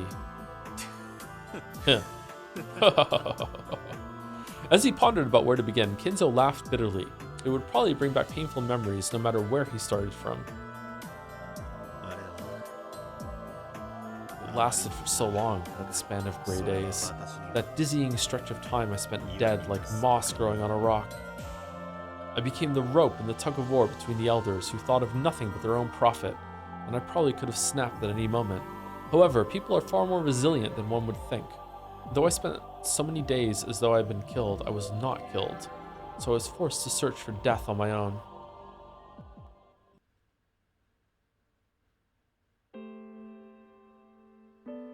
Before I realized it, I had reached an age at which the young would laugh at me if I tried to call myself young. Yep, yep.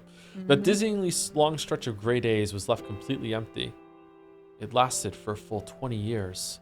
In 20 years, a person can be born, find a purpose, and even become their own man with their own place in the world. Unless they're George. In short, Sumari, if one truly becomes a human only when they have become a working adult.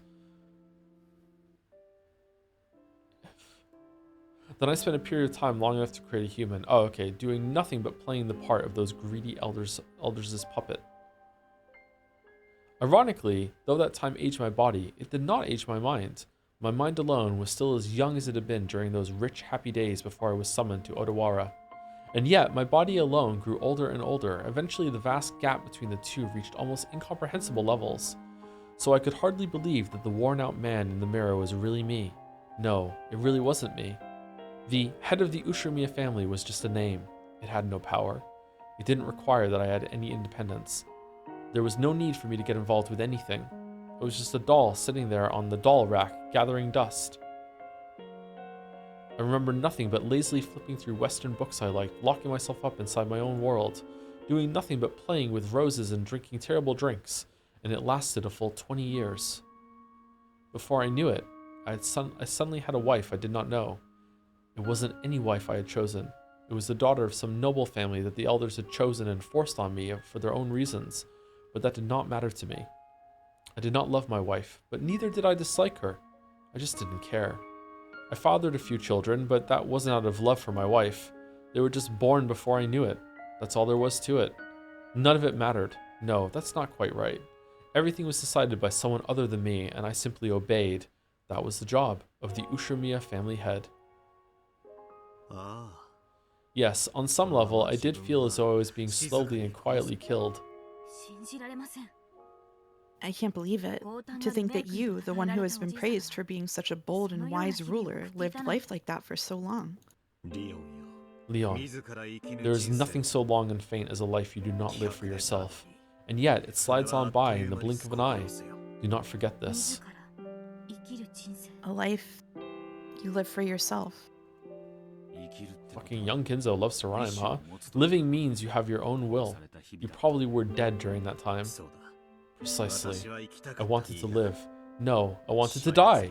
How can a puppet die?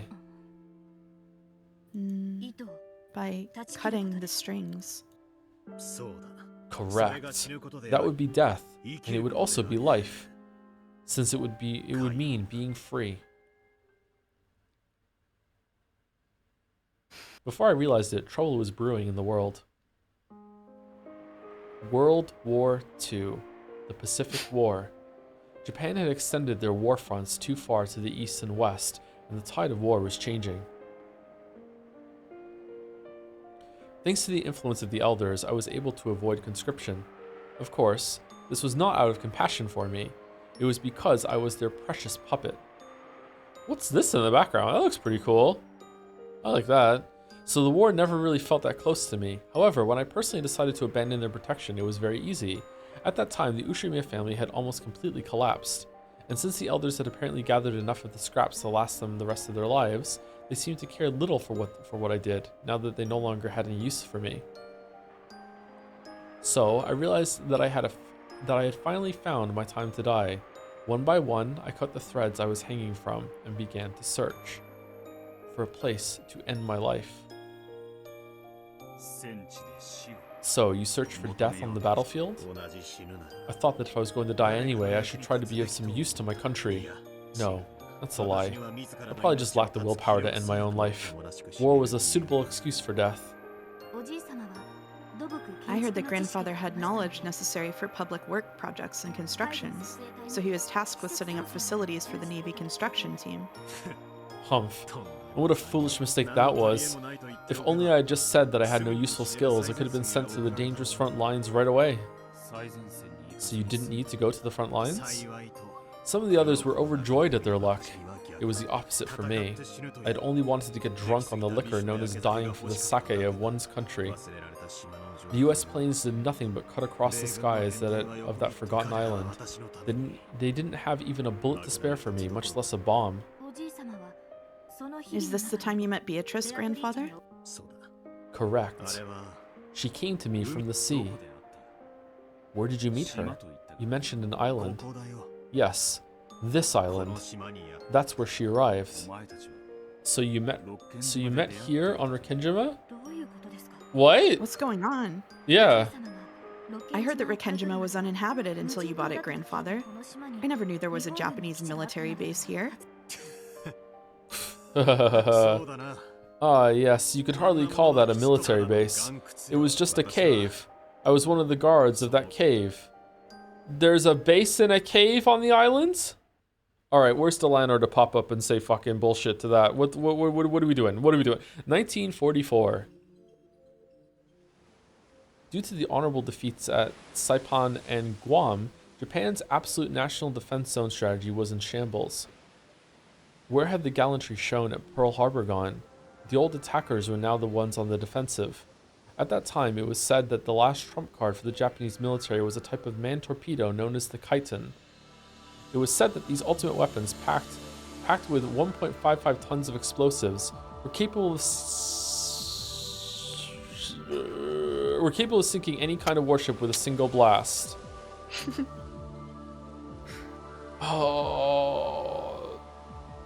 To strengthen homeland defense, the Navy drafted a plan to build a string of hidden bases from Hachijo Island to Yokosuka. Hachijo? Hachijo. Was that the name of the writer? Hachijo Toya. All to house submarines loaded with Kaiten torpedoes. Submarine. I knew that there was a Kaiten base constructed on Hachijo Island, but was there actually one on Rikenjima too? What fool decided it would be a good idea to plant a base on this desolate island? To better preserve its secrecy? Humph, ridiculous. I could never understand what the higher-ups were thinking, and I didn't particularly want to. The Kaiten, which could finish off a large warship with a single strike, truly was an ultimate weapon.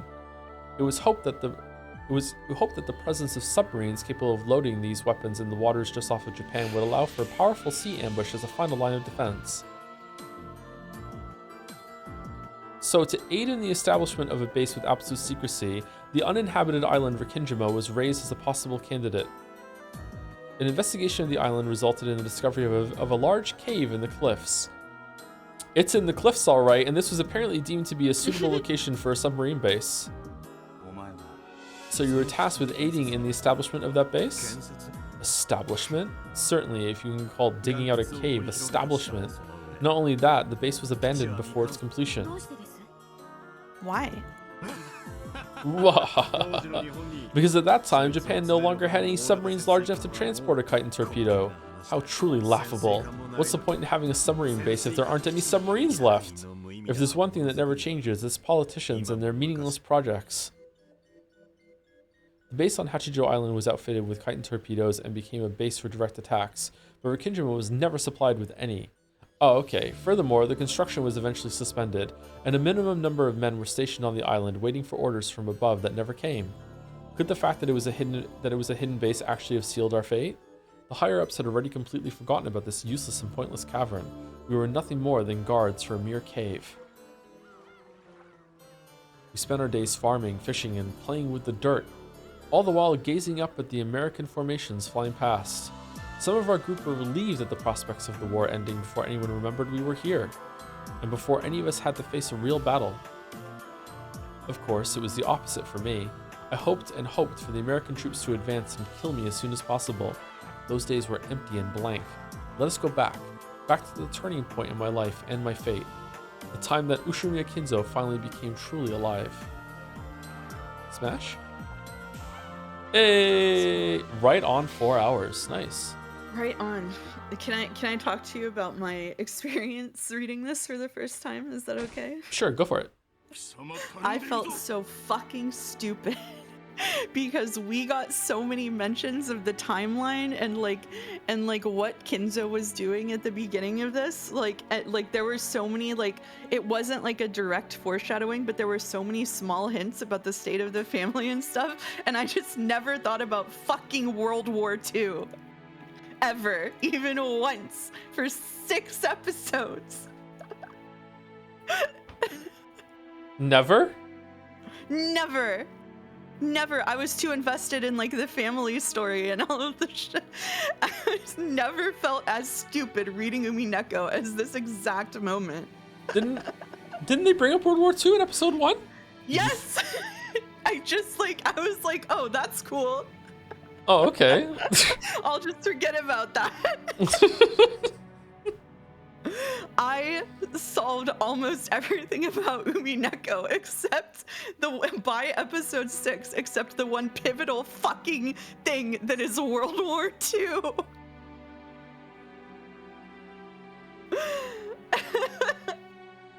Forgot about World War II. Forgot about World War II. And that's why we don't do Time Guesser anymore.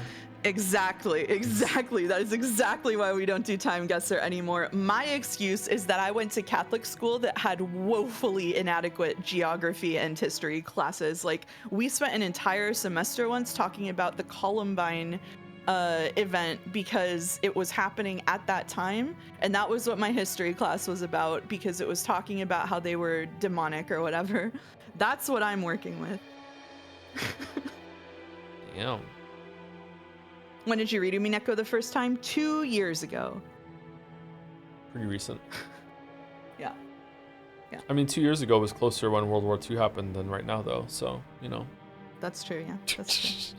Thank you. They were teaching Mouse that the sun was spinning around the earth, basically, yeah. Oh.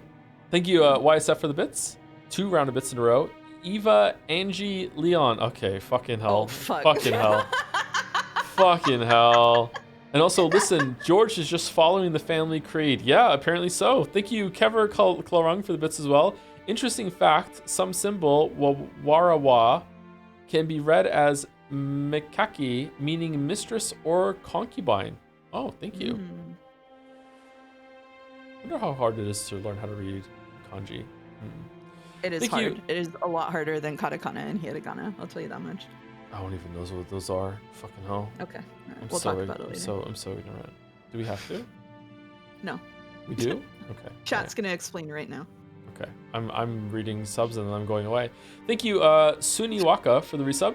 Hi, Joe. I rewatched the Yakuza VODs and realized you gave Sakutaro the same voice as Mr. Libido. What did you mean by this? I don't even remember listening to Mr. Libido. Who's Mr. Libido? Who were you? I think Technically, Jelly gave I was about to say, the same voice as Mr. Jelly gave Sakutaro that voice, and I'm just copying Jelly. Thank you, Parnik, for the bits. It's so cool that Ryukushi made up World War II to make the Kinzo backstory more interesting. Such a great writer. Very detailed lore.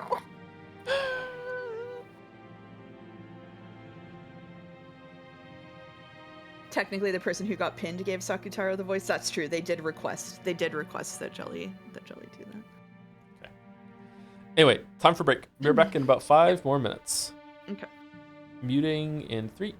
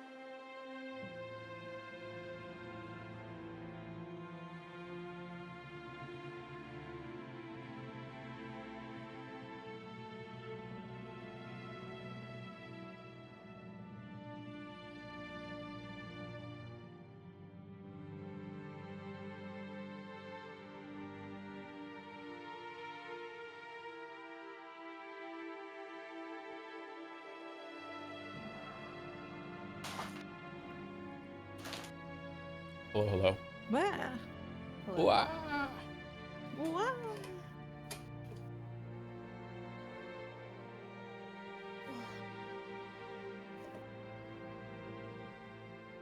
Hello, chat. Did I read Parnik's message? It's so cool that Ryukishi made a World War II to make Kin's Yes. backstory more interesting. I thought I did, yeah. Thank you, Steph, for the bits as well. So, Grandpa, how the war. Okay, I think we're doing 2 more chapters, which is apparently going to take us about 90 minutes, and then we will be done for today. I don't know if there's going to be another Umineko stream in the week. We might just be doing Death Stranding 2 instead. I also have no idea how long Death Stranding 2 is. I guess no one really knows. But yeah, I read an answer online, but I can save it if you don't want to know. that's okay. Okay. No. We'll see. Chat will probably say it anyway.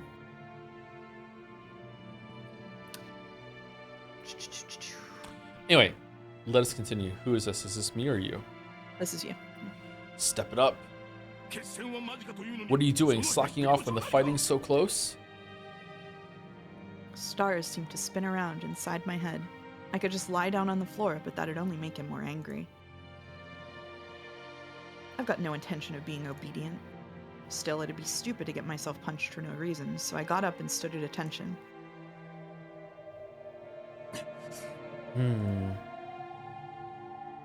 The fighting's close, is it? You really think the American troops are likely to show up on this forgotten island? Then let them come right now. That's what I've been waiting for all this time. What's this cowardly look you're wearing? Is this how afraid you are of death? Are you so scared of those Americans? You won't be killing any of them with an attitude like that. Ugh. I got hit again. Could you please quit your whining already, filthy cowards? They let themselves be controlled by this inexplicable anger because it's the only way to distract themselves from their own fear. Heart and spirit aren't of any use when the battle becomes hopeless. When trapped by an insurmountable hopelessness, humans tend to rely on several other emotions to escape their fear. For these young, inexperienced soldiers, anger was a very convenient emotion to fall back upon.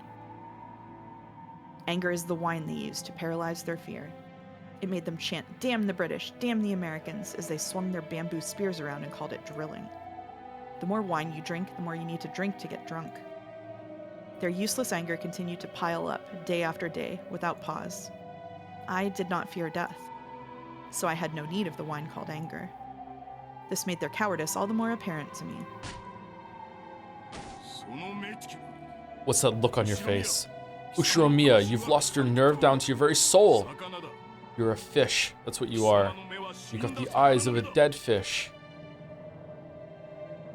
However, it went both ways. Just as I was able to spot their cowardice, they were able to pick up on my lethargy.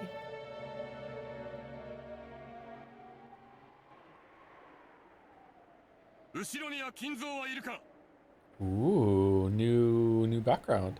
Is Ushimiya Kinzo here? The lieutenant's looking for you. Stand up. No slouching about. Double time. First Lieutenant Yamamoto was the commanding officer in charge of the Rikenjima garrison. He was just another filthy coward trying to forget his fear with violence, and would often reprimand his subordinates for slacking off at the drop of a hat. So the cave? Whenever he... Oh. Huh. Oh, okay. Interesting. Whenever he was in a... Yeah. Sorry, you want to... No. I'm just saying interesting. It's okay. Okay. Whenever he was in a good mood and started spouting off stories of his life, they were all about how much of a thug he had been, ignoring the rules of society. On and on about how so-and-so was a prick, so he taught him a lesson, or how everyone was so scared of him that he got special treatment. He kept on talking about what a vile human he was, as though it was a badge of honor. He finally got it. Yes. Most people figure out in episode 3 that there's a World War II cave that was dug out with a facility that's on the island that has never been mentioned before. Now, yes, he's finally got it. Mouse is a little loud. Yeah, and then Mouse isn't loud enough. We're getting... Okay. It's impossible to know which. Yeah. It's impossible to know which. Normally, I had nothing to do with this lieutenant who I couldn't respect in any way. He'd always hang around with his non-commissioned subordinates. So as long as I treated him with a snappy salute, I could more or less ignore him for the time being. Now that the construction project on this island has been suspended indefinitely, there's no longer any use for an engineer like me. So why did the lieutenant ask to see me specifically? At that moment, I couldn't think of anything.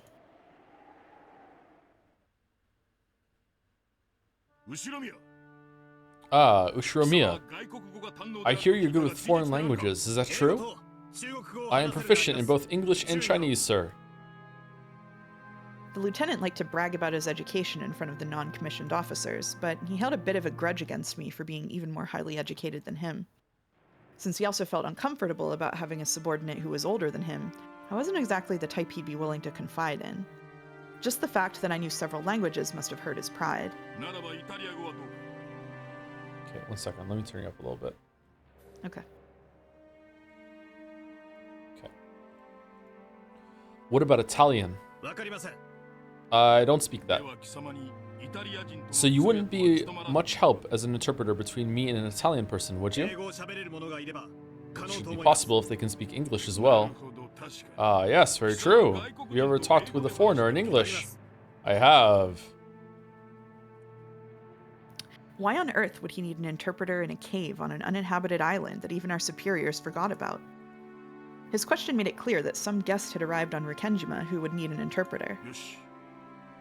An Italian woman stole some Nazi gold and went on a boat and just sailed down here to escape them. Good. Ushiromiya, you'll be my interpreter. That's an order.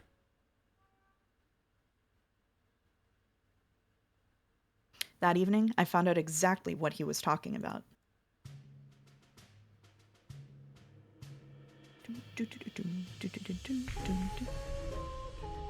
That pointless submarine dock in the cavern that had never been used was now being approached slowly by a submarine of the Italian Navy.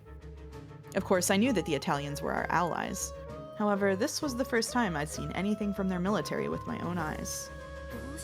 What was the Italian Navy doing here? Didn't Italy surrender in 1943? What's going on? It was the Kingdom of Italy that surrendered. However, those who couldn't accept the surrender joined Mussolini and formed the RSI so that they could continue fighting. The RSI? The Italian Social Republic, also known as the Salo Republic.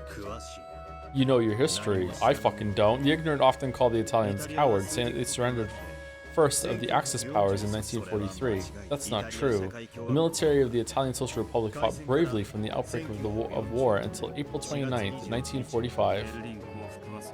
And Berlin fell just 3 days after that. Far from being cowards, they gave one hell of a fight. Still, I'm surprised the RSI Navy even had possession of a submarine that could travel all the way to Japan. That's right. Not only is he the way he is, he's a fascist too. As if it wasn't bad enough. Even if they did, it's a surprise that they'd come out this far at all. Why would they come to Japan? To Rikkenjima? The submarine was both weather-worn and massive. I doubt anyone had even imagined that a foreign submarine would come all the way out here. When we never even had one of our own submarines dock. All of the guards on Rikkenjima, of which there were only about 30, stood at attention as the submarine docked. How much Final Fantasy loot do you think you get with one of these babies? Like a lot? Never seen the Italian military before. I heard a mine or some accident trashed their sub. From what I heard, it sounds like their ventilator broke down and the cabin got packed with chlorine gas. The lieutenant was hinting about there being something very important in there. You mean like a code machine or the blueprints for some kind of new engine? I couldn't care less what they were carrying. I'm more surprised that the higher-ups still remember we exist. Hurry up, Ushiromiya! Are you supposed to interpret from over there? Yes, sir. On top of the hatch was a young Italian saluting us. Normally, this should have been the job of a commissioned officer, but his clothes looked like those of a sailor, and it really didn't look like he had the dignity and composure of a ship's captain. That probably meant that all of the commissioned officers in charge had died in the accident that had befallen this sub. Crew members crawled out of the hatch one by one, but they all looked pale and entirely worn out. I'm not sure how long ago the accident happened, but being crammed together in a tiny sub filled with chlorine gas for any amount of time can't be good for your health. Not only had the ventilators broken, but traveling about carelessly on the surface of the waters around Japan these days would be foolish in the extreme. It had been like a trip inside a can of poison gas. Almost all of them were unable to walk without leaning on someone else. It looked like a bunch of people staggering out of a hospital boat. Ushiromiya, ask them who the captain is. Tell them that I'm in charge of this island. Welcome to Japan. Do any of you speak English? The crew members seemed to understand that I was speaking English, but it looked as though none of them could speak it. Eventually, someone who seemed to be dressed as an officer saluted. Welcome to Japan. Are you the captain? Cannot speak English. There we go. Please, wait. The officer answered in slow, laborious English. After asking us to wait, he shouted something to his subordinates in rapid Italian. It looked as though he was telling them to get someone among them who could speak English. Ushiromiya, what are they talking about? They've asked us to wait. You might be looking for someone there who can speak English. At that moment, I heard a high-pitched cough. It wasn't a man's cough. It was a woman's.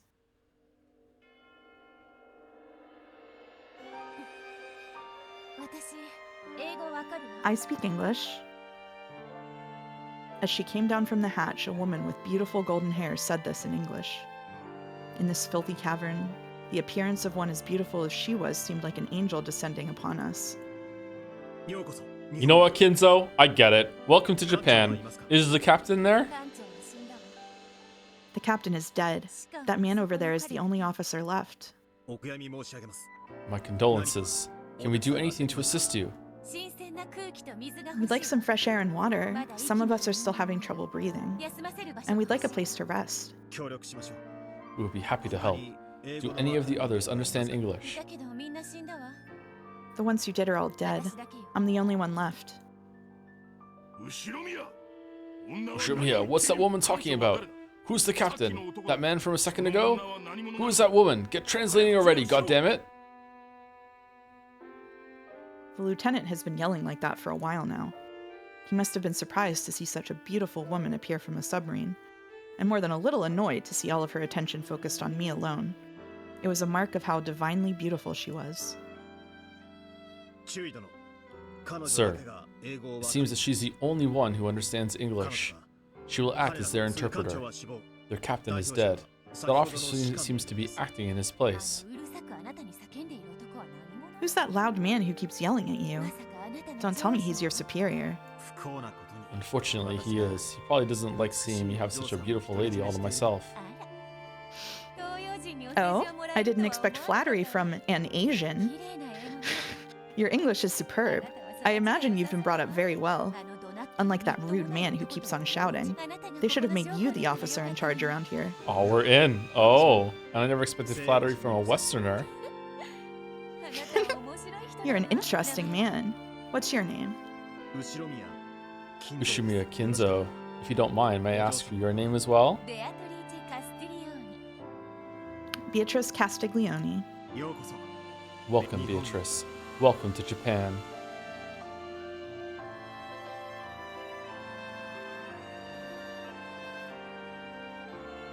That was when I first met Beatrice, the woman who would capture my heart for the rest of my life.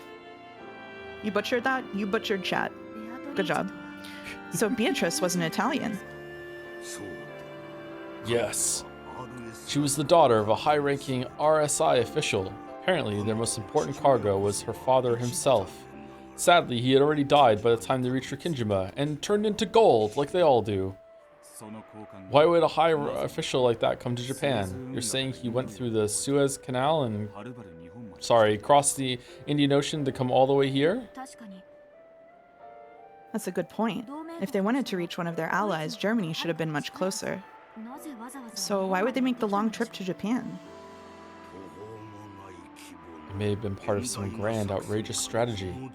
I don't know all the details, but shortly after, I learned that this submarine's mission was far from a minor one.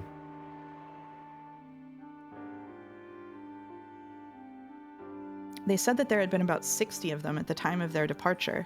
However, only about 10 of them, including Beatrice, had survived. Their submarine had apparently hit a mine or something in the nearby waters and sustained a great deal of damage. They told us that it had flooded rapidly with water, which had taken out the batteries and released a large amount of chlorine gas. Their sub had become completely incapable of continuing further, nothing but a massive lump of metal floating by the dock. Since the sub seemed to be carrying something of immense value, the higher-ups ordered us to investigate. After questioning the Italians, with Beatrice and me acting as double interpreters, we concluded that this thing of immense value must have been her father himself. Apparently, Beatrice's father was extremely high up in the RSI hierarchy, and it was thought that he might have worked alongside Mussolini himself. Though their massive voyage had apparently been part of some top-secret mission, now that the man himself and all of the commissioned officers had died, their reason for coming to Japan remained a mystery.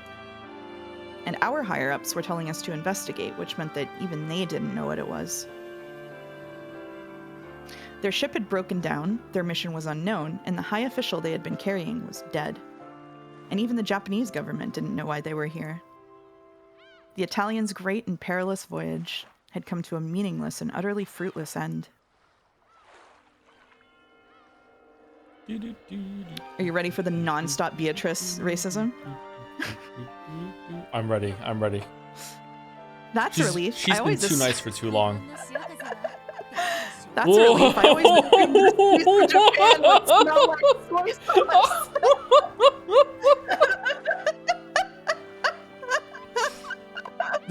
This is flirting. It's flirting. It's flirting. It's fine. It's fighting. It's fine. What a coincidence. I've always thought Italians had hair made of pasta. Of course we do. You don't know how hard it is to get that perfect al dente texture. I imagine you Japanese all wear spaghetti al nero. Jesus Christ. I see you've done your homework. In Japan, we use squid ink instead of shampoo. You really are amazing, Kenzo. It seems you know everything. Have you ever been to Italy? Never. I've read a lot of books, though. An Asian man reading Italian books? Wow, what kind of books? Niccolo Machiavelli. Oh, fucking hell. And Dante Alighieri. So I know, of course, that you're the eternal lady. Oh, what a surprise. You must be quite the bookworm. Does this mean you come from some Japanese noble family? Who knows? You're completely different from those other savage-looking Japanese soldiers. I can tell. You must have come from a noble family. Are the Ushiromias some sort of Japanese aristocrats? Of course not. They just managed to strike it rich in the spinning industry in recent generations. I didn't study all that as part of some noble's hobby. I just did it because I wasn't allowed to do anything except read. The chinchillas spinning when I mentioned spinning. Yeah, the chinchillas are going ham. Play around with roses and get myself drunk.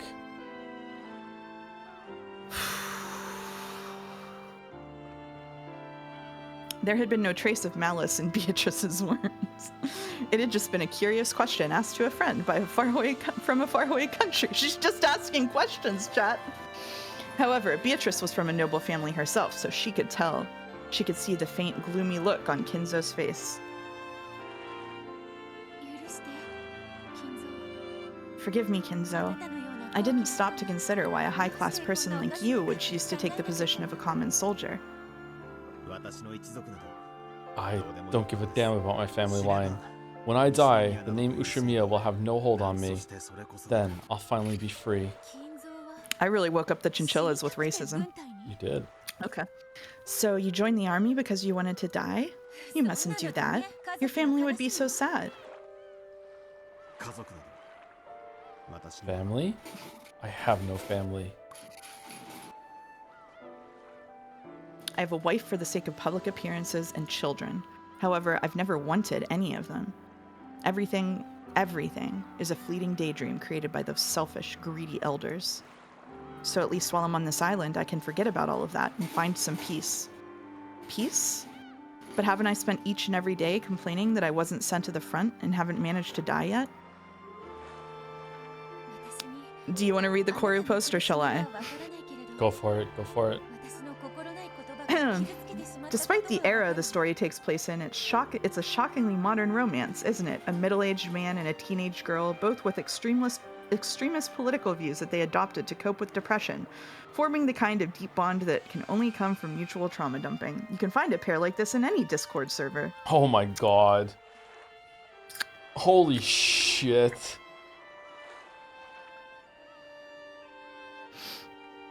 Oh man. Oh. I can't understand the pain you're going through, but I do realize that my thoughtless words have hurt you. Forgive me, Kinzo. Forgive me, Kinzo. Yes, those words are probably what did it. All of the Japanese called me Ushiromiya. It reminded me that I was the property of the Ushiromiya family every time they talked to me. But she was different. She called me Kinzo, not Ushiromiya. So maybe, just for the time I chat with her like this, I can forget that cursed family. Kinzo? I hadn't meant to make Beatrice feel guilty, but she seemed certain that her thoughtless words had hurt me. Thank you. Huh? Since you always call me Kinzo, I finally feel like I'm my own man. I think that I finally met a person who truly sees me for who I am. Kinzo, you may be a foreigner I met in a distant land, but I can tell that your heart is sensitive and beautiful.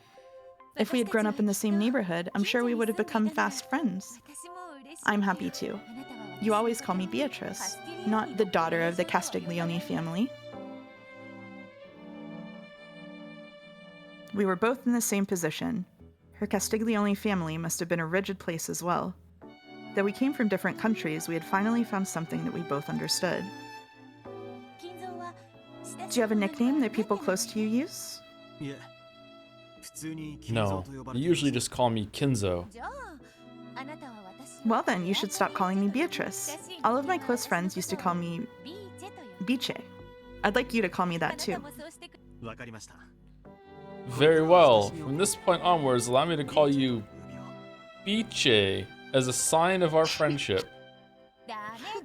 Ah, come on. Don't be all stiff like that. We're already friends, okay?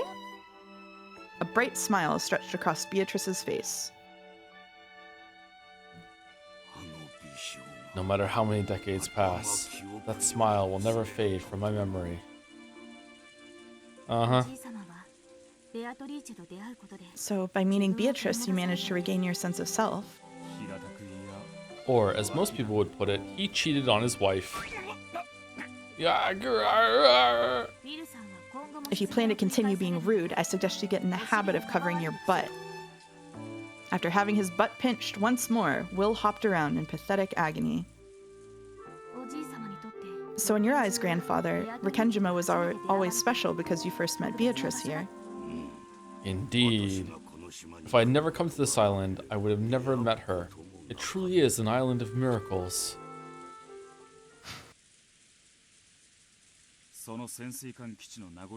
Is there anything left of that submarine base today? Yes, it's still there, near Kuwadorian. It's in the shadows of a cove that can't be seen from the outside. After all, fishermen never approach this supposedly ill-omened island. It's unlikely that anyone besides me still knows of its existence.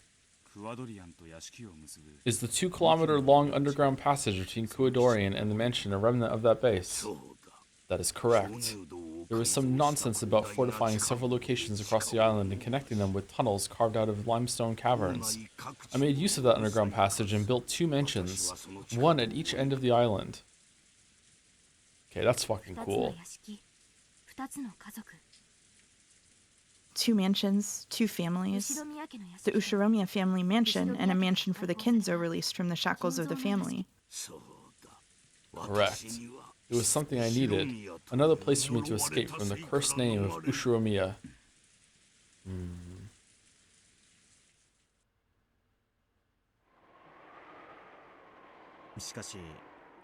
Still, I do feel bad for you.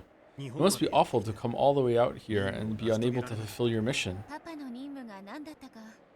I don't really know what Papa's plan was. He said we needed to run far away to hide it until the time came. And what is it? I don't know. It was something very important, and he planned to hide it for many years until the right moment. Oh, and he planned to hide himself along with it. I know because he apologized to me for sending us to live a long time on foreign soil. Okay, it can't be gold, because otherwise they would have said it already. So what is it instead? Is it like some sort of information, something that's worth a lot of gold, some sort of weapon, something like that? Is the submarine itself worth a lot? Didn't that second lieutenant of yours say that you had no cargo in particular, and that you were transporting your father instead? Lieutenant Angelo doesn't trust you or the others. Even I know a few things he's kept hidden from you. He might even know what Papa's goal was and what the cargo is. Whatever it is, that's a mission for the Italian military. It has nothing to do with us. After all, we're allies. We should be able to trust each other. I have no doubts that you're a good person, Kinzo. I even told Lieutenant Angelo that you're a man we can trust, but why is it that men always get so rigid and uptight when they're in a strange land? Normally, they're all very bright and cheery people. Ever since we came here, there's been this strange feeling of tension. Lieutenant Angelo has ordered that his subordinates be armed at all times. It's almost as though we're in enemy territory. That was true. The Italians were clearly the very opposite of relaxed. The Japanese soldiers watching this began to suspect that the Italians didn't really trust them at all. That's normal for a soldier. This is precisely the time for them to straighten up their guard so they don't embarrass themselves in front of a friendly army. They have a person stand watch every time they sleep, and they're still keeping a lookout to make sure none of you approach the submarine, even though it's nothing more than an unusable scrap heap now. It almost feels as though they're clearly prejudiced against the Japanese, and that bothers me. Oh, do you want to be the most prejudiced? Yeah, I guess so. True, they had set up a constant sentry by the submarine and had refused to let any of the Japanese soldiers come near. This hadn't made the Japanese particularly happy. However, submarines are treated as classified in all countries. Maybe it was just natural for them to stop foreigners from approaching it without reason. They're probably uncomfortable with being made to live in a way they aren't used to. The boat that's supposed to take you back to the mainland is still being delayed by weather and problems up the command chain. Just how long will it take before they can send you there? We had been told that a boat was being sent for them directly from the mainland. But apparently, thanks to the weather, problems up the command chain, and the recent air raids, they had no ships they could spare on a forgotten island like this. There may have been political issues as well. After all, the Italians' homeland had already surrendered to the Allies. I didn't know the details. The only thing I knew for sure was that they'd been stuck on Rikkenjima for 2 whole weeks, and no one had come to get them. Of course, we had some small boats on Rikkenjima. There was nothing physically stopping us from taking them to a nearby island. Still, Rikkenjima was technically a top-secret base, and contact with the outside world had been strictly forbidden. Well, there's nothing we can do about it, and it isn't all that bad, really. After all, if a boat did come for us, I'd probably never see you again, Kinzo. True. Are they gonna sing a song now? To me, springtime, boy. To me, those 2 weeks were the first I'd ever truly lived. The faint 20 years before all seemed to vanish in the sparkle of that pair of weeks. I realized that she'd have to leave this place eventually. And yet this single moment felt so rich and dazzling that I felt myself wishing it could last forever.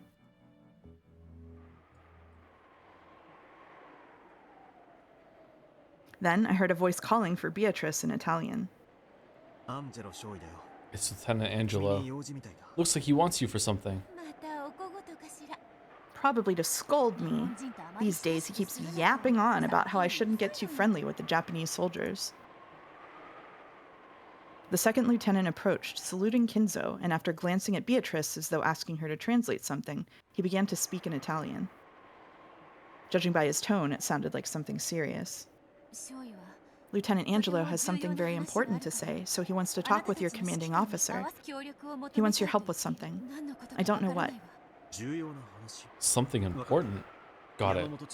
I'll go find Lieutenant Yamamoto. Lieutenant Angelo had 2 of his subordinates with him and wore a stern expression on his face. They didn't have to say anything for us to realize that this had to be something very serious.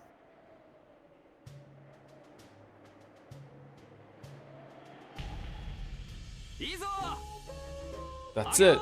Lift it up. The winch creaked, and the thick chains rang out with a dull clang. Very, very slowly, it was lifted up out of the submarine's cargo hold. Now I get it. So this is why those Italians didn't want us near their sub. The first lieutenant and the others looked up at what the winch was slowly lifting up, all of them wearing unpleasant, forced smiles. Unbelievable. So this is what Papa brought all this way. Incredible. I've never seen anything like this. The Sekimea? Yeah. Wah! Oh, it's just gold. Oh, okay. It was a mountain of gold ingots. Those carefully piled bars were being slowly lifted out of the cargo hold, one group after another. This gold had been their true cargo. I don't know where they were planning to take it. They might have been trying to sneak it into Japan, one of their allies, or they might have been on their way to hide it in some remote area. Was it some sort of strategy? A conspiracy? Embezzlement? Top secret transportation of wealth? This incomprehensible amount of gold led to all sorts of dark suspicions, but we didn't know anything about the truth. All told, the gold weighed an incredible 10 tons. That was the only truth we could wrap our minds around at the moment. Oh, Kinzo's gonna go killing. They had strongly resisted showing this to us. However, the submarine could no longer make sea, and it was apparently continuing to take in water bit by bit. Rikenjima had been outfitted in an extremely slipshod way, so we had no means of repairing it. Also, though we could unload the sub, there was no way we'd be able to lift it up again once it had filled with water and sunk to the bottom. Now that transporting the gold away had clearly become an impossible goal, I'm just making up words now, they had apparently decided on unloading it. Of course, they made no effort to explain the reason behind all this gold. They just asked us to help them take it out. Why would they take so much gold out of the country? Couldn't they have changed the course of the war with this much wealth? Weapons change the course of war, but after the war, they aren't useful for anything. Money can also change the course, but it remains just as valuable after the war. There's no longer any way to change the course of this war. The Axis powers will probably all surrender, leading to an Allied victory. Anyone could tell that by simply looking at the American planes flying across the sky day after day. However, gold does not lose its value after war. Everyone stared upwards, dumbfounded, as the winch slowly lifted the dully sparkling gold.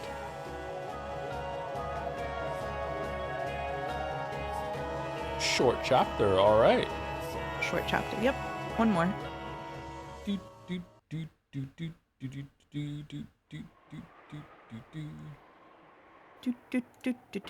Got a couple of bit messages. YSF says, called him Kinzo because she doesn't know about Japanese name ordering and thinks that's his last name. Bitorichi. Nice, nice. Thank you, Pause for the bits. He was a fascist. She was a racist. Could it be any more obvious? All right.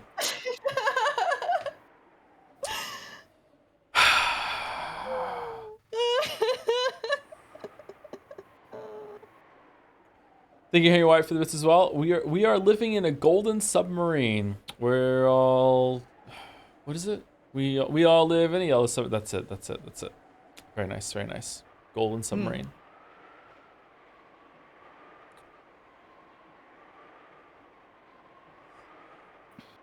Ooh, sorry, big yawn. A little tired. Chat. How are we feeling about episode 7 so far?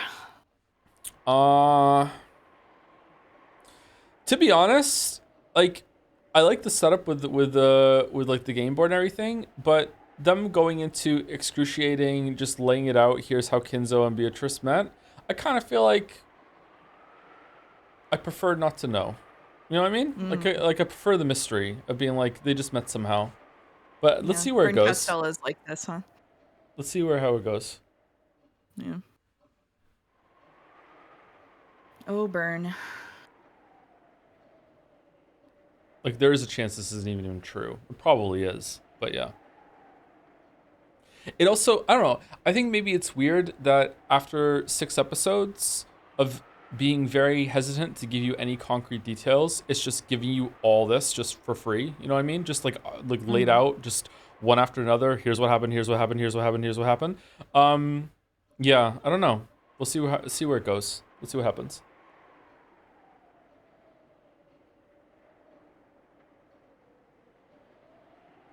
Wasn't the point of the chapter and making Burn Game Master is to lay everything on the table? Yeah, it doesn't mean it's good though. Just because that's what they're doing doesn't mean, you know. Yeah, there's a narrative reason for it, but doesn't mean it was a well-chosen narrative reason. Once more, it is possible to understand what Umineko is trying to do and still think it's bad. I know that this is tough for Umi Fullers to wrap their heads around. No, it's impossible to understand. It's Silent Hill 2. Like, yeah, I don't understand Silent Hill 2 because if I did, I'd like it. All caps, but it's supposed to be bad.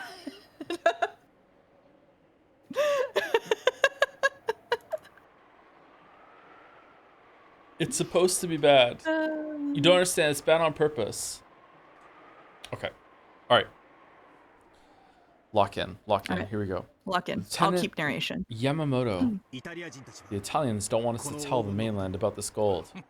Too fucking late, so they don't want our country to snatch it away from them. What did he say? He's saying your group probably doesn't want it reported because you fear that Japan will steal it away from you. Lieutenant Angelo is actually more afraid of Italy itself finding out. To us, our homeland's current government is a mere puppet set up by the Allied forces. If they find out, the gold will be returned to them. However, that would be the same as handing the gold over to our enemies. They'd come all this way to make sure that the gold didn't fall into enemy hands. They needed to hide it from that puppet government until their homeland could be truly restored. Shuramiya, make a proposal to the Italians. Tell them that we wish to offer our assistance. What sort of assistance? Let's see if I've got this straight. They want that gold kept secret so their homeland doesn't find out about it, but they'll need to find at least the transport ships they plan to carry it off this island. If they try that though, the mainland will hear about it, which means the Italian government will too. That's right. In other words, Sumari in World War II. There's no longer any way to take that gold off for Kenjima. Their mission must have been to hide that gold in absolute secrecy until the day of their homeland's restoration. Later on, several plausible rumors would circulate about how Nazi Germany also moved much of its secret wealth to certain hidden areas in South America just prior to its collapse. It was a very natural conclusion to reach. That submarine was the only method of transporting the gold in secrecy, and it's become completely useless. They can't fully stop the water from seeping in, and it'll probably sink completely before much longer. There's no longer any way for them to transport the gold in secrecy.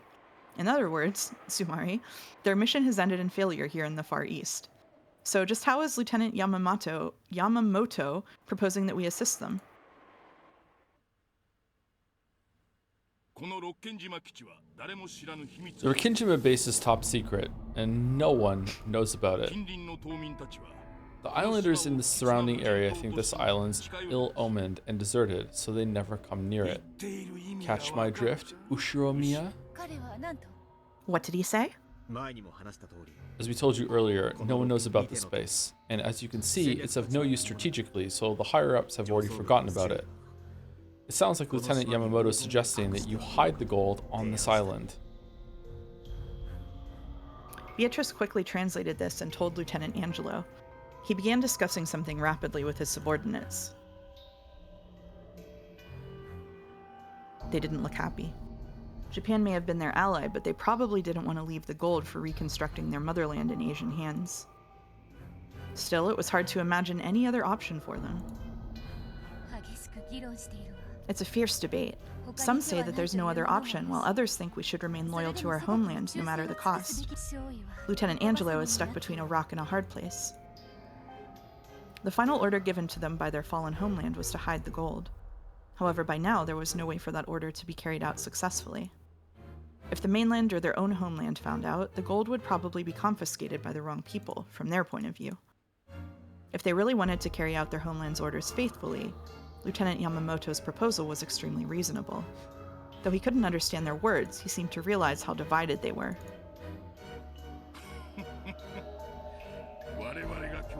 If we help out, we'll be able to hide the gold in total secrecy.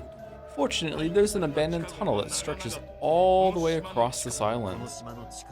He's saying that if you hide the gold underground and bury it on this island, no one will be able to find it. Our side is saying that it sounds like a realistic proposal. However, there seems to be some resistance to accepting Japanese help. I wonder why. It seems they're having difficulty coming to a decision. Do you really have a choice, Italians? You don't think you can hide that gold without our help, do you? And I doubt you want to leave it lying around on the beach for much longer. Lieutenant Angelo wants to minimize the number of people who know about the gold. He doesn't trust the Japanese, but it looks like he's decided that Lieutenant Yamamoto's plan is the best possible option. But he seems suspicious. About what? He's wondering whether they really intend to move a full 10 tons of gold and swear themselves to secrecy without any sort of compensation. 50%. Sir, you can't be.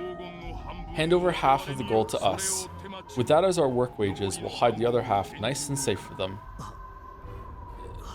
He's telling you to give us half of it. I wonder if they're going to kill each other in a battle instead of Kinzogo and Rambo. The instant Beatrice translated that sentence, Lieutenant Angelo slammed his hands on the desk and stood up. Instead of flinching, Lieutenant Yamamoto, true to his boasts of once being a thug who everyone feared, actually looked even more relaxed and confident than he had previously. After all, they really don't have the option of refusing. You could demand 80% if we wanted. I've lowered that to 50% as a sign of good faith. Of course, we aren't the only ones with leverage here. If the Italians decide to leak this to the outside, all of the gold will probably be taken by Japan or Italy. We won't get even a single yen out of it. This can only work if we're both partners in crime here. He's got a point. He's saying we should all be partners in the crime of embezzlement. Oh, like Kraus? By now, he's already moved on to speaking as an individual, not as a soldier. I don't believe it. So the gold has blinded him. Lieutenant Yamamoto was grinning. It really did look as though he had been blinded by greed, just as Beatrice said. If they leave it just piled up where it is, you can be sure that it'll be noticed when the boat comes for them from the mainland. If that happens, none of us will profit. They ought to accept a proposal and hide the gold as soon as possible. It sounds like Lieutenant Angelo is dead set on the Japanese and Italian governments not finding out about this. He wants to carry out his duty until the end. Did they check for Harrison Ford clinging to the outside of the submarine when they got here? So what exactly does that mean? He wants the gold buried deep within the island, even if he has to pay some percentage to buy your silence. Of course, some of his subordinates object strongly. They're saying that 50% is out of the question. Welcome to Rokenjima, Dr. Jones. I think you will find that the regional scandal here is more troublesome than you are used to.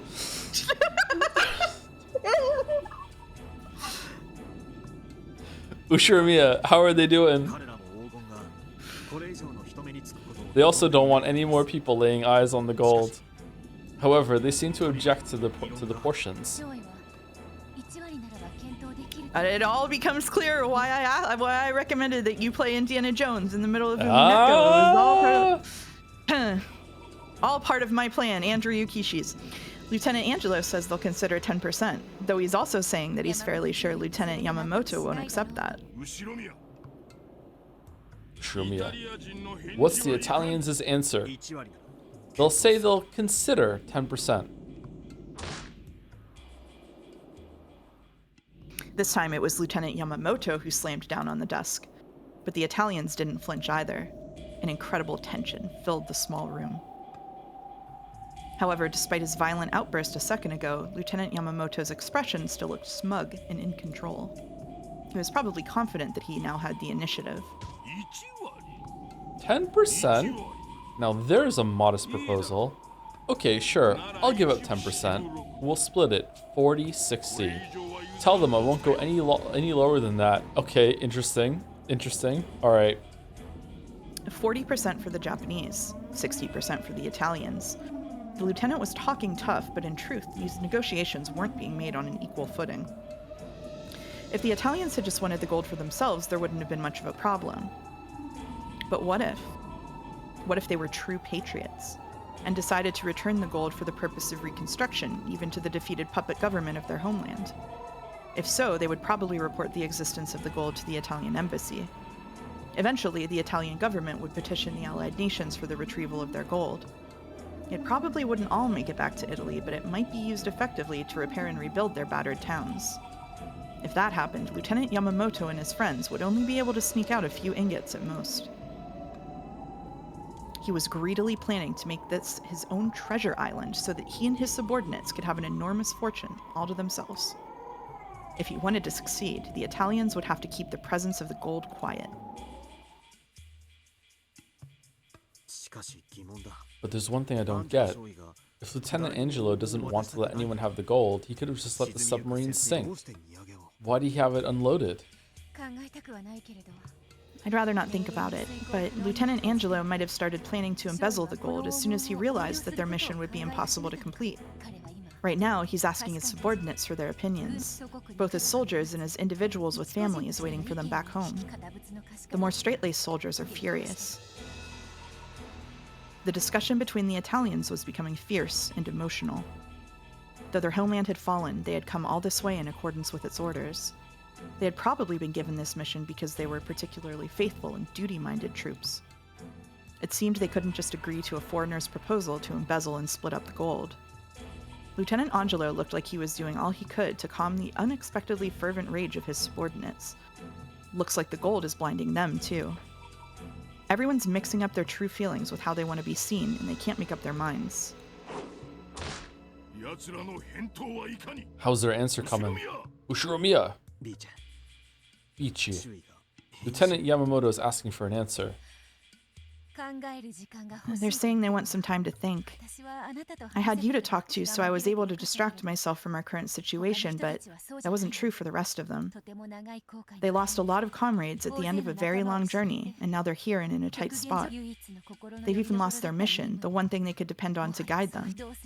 They don't know what to do. Sir, they say they'd like some time. Sure, let them talk it over all they want, but they better not take too long. If we're gonna hide the gold, that'll take time and effort. Make your decision before noon tomorrow. That's all, Italians. He's giving you until noon tomorrow. That bastard, he's practically threatening you. Lieutenant Angelo says he'll ask for everyone's thoughts on the matter. Which way do you think they'll go? It'll probably be tough going.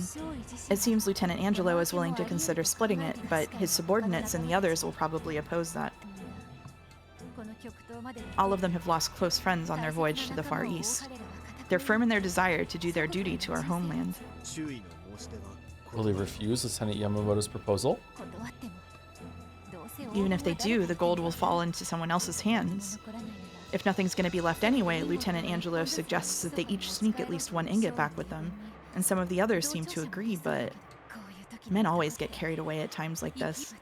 Even I can't guess what they'll do.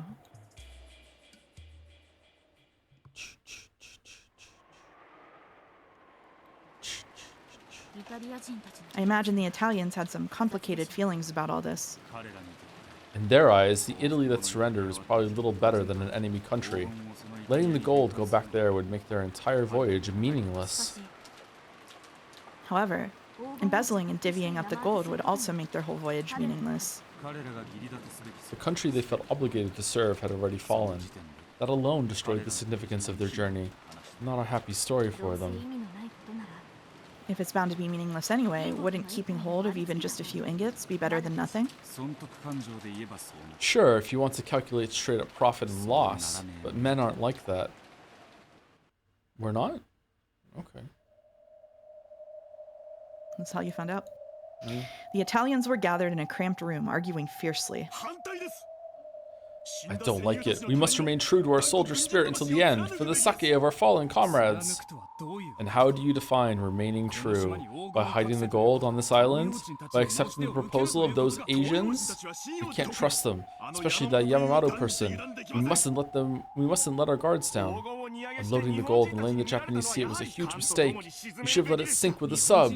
Oh, wonderful idea. Let's just sink it right inside a Japanese base. It would have been pulled up eventually. That wouldn't hide anything. Doesn't matter. There's no way to get the gold off this island without anyone knowing. If we had just taken the honorable path and scuttled the sub, none of this would have happened. If we had known that the sub would be broken beyond repair, why did the lieutenant commander contact the Japanese military and ask for help? How was he planning to carry out our mission if they found out about the gold? Our mission was a failure from the moment he asked them for help. All of us have families waiting for us back home, and we've more than done our part, I'd say, voyaging all the way to this island country in the Far East. You might call this fair and just payment for our services. Chatter, chatter.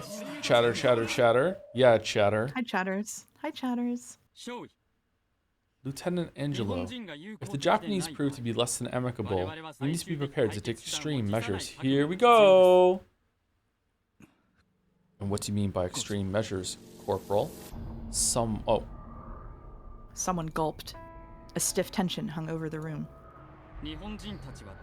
The Japanese here are pushovers. They're all cowards with no battle experience. And we're the elite. We know the layout of almost the entire base, along with the number of Japanese troops and how they're arranged. If Lieutenant Angelo gives the order, we should be able to subdue them quickly. Only a few of them, Yamato included, look like fighters.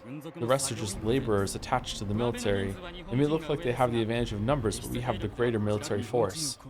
If we kill the Japanese, what exactly are we going to say when the boat comes to pick us up? You really think that'll work? There should be plenty of ways to work it, as long as the corpses aren't found. Lieutenant Angelo, it'll be easy to subdue this base. If we kill Yamamoto and a few strong fighters, laborers will probably just surrender easily. Let's have them carry the gold and bury it. Of course, we'll have to silence them afterwards. Are you suggesting we massacre all of them? Let's do it.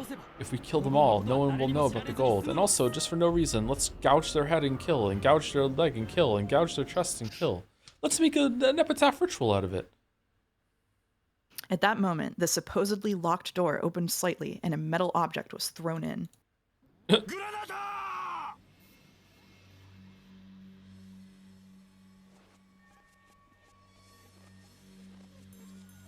As the yell rang out, the table was kicked over to be used as a shield, and they all dropped to the floor.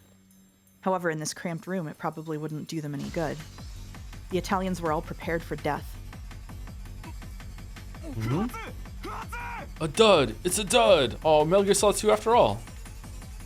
Fortunately, the shoddy grenade was a dud. The door was slammed open and 3 Japanese soldiers wielding pistols jumped in. Damn it, it's a dud. Kill the Italians, kill the Italians. Return fire, fire at will. No, Will's not in this story. In this small room, no matter who shot where, it was bound to hit someone. The exchange of bullets instantly caused a rain of blood, with casualties on both sides. The 3 who had jumped in were covered with bullet holes and fell over, moaning and thrashing.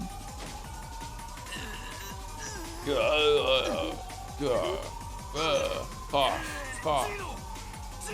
Gino! Damn, they got his lung. We can't save him. Fucking Gino. We should consider ourselves lucky. If that grenade had gone off, we'd all be dead. The grenade was still rolling about on the floor. It had been a surprise attack. Lieutenant Yamamoto had probably judged that the negotiations wouldn't go his way and had decided to make the first move. Or maybe he'd been planning from the beginning to put them in a position where they'd be gathered in one place to discuss his offer. Rikkenjima was their island. If they killed all the Italians, then not half, but all of the gold would go to the Japanese. There was a chance the grenade might go off late. The Italians rushed off into the corridor. They heard gunfire from down the hallway. It was coming from the direction of the submarine dock. Clearly, the troops guarding the pile of gold were being attacked. Lieutenant Angelo, what are your orders? We have no choice. Kill the Japanese. The Lieutenant, these guys are good. Those Italians aren't your ordinary sailors. I see. They needed men good enough to guard that gold after all. We have the numbers. Keep your cool, surround them, and kill them. Let's hunt some Italians. But he didn't say Italians. What do you say?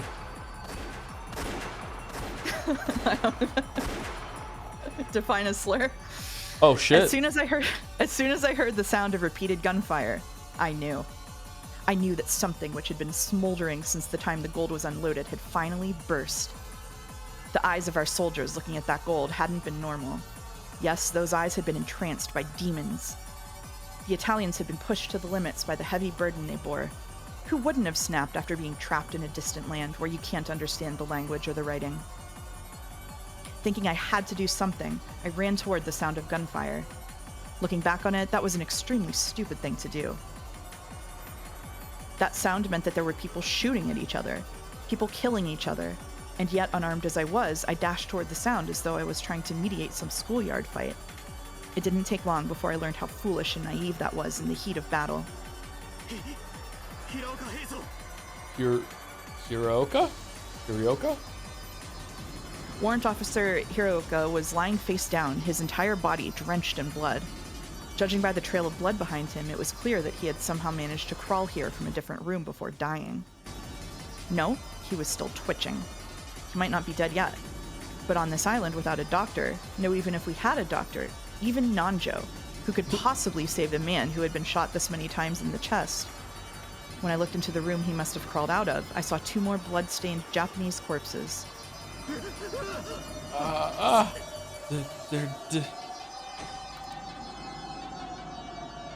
I fell backwards pathetically on my butt, my mouth hanging open in shock.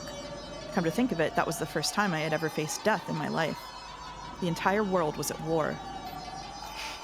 Even though millions were dying, both East and West, this was the first time I'd met with a person's death directly. I failed the D20 on that. Ridiculous. Didn't I join the army hoping to die? Didn't I whine about not being sent to the front lines? Yeah, so rejoice, Kinzo. Isn't this the death you were looking for? Why not spread your hands and yell out loud? Come for me, magnificent death. Someone came running toward me. It was a colleague of mine, a Japanese man, Tajima-kun.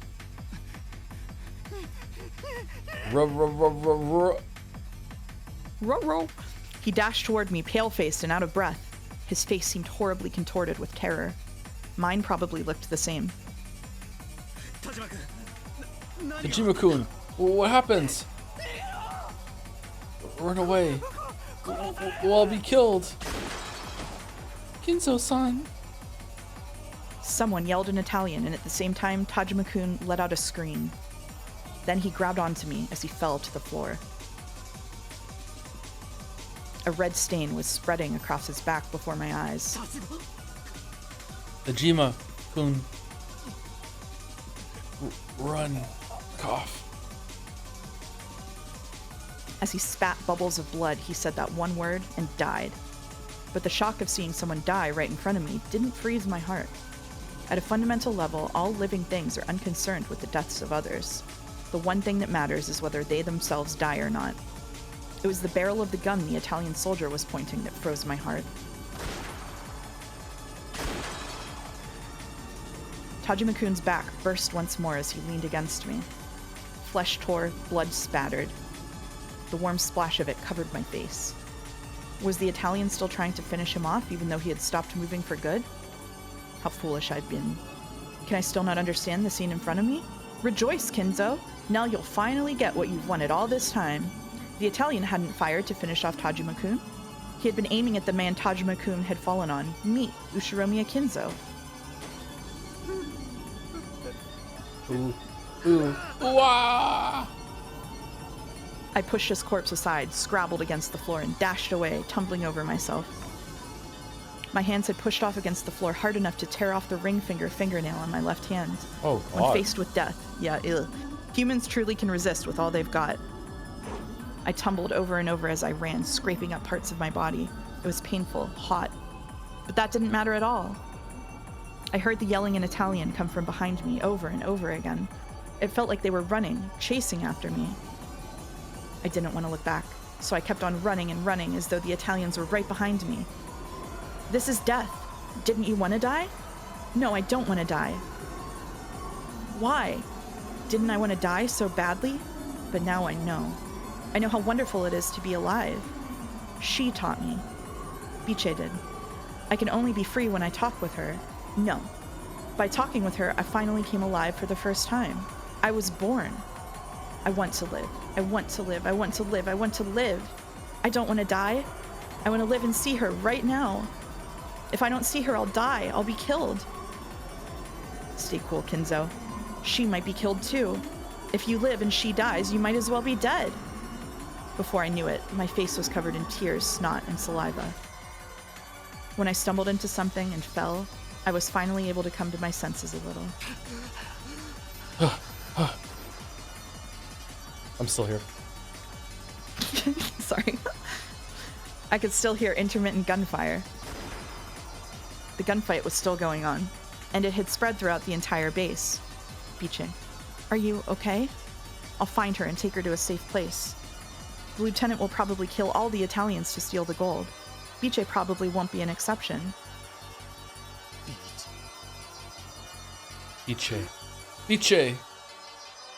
I had lived for the first time after meeting you. I was born. So if you die, I'll die again. I could feel every cell in my body being reborn, not as Ushiromiya Kinzo, but a completely different Kinzo. Of course, I was terrified that I might really be shot if I went back. But I didn't want to die anymore, to truly die. So I was able to overcome my fear. Biche!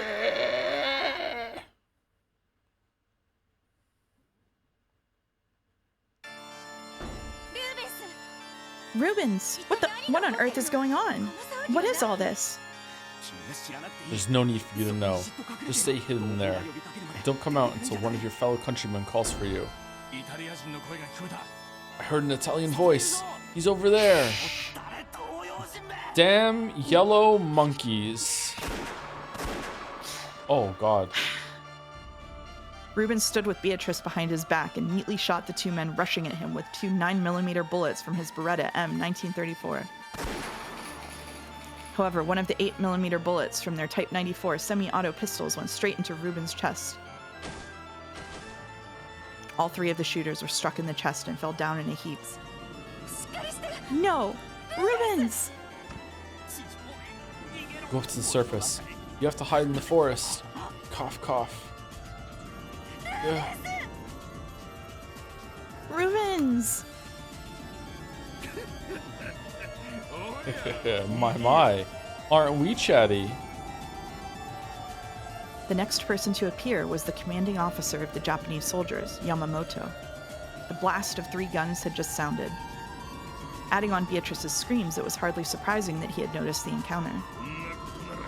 If it had to come to this anyway, we should have taken this woman as a hostage in the first place. Damn annoying, that's what they are. Yamamoto spat. Beatrice used that moment to snatch up Rubens' gun. Yeah! Well, look at you, reaching to pick up a gun without missing a beat. Italian women sure are scary. Damn it, both of you screwed up. He spat this last part at the 2 dying men who lay moaning at his feet. However, what had happened to them wasn't particularly surprising. It wasn't the first time it had happened either. In this tiny, cramped tunnel, nearly everyone had met head-on. When both sides shot recklessly in such a situation, the result was 2 corpses. So whoever sensed another person and pulled the trigger quickest won. That was the only way to survive this battle without a bullet in your chest. Because of this, both Japanese and Italians had killed each other without hesitation, and they sometimes even pulled the trigger on oncoming allies. In the midst of all this were several Japanese men who had stumbled into the fight, wondering what was going on. It didn't matter whether the other person was holding a gun or not. Everyone had reflexively pulled the trigger at the sight of anyone other than themselves trying to stay alive.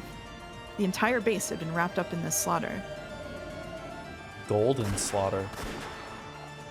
There was a fierce gun battle taking place on the submarine dock. And a massacre resembling a hunt was taking place inside the base.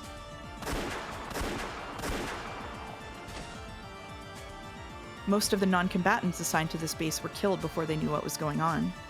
The Italians were indeed quite seasoned troops, but their numbers began to drop bit by bit. Blood-stained corpses were scattered everywhere. At first, it had probably been a proper gunfight. However, as their minds began to grow weary and numb, it devolved into that most basic cause of wars throughout humanity, the desire to kill all foreigners you don't understand. Whenever they heard words they didn't understand, they pulled the trigger. By that point, the screams of foreigners sounded no different from those of man-shaped beasts. After all, they couldn't understand pleading in another language. So it had long ago turned into a mere massacre. As the number of dead surpassed the number of living, silence began to return to the base. Just when it felt as though everyone had died and you could hear the desolate sound of the wind blowing through the caves, there would be a sudden scream, the crisp sound of a gun, and you'd remember that the massacre wasn't over yet.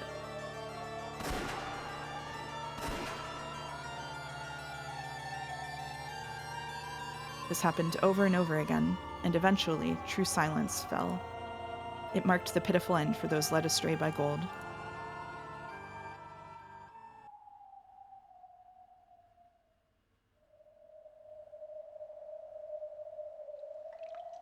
The leader of the Italian soldiers, Angelo, had managed to survive somehow. He encountered nothing but the corpses of friend and foe. All was quiet once more in the base. If he was careless enough to call out, he might be shot from the shadows somewhere. So he snuck about like a panther, breathing quietly and searching for remaining enemies. There was no sign or trace of any living person. Maybe all of the people in this base had died. Damn Japanese. The Japanese struck first, but at that time we were also talking about killing them. They simply made the first move as military men. So perhaps we should be grateful for this day. Even if the boat had come to pick us up, there would have been no honor left for us. We would have been mere failures in our mission, unfit to face our dead comrades. Perhaps dying here in the Far East alongside my gun is a more fitting end for a soldier. I noticed the sound of shuffling feet coming from around the corner and strained to hear. Is someone seriously wounded and dragging their feet? Noticing them before they notice me greatly helps my chances. At this stage, there's no point in taking prisoners. We must dispose of all the Japanese. I'll dash around the corner, quickly check to see who they are, and shoot if it's a Japanese person. Nothing more.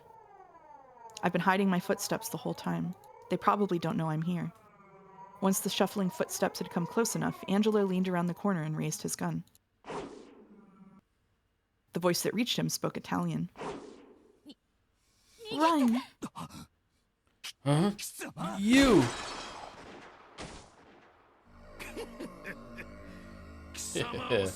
I've been looking for you, Lieutenant Angelo. That makes all of you. I've been counting Italian corpses, you see. Lieutenant Angelo! Are you okay? Blood poured from Angelo's chest. His gun fell to the floor, then his knees, and then the rest of his body crumpled and stopped moving. Yamamoto's accuracy with a gun wasn't particularly stellar. However, Angelo had waited until they were fairly close before jumping out, so Yamamoto had made the shot.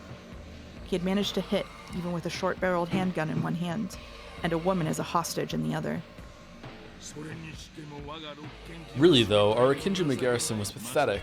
Am I the only one who's not dead? Trash, all of them. Can't you fight without using a woman as a shield, you brute? Let go! Quiet. Noisy, these Italian girls. If you'd just be cooperative, I'd at least spare your life. It was such an obvious lie that even he wore a bitter smile. The Italians were spies working for the enemy, and they all died along with the garrison in a gunfight. Since this was the story Yamamoto wanted to tell, he couldn't afford to have any Italian survivors. By this point, he wouldn't be able to keep the entire pile of gold, but he should be able to grab as many as he could carry. Even that would be worth a huge amount of money. Beatrice suddenly swung her head, smashing Yamamoto's nose hard. Someone help! Someone! Yeah! You bitch. Yeah. She almost managed to escape. However, Yamamoto quickly grabbed her leg and tripped her. She fell onto her back, and Yamamoto mercilessly stomped his foot down on her stomach and pointed his gun at her. I don't make a hobby of taming tomboys. Die. What? Lieutenant Yamamoto, she had nothing to do with this. Let go of her. Kinzo had jumped out from the shadows. He was holding a gun he had stolen from one of the corpses. Ushiromiya? Ah, so you're alive. Let go, you're hurting her. It was you, wasn't it? You tipped the Italians off. What are you talking about? Yamamoto didn't know that the grenade had been a dud. He had been sure that the surprise attack would work, but it hadn't, so he'd assumed that Kinzo must have tipped them off. Thanks, narration. It's your fault. Surprise attack failed, and we're stuck like this. You turncoat, you traitor to your country. I know you've been working with them through this woman. Can't you see that you caused all this because you were blinded by gold? Run, Kinzo! This man has shot people begging for their lives. He'll shoot you, too. Don't talk, Italian. If you open your mouth again, I won't hesitate to shoot. It hurts. Yamamoto ground his heel into Beatrice's gut. Stop it, stop it. She has nothing to do with this. Oh? Are you pointing a gun at a superior officer? Stop and think a bit, fool. If we agree to keep the same story, we can have that pile of gold all to ourselves, okay? I could only grab a few of my own, but if we work together, we'll be able to sneak off with even more. I don't mean this as your superior officer. Let's split it equally between us as men. The last time you offered to split gold 50-50, you tried to slit their throats. Ushiromiya, looks like you prefer lead to gold. Line goes hard. Without any hesitation, Yamamoto raised the barrel of his gun toward Kinzo and pulled the trigger. It grazed Kinzo's right ear. If Yamamoto's aim had been just a bit better, the bullet would have slammed into Kinzo's face. Kinzo! How could you? Yeah! Not letting Yamamoto's momentary distraction go to waste, Beatrice lashed out and planted her right foot in Yamamoto's crotch. After moaning in pain, a demonic expression flashed across Yamamoto's face and he stomped on her chest. Biche! You, Biche, die! Beatrice shut her eyes tightly, hoping that she could withstand the coming pain. No one wants to watch the moment they get shot.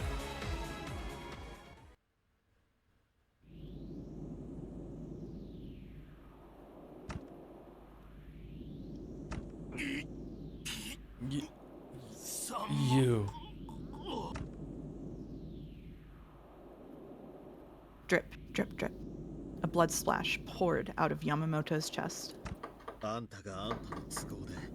Just as you took so many lives for your own personal reasons, I'll take your life for mine. Could Yamamoto hear Kinzo's words until the end? In his last moments, he seemed to grin. Then, slowly, he fell backwards with a spurt of blood.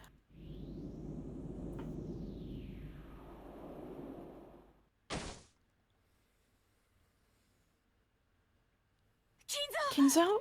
Are you okay? I was sure you'd been shot. Ugh. Beatrice tried to stand up, but then doubled over and started coughing. Biche, are you hurt? My ribs are hurting. That brute really was stomping them hard. Will you be okay? I hope they aren't broken. Italian women don't break so easily, but thanks. I owe you my life. If you hadn't come, it would have all ended there. Ugh. I mean, the cars do, so, you know. Whoa. Yamamoto had shown no mercy. Her ribs were probably cracked. We didn't have the option of waiting, possibly for several days, for the ship that was coming. I made the decision to carry her away from the island. The man who kept yelling about preserving the secrecy of the base is lying there dead. The next island over, Nijima, is close. A small boat should be more than enough to get us there. I need to take you to a hospital. The wound might be more serious than you realize. That's interesting. I never knew there was a hospital on this island. There isn't. A boat should get us to the next island over. We'll get you to a hospital. As for me, unless I cleverly cover up what happened here on this island, I might end up getting court-martialed just for being here. I have a request. Please don't take me to a hospital. Why? If we go to a hospital and the embassy is contacted, I'll eventually be sent back to Italy. If that happens, I'll be interrogated about all kinds of things. I won't acknowledge the bastards who let Mama die. There's no homeland for me to return to now. This is the end for me. So there's nowhere I want to go anymore. Lieutenant Angelo, Rubens, everyone who was so kind to me, they're all dead. And because of that, you want to die here too? I thought you said Italian women weren't weak. Live. Hey, Kinzo. What does it mean to live? You're the one who taught me, aren't you? Living is more than just breathing. I don't want to go back to Italy. Ichie. You said that you were dead until you met me, but it's the same for me. I died in that submarine. My homeland fell, Mama died, even Papa died. I prayed that our sub would just sink to the bottom of the ocean. So when we reached this place, I was actually disappointed that we'd survived. Then, right after that, Lieutenant Angelo started asking whether anyone could speak English. When Kinzo met Beatrice, he finally forgot about dying. And when Beatrice met Kinzo, she also forgot about dying. Now that I've lost my homeland, my family, and my friends, my only wish is for you to kidnap me and take me away with you. Kidnap. Ichie. But I know that's a wish that couldn't possibly come true. So at the very least, I want to be with you until the boat comes for us. I don't care about the pain in my chest. After all, when the boat comes and takes me away, I'll die. Beatrice spoke this, smiling softly. She did her best to hide the pain in her chest. Please, Kinzo, just for the next few days, until the boat comes. Kidnap me.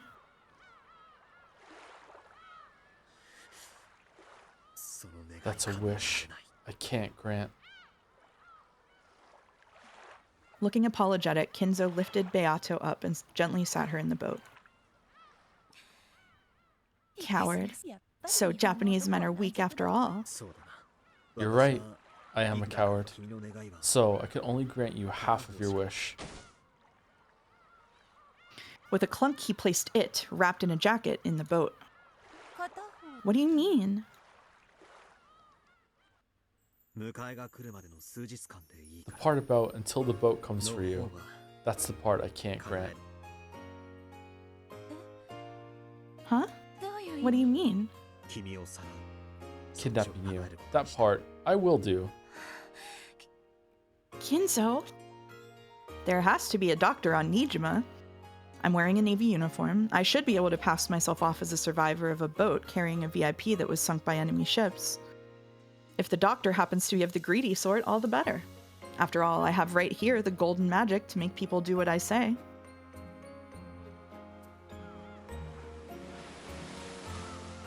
A witch from a distant country took my lifeless body and gave me a soul. A woman came to me with the gold and revived me with her magic. You are a witch. The Golden Witch. Yes, the Golden Witch. Even though I use the same recipe as everyone else, only my alchemy can turn pasta into a smoking black heap.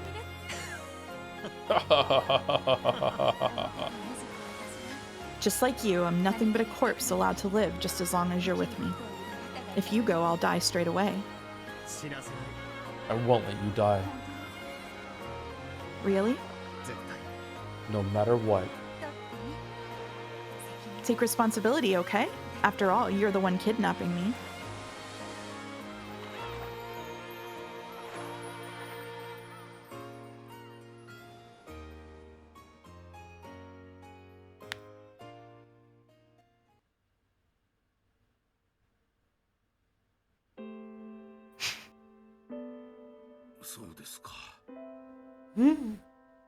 He's here.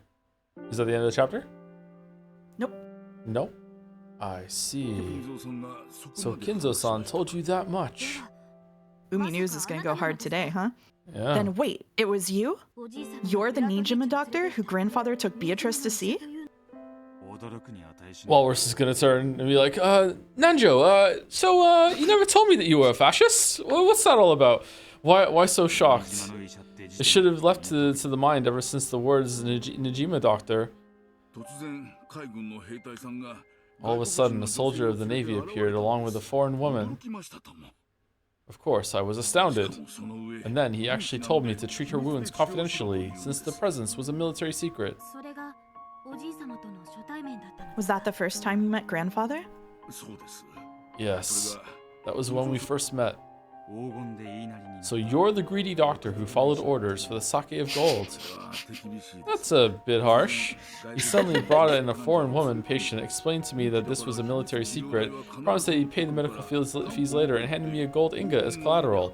And thus began my long storied history of doing shit for this family for gold. Oh, Nanjo, I didn't want to get involved with any funny business.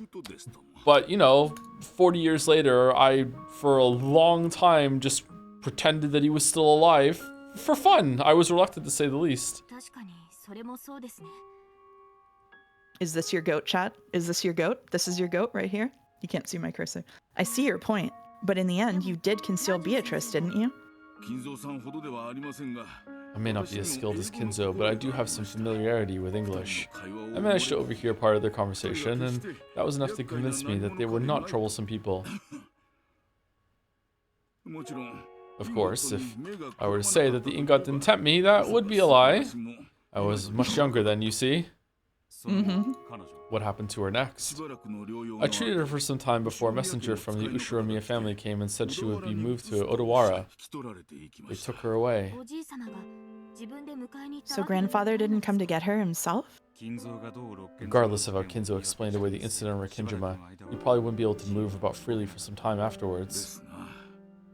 Precisely. Kinzo-san had said that deceiving the military was the greatest challenge of his life. So Beatrice went to Odawara, and then what? I've heard that she hid on one of their unused villas. After all, Kinzo already had a family at that time. It must have been tricky to manage.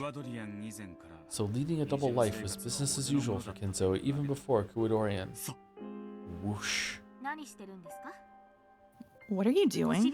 Is your butt itching? And later on, Beatrice and grandfather continued their happy relationship in the villa from then on? I have heard that there was a modest, peaceful life. Several years later, they had a child. So, Kuwadorian's Beatrice was born. That birth didn't go well. It was truly a sad tale. You don't mean she died? Don't be surprised. Kinzo believed his daughter was Beatrice reborn. You can't neglect the heart. It's possible to reason it out. You're right. My apologies. I don't know how many years Kinzo-san spent with her in Odawara. However, judging by the Kinzo-san we grew to know afterwards, one can tell how deeply he loved her, even if they only had a few years together. I see. And then he made Kuwadorian for his daughter.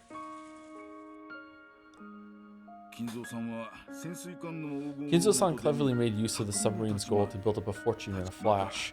Then he made use of his considerable skills in English to make connections with the GHQ, becoming immensely wealthy in a short span of time. There's no need to explain this part to you, Leon-san. Yeah. He used that vast wealth, bought Rikkinjima, and built the mansion. The remaining relatives in Odawara scoffed at grandfather, thinking he was crazy to buy an entire deserted island. If you could carry 10 tons of gold around in your pocket, Kinzo probably wouldn't have bought Rikkinjima. He hid the gold somewhere in Rikkinjima, built up a fortune with the ingots he'd taken out of it, and then bought up the whole treasure island. Exactly. And that started the legend of the Ushiromiya gold. What about the mark of the one-winged eagle that was supposedly pressed into the ingots? The one-winged eagle, or more precisely, an eagle of which only one wing is visible. What do you mean? You see it often in Europe, do you not? A crest or coat of arms with an eagle spreading its wings on it. The flag of the Salo Republic also had an eagle, or was it a hawk? At any rate, it had some bird of that type emblazoned on it. So the imprint was made too lightly, or else it was poorly done. Oh, Ava. Oh, Ava, correct. They used a rough wartime press. It was probably supposed to look like the crest of an eagle spreading its wings. It was pressed at a slight slant, so half of it was too light to see. Can I pause us to unbite my tongue on the thing I've been biting my tongue the most about. I know what you're gonna say. For months, Jelly has been like, oh, Oko's design of Mouse's character as Beatrice is so cute. It looks so good. You know what I like the most about it? The ear cuff. The one-winged eagle ear cuff is so cool. What a clever use of a design. For months, Jelly has been celebrating my character being drawn with a fascist fucking symbol on her. And I have had to sit there and be like, It's been so tough for me. Okay, all right. Sorry, I had to get through it. I had to get through it. So half of the eagle spreading its wings disappeared, making it look like a one-winged eagle. I thought you were gonna bring up the time that you said you wanted to get an Umineko tattoo, and I suggested the eagle. There was that too, but that was at least a one-off occurrence instead of constant, like once a week for months. Kinzo thought the seal on the gold of Beatrice, the woman who had changed his fate, looked like the one-winged eagle. That must be why he decided to make that his own crest. Sorry. If the imprint had been made correctly, it would have been the eagle of the Salo Republic's flag. Or could it have been the two-headed... No, of course not. Passing the night away with Kinzo-san in front of the massive pile of gold, drinking and wondering was truly an enjoyable experience. However, Kinzo-san didn't want people using that seal to figure out where the gold had come from. The gold he took outside was all repressed with the one-winged eagle design he had created. Oh, and all he did was show you the gold? What a cheapskate. Of course, after he became immensely rich, Kinzo-san came to me once more, saying he'd pay me in full for the overdue medical expenses. The amount he came with was a bit much for medical fees, though I did make sure to give him his change. And you've been friends ever since? Yes. Kinzo-san was extremely grateful to me for keeping his secret and concealing Beatrice. Grandfather always says that the old relatives in Odawada were a bunch of greedy liars. I'm sure he appreciated your strong sense of duty, Dr. Nanjo. I think I understand why a person like Grandfather came to trust you. I also had some interest in foreign countries, as well as a hobby of playing chess. Kinzo-san and I have gotten along well ever since. It was a friendship that built up gradually, but grew strong before we knew it. I also hated his wife. Yes, we have been friends for a very long time. People who deal with large amounts of money tend to be quite mindful of small amounts as well. When you refuse to accept anything more than the medical fees, that must have earned you his admiration. Ridiculous. I was just frightened by the large quantity of the money. I began to regret it later. Whoa! It seems I have never had real guts. No need to worry there. Guts are the one thing you've got no shortage of. You think so? Well, I appreciate the flattery. That wasn't flattery. Poor Nanjo. Fucking savage from Will there. For at least one whole year after Kinzo's death, Nanjo had taken part in hiding the secret of that death. Of course, Natsuhi must have given him some hush money. Still, there could be no doubt that he'd had enough guts to withstand pressure from Kinzo's children for a long time without slipping up once. Now that's something that take real guts. The sense of duty must be part of your personality. Perhaps that is my only redeeming quality. I think Grandfather was blessed with a good friend. And that is the end of the chapter.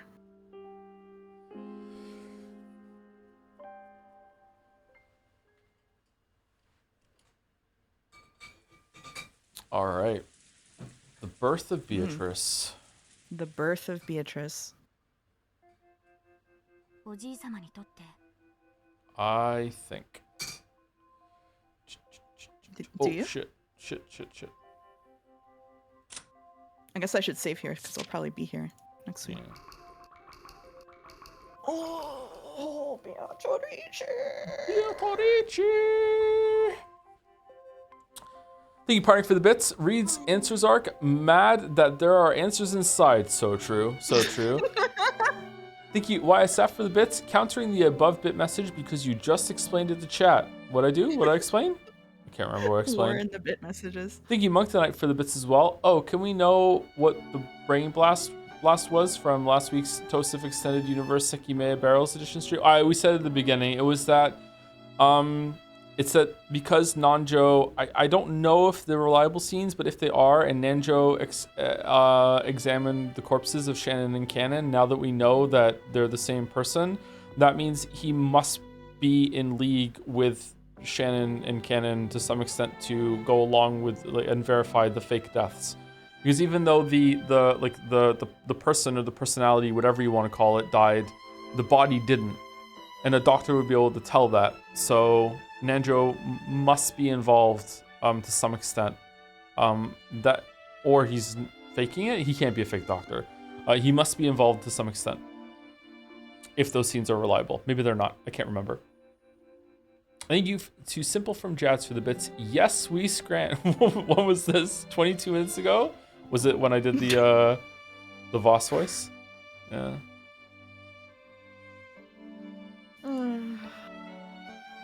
He's actually a witch, not a doctor. All right, we're all done. We're all done. Hope you enjoyed the chat. I am. I'm actually surprised tired. because you kept saying you were interested in what actually happened, and now you're getting what actually happened, and you're learning what happens when the cat box gets open, and you don't like it that much. I mean, I find it interesting. It's just a bit long-winded, and just like how those two met, I would like to know, but I don't think I would like to know in this amount of detail. You know what I mean? Like That makes sense. Yeah, I do think that this episode, even though it's short, has some pacing problems. Yeah. I agree. it is kind of interesting that it is like air quotes Nazi gold. My brain I don't know if I said it out loud, but my brain immediately went to Nazi gold way earlier in the story, and I was like, I don't want to say that. I don't want to go there and entertain it all that much. But I think in that area, you immediately like a lot of mysterious gold. Your brain immediately goes to that kind of area because of those movies. Yeah, that makes sense. I didn't actually know because I didn't like think about it again until today. So like no, it was just like a fleeting thought. I think you did say that something. Did I? I can't remember. It's been so long. I think you made a joke about it, but it was not taken as like a serious theory. You mean Asmongold? Oh my fucking god. No, that's +2, but it sucks. It's +2, but it sucks. Taking critical damage. Taking critical damage.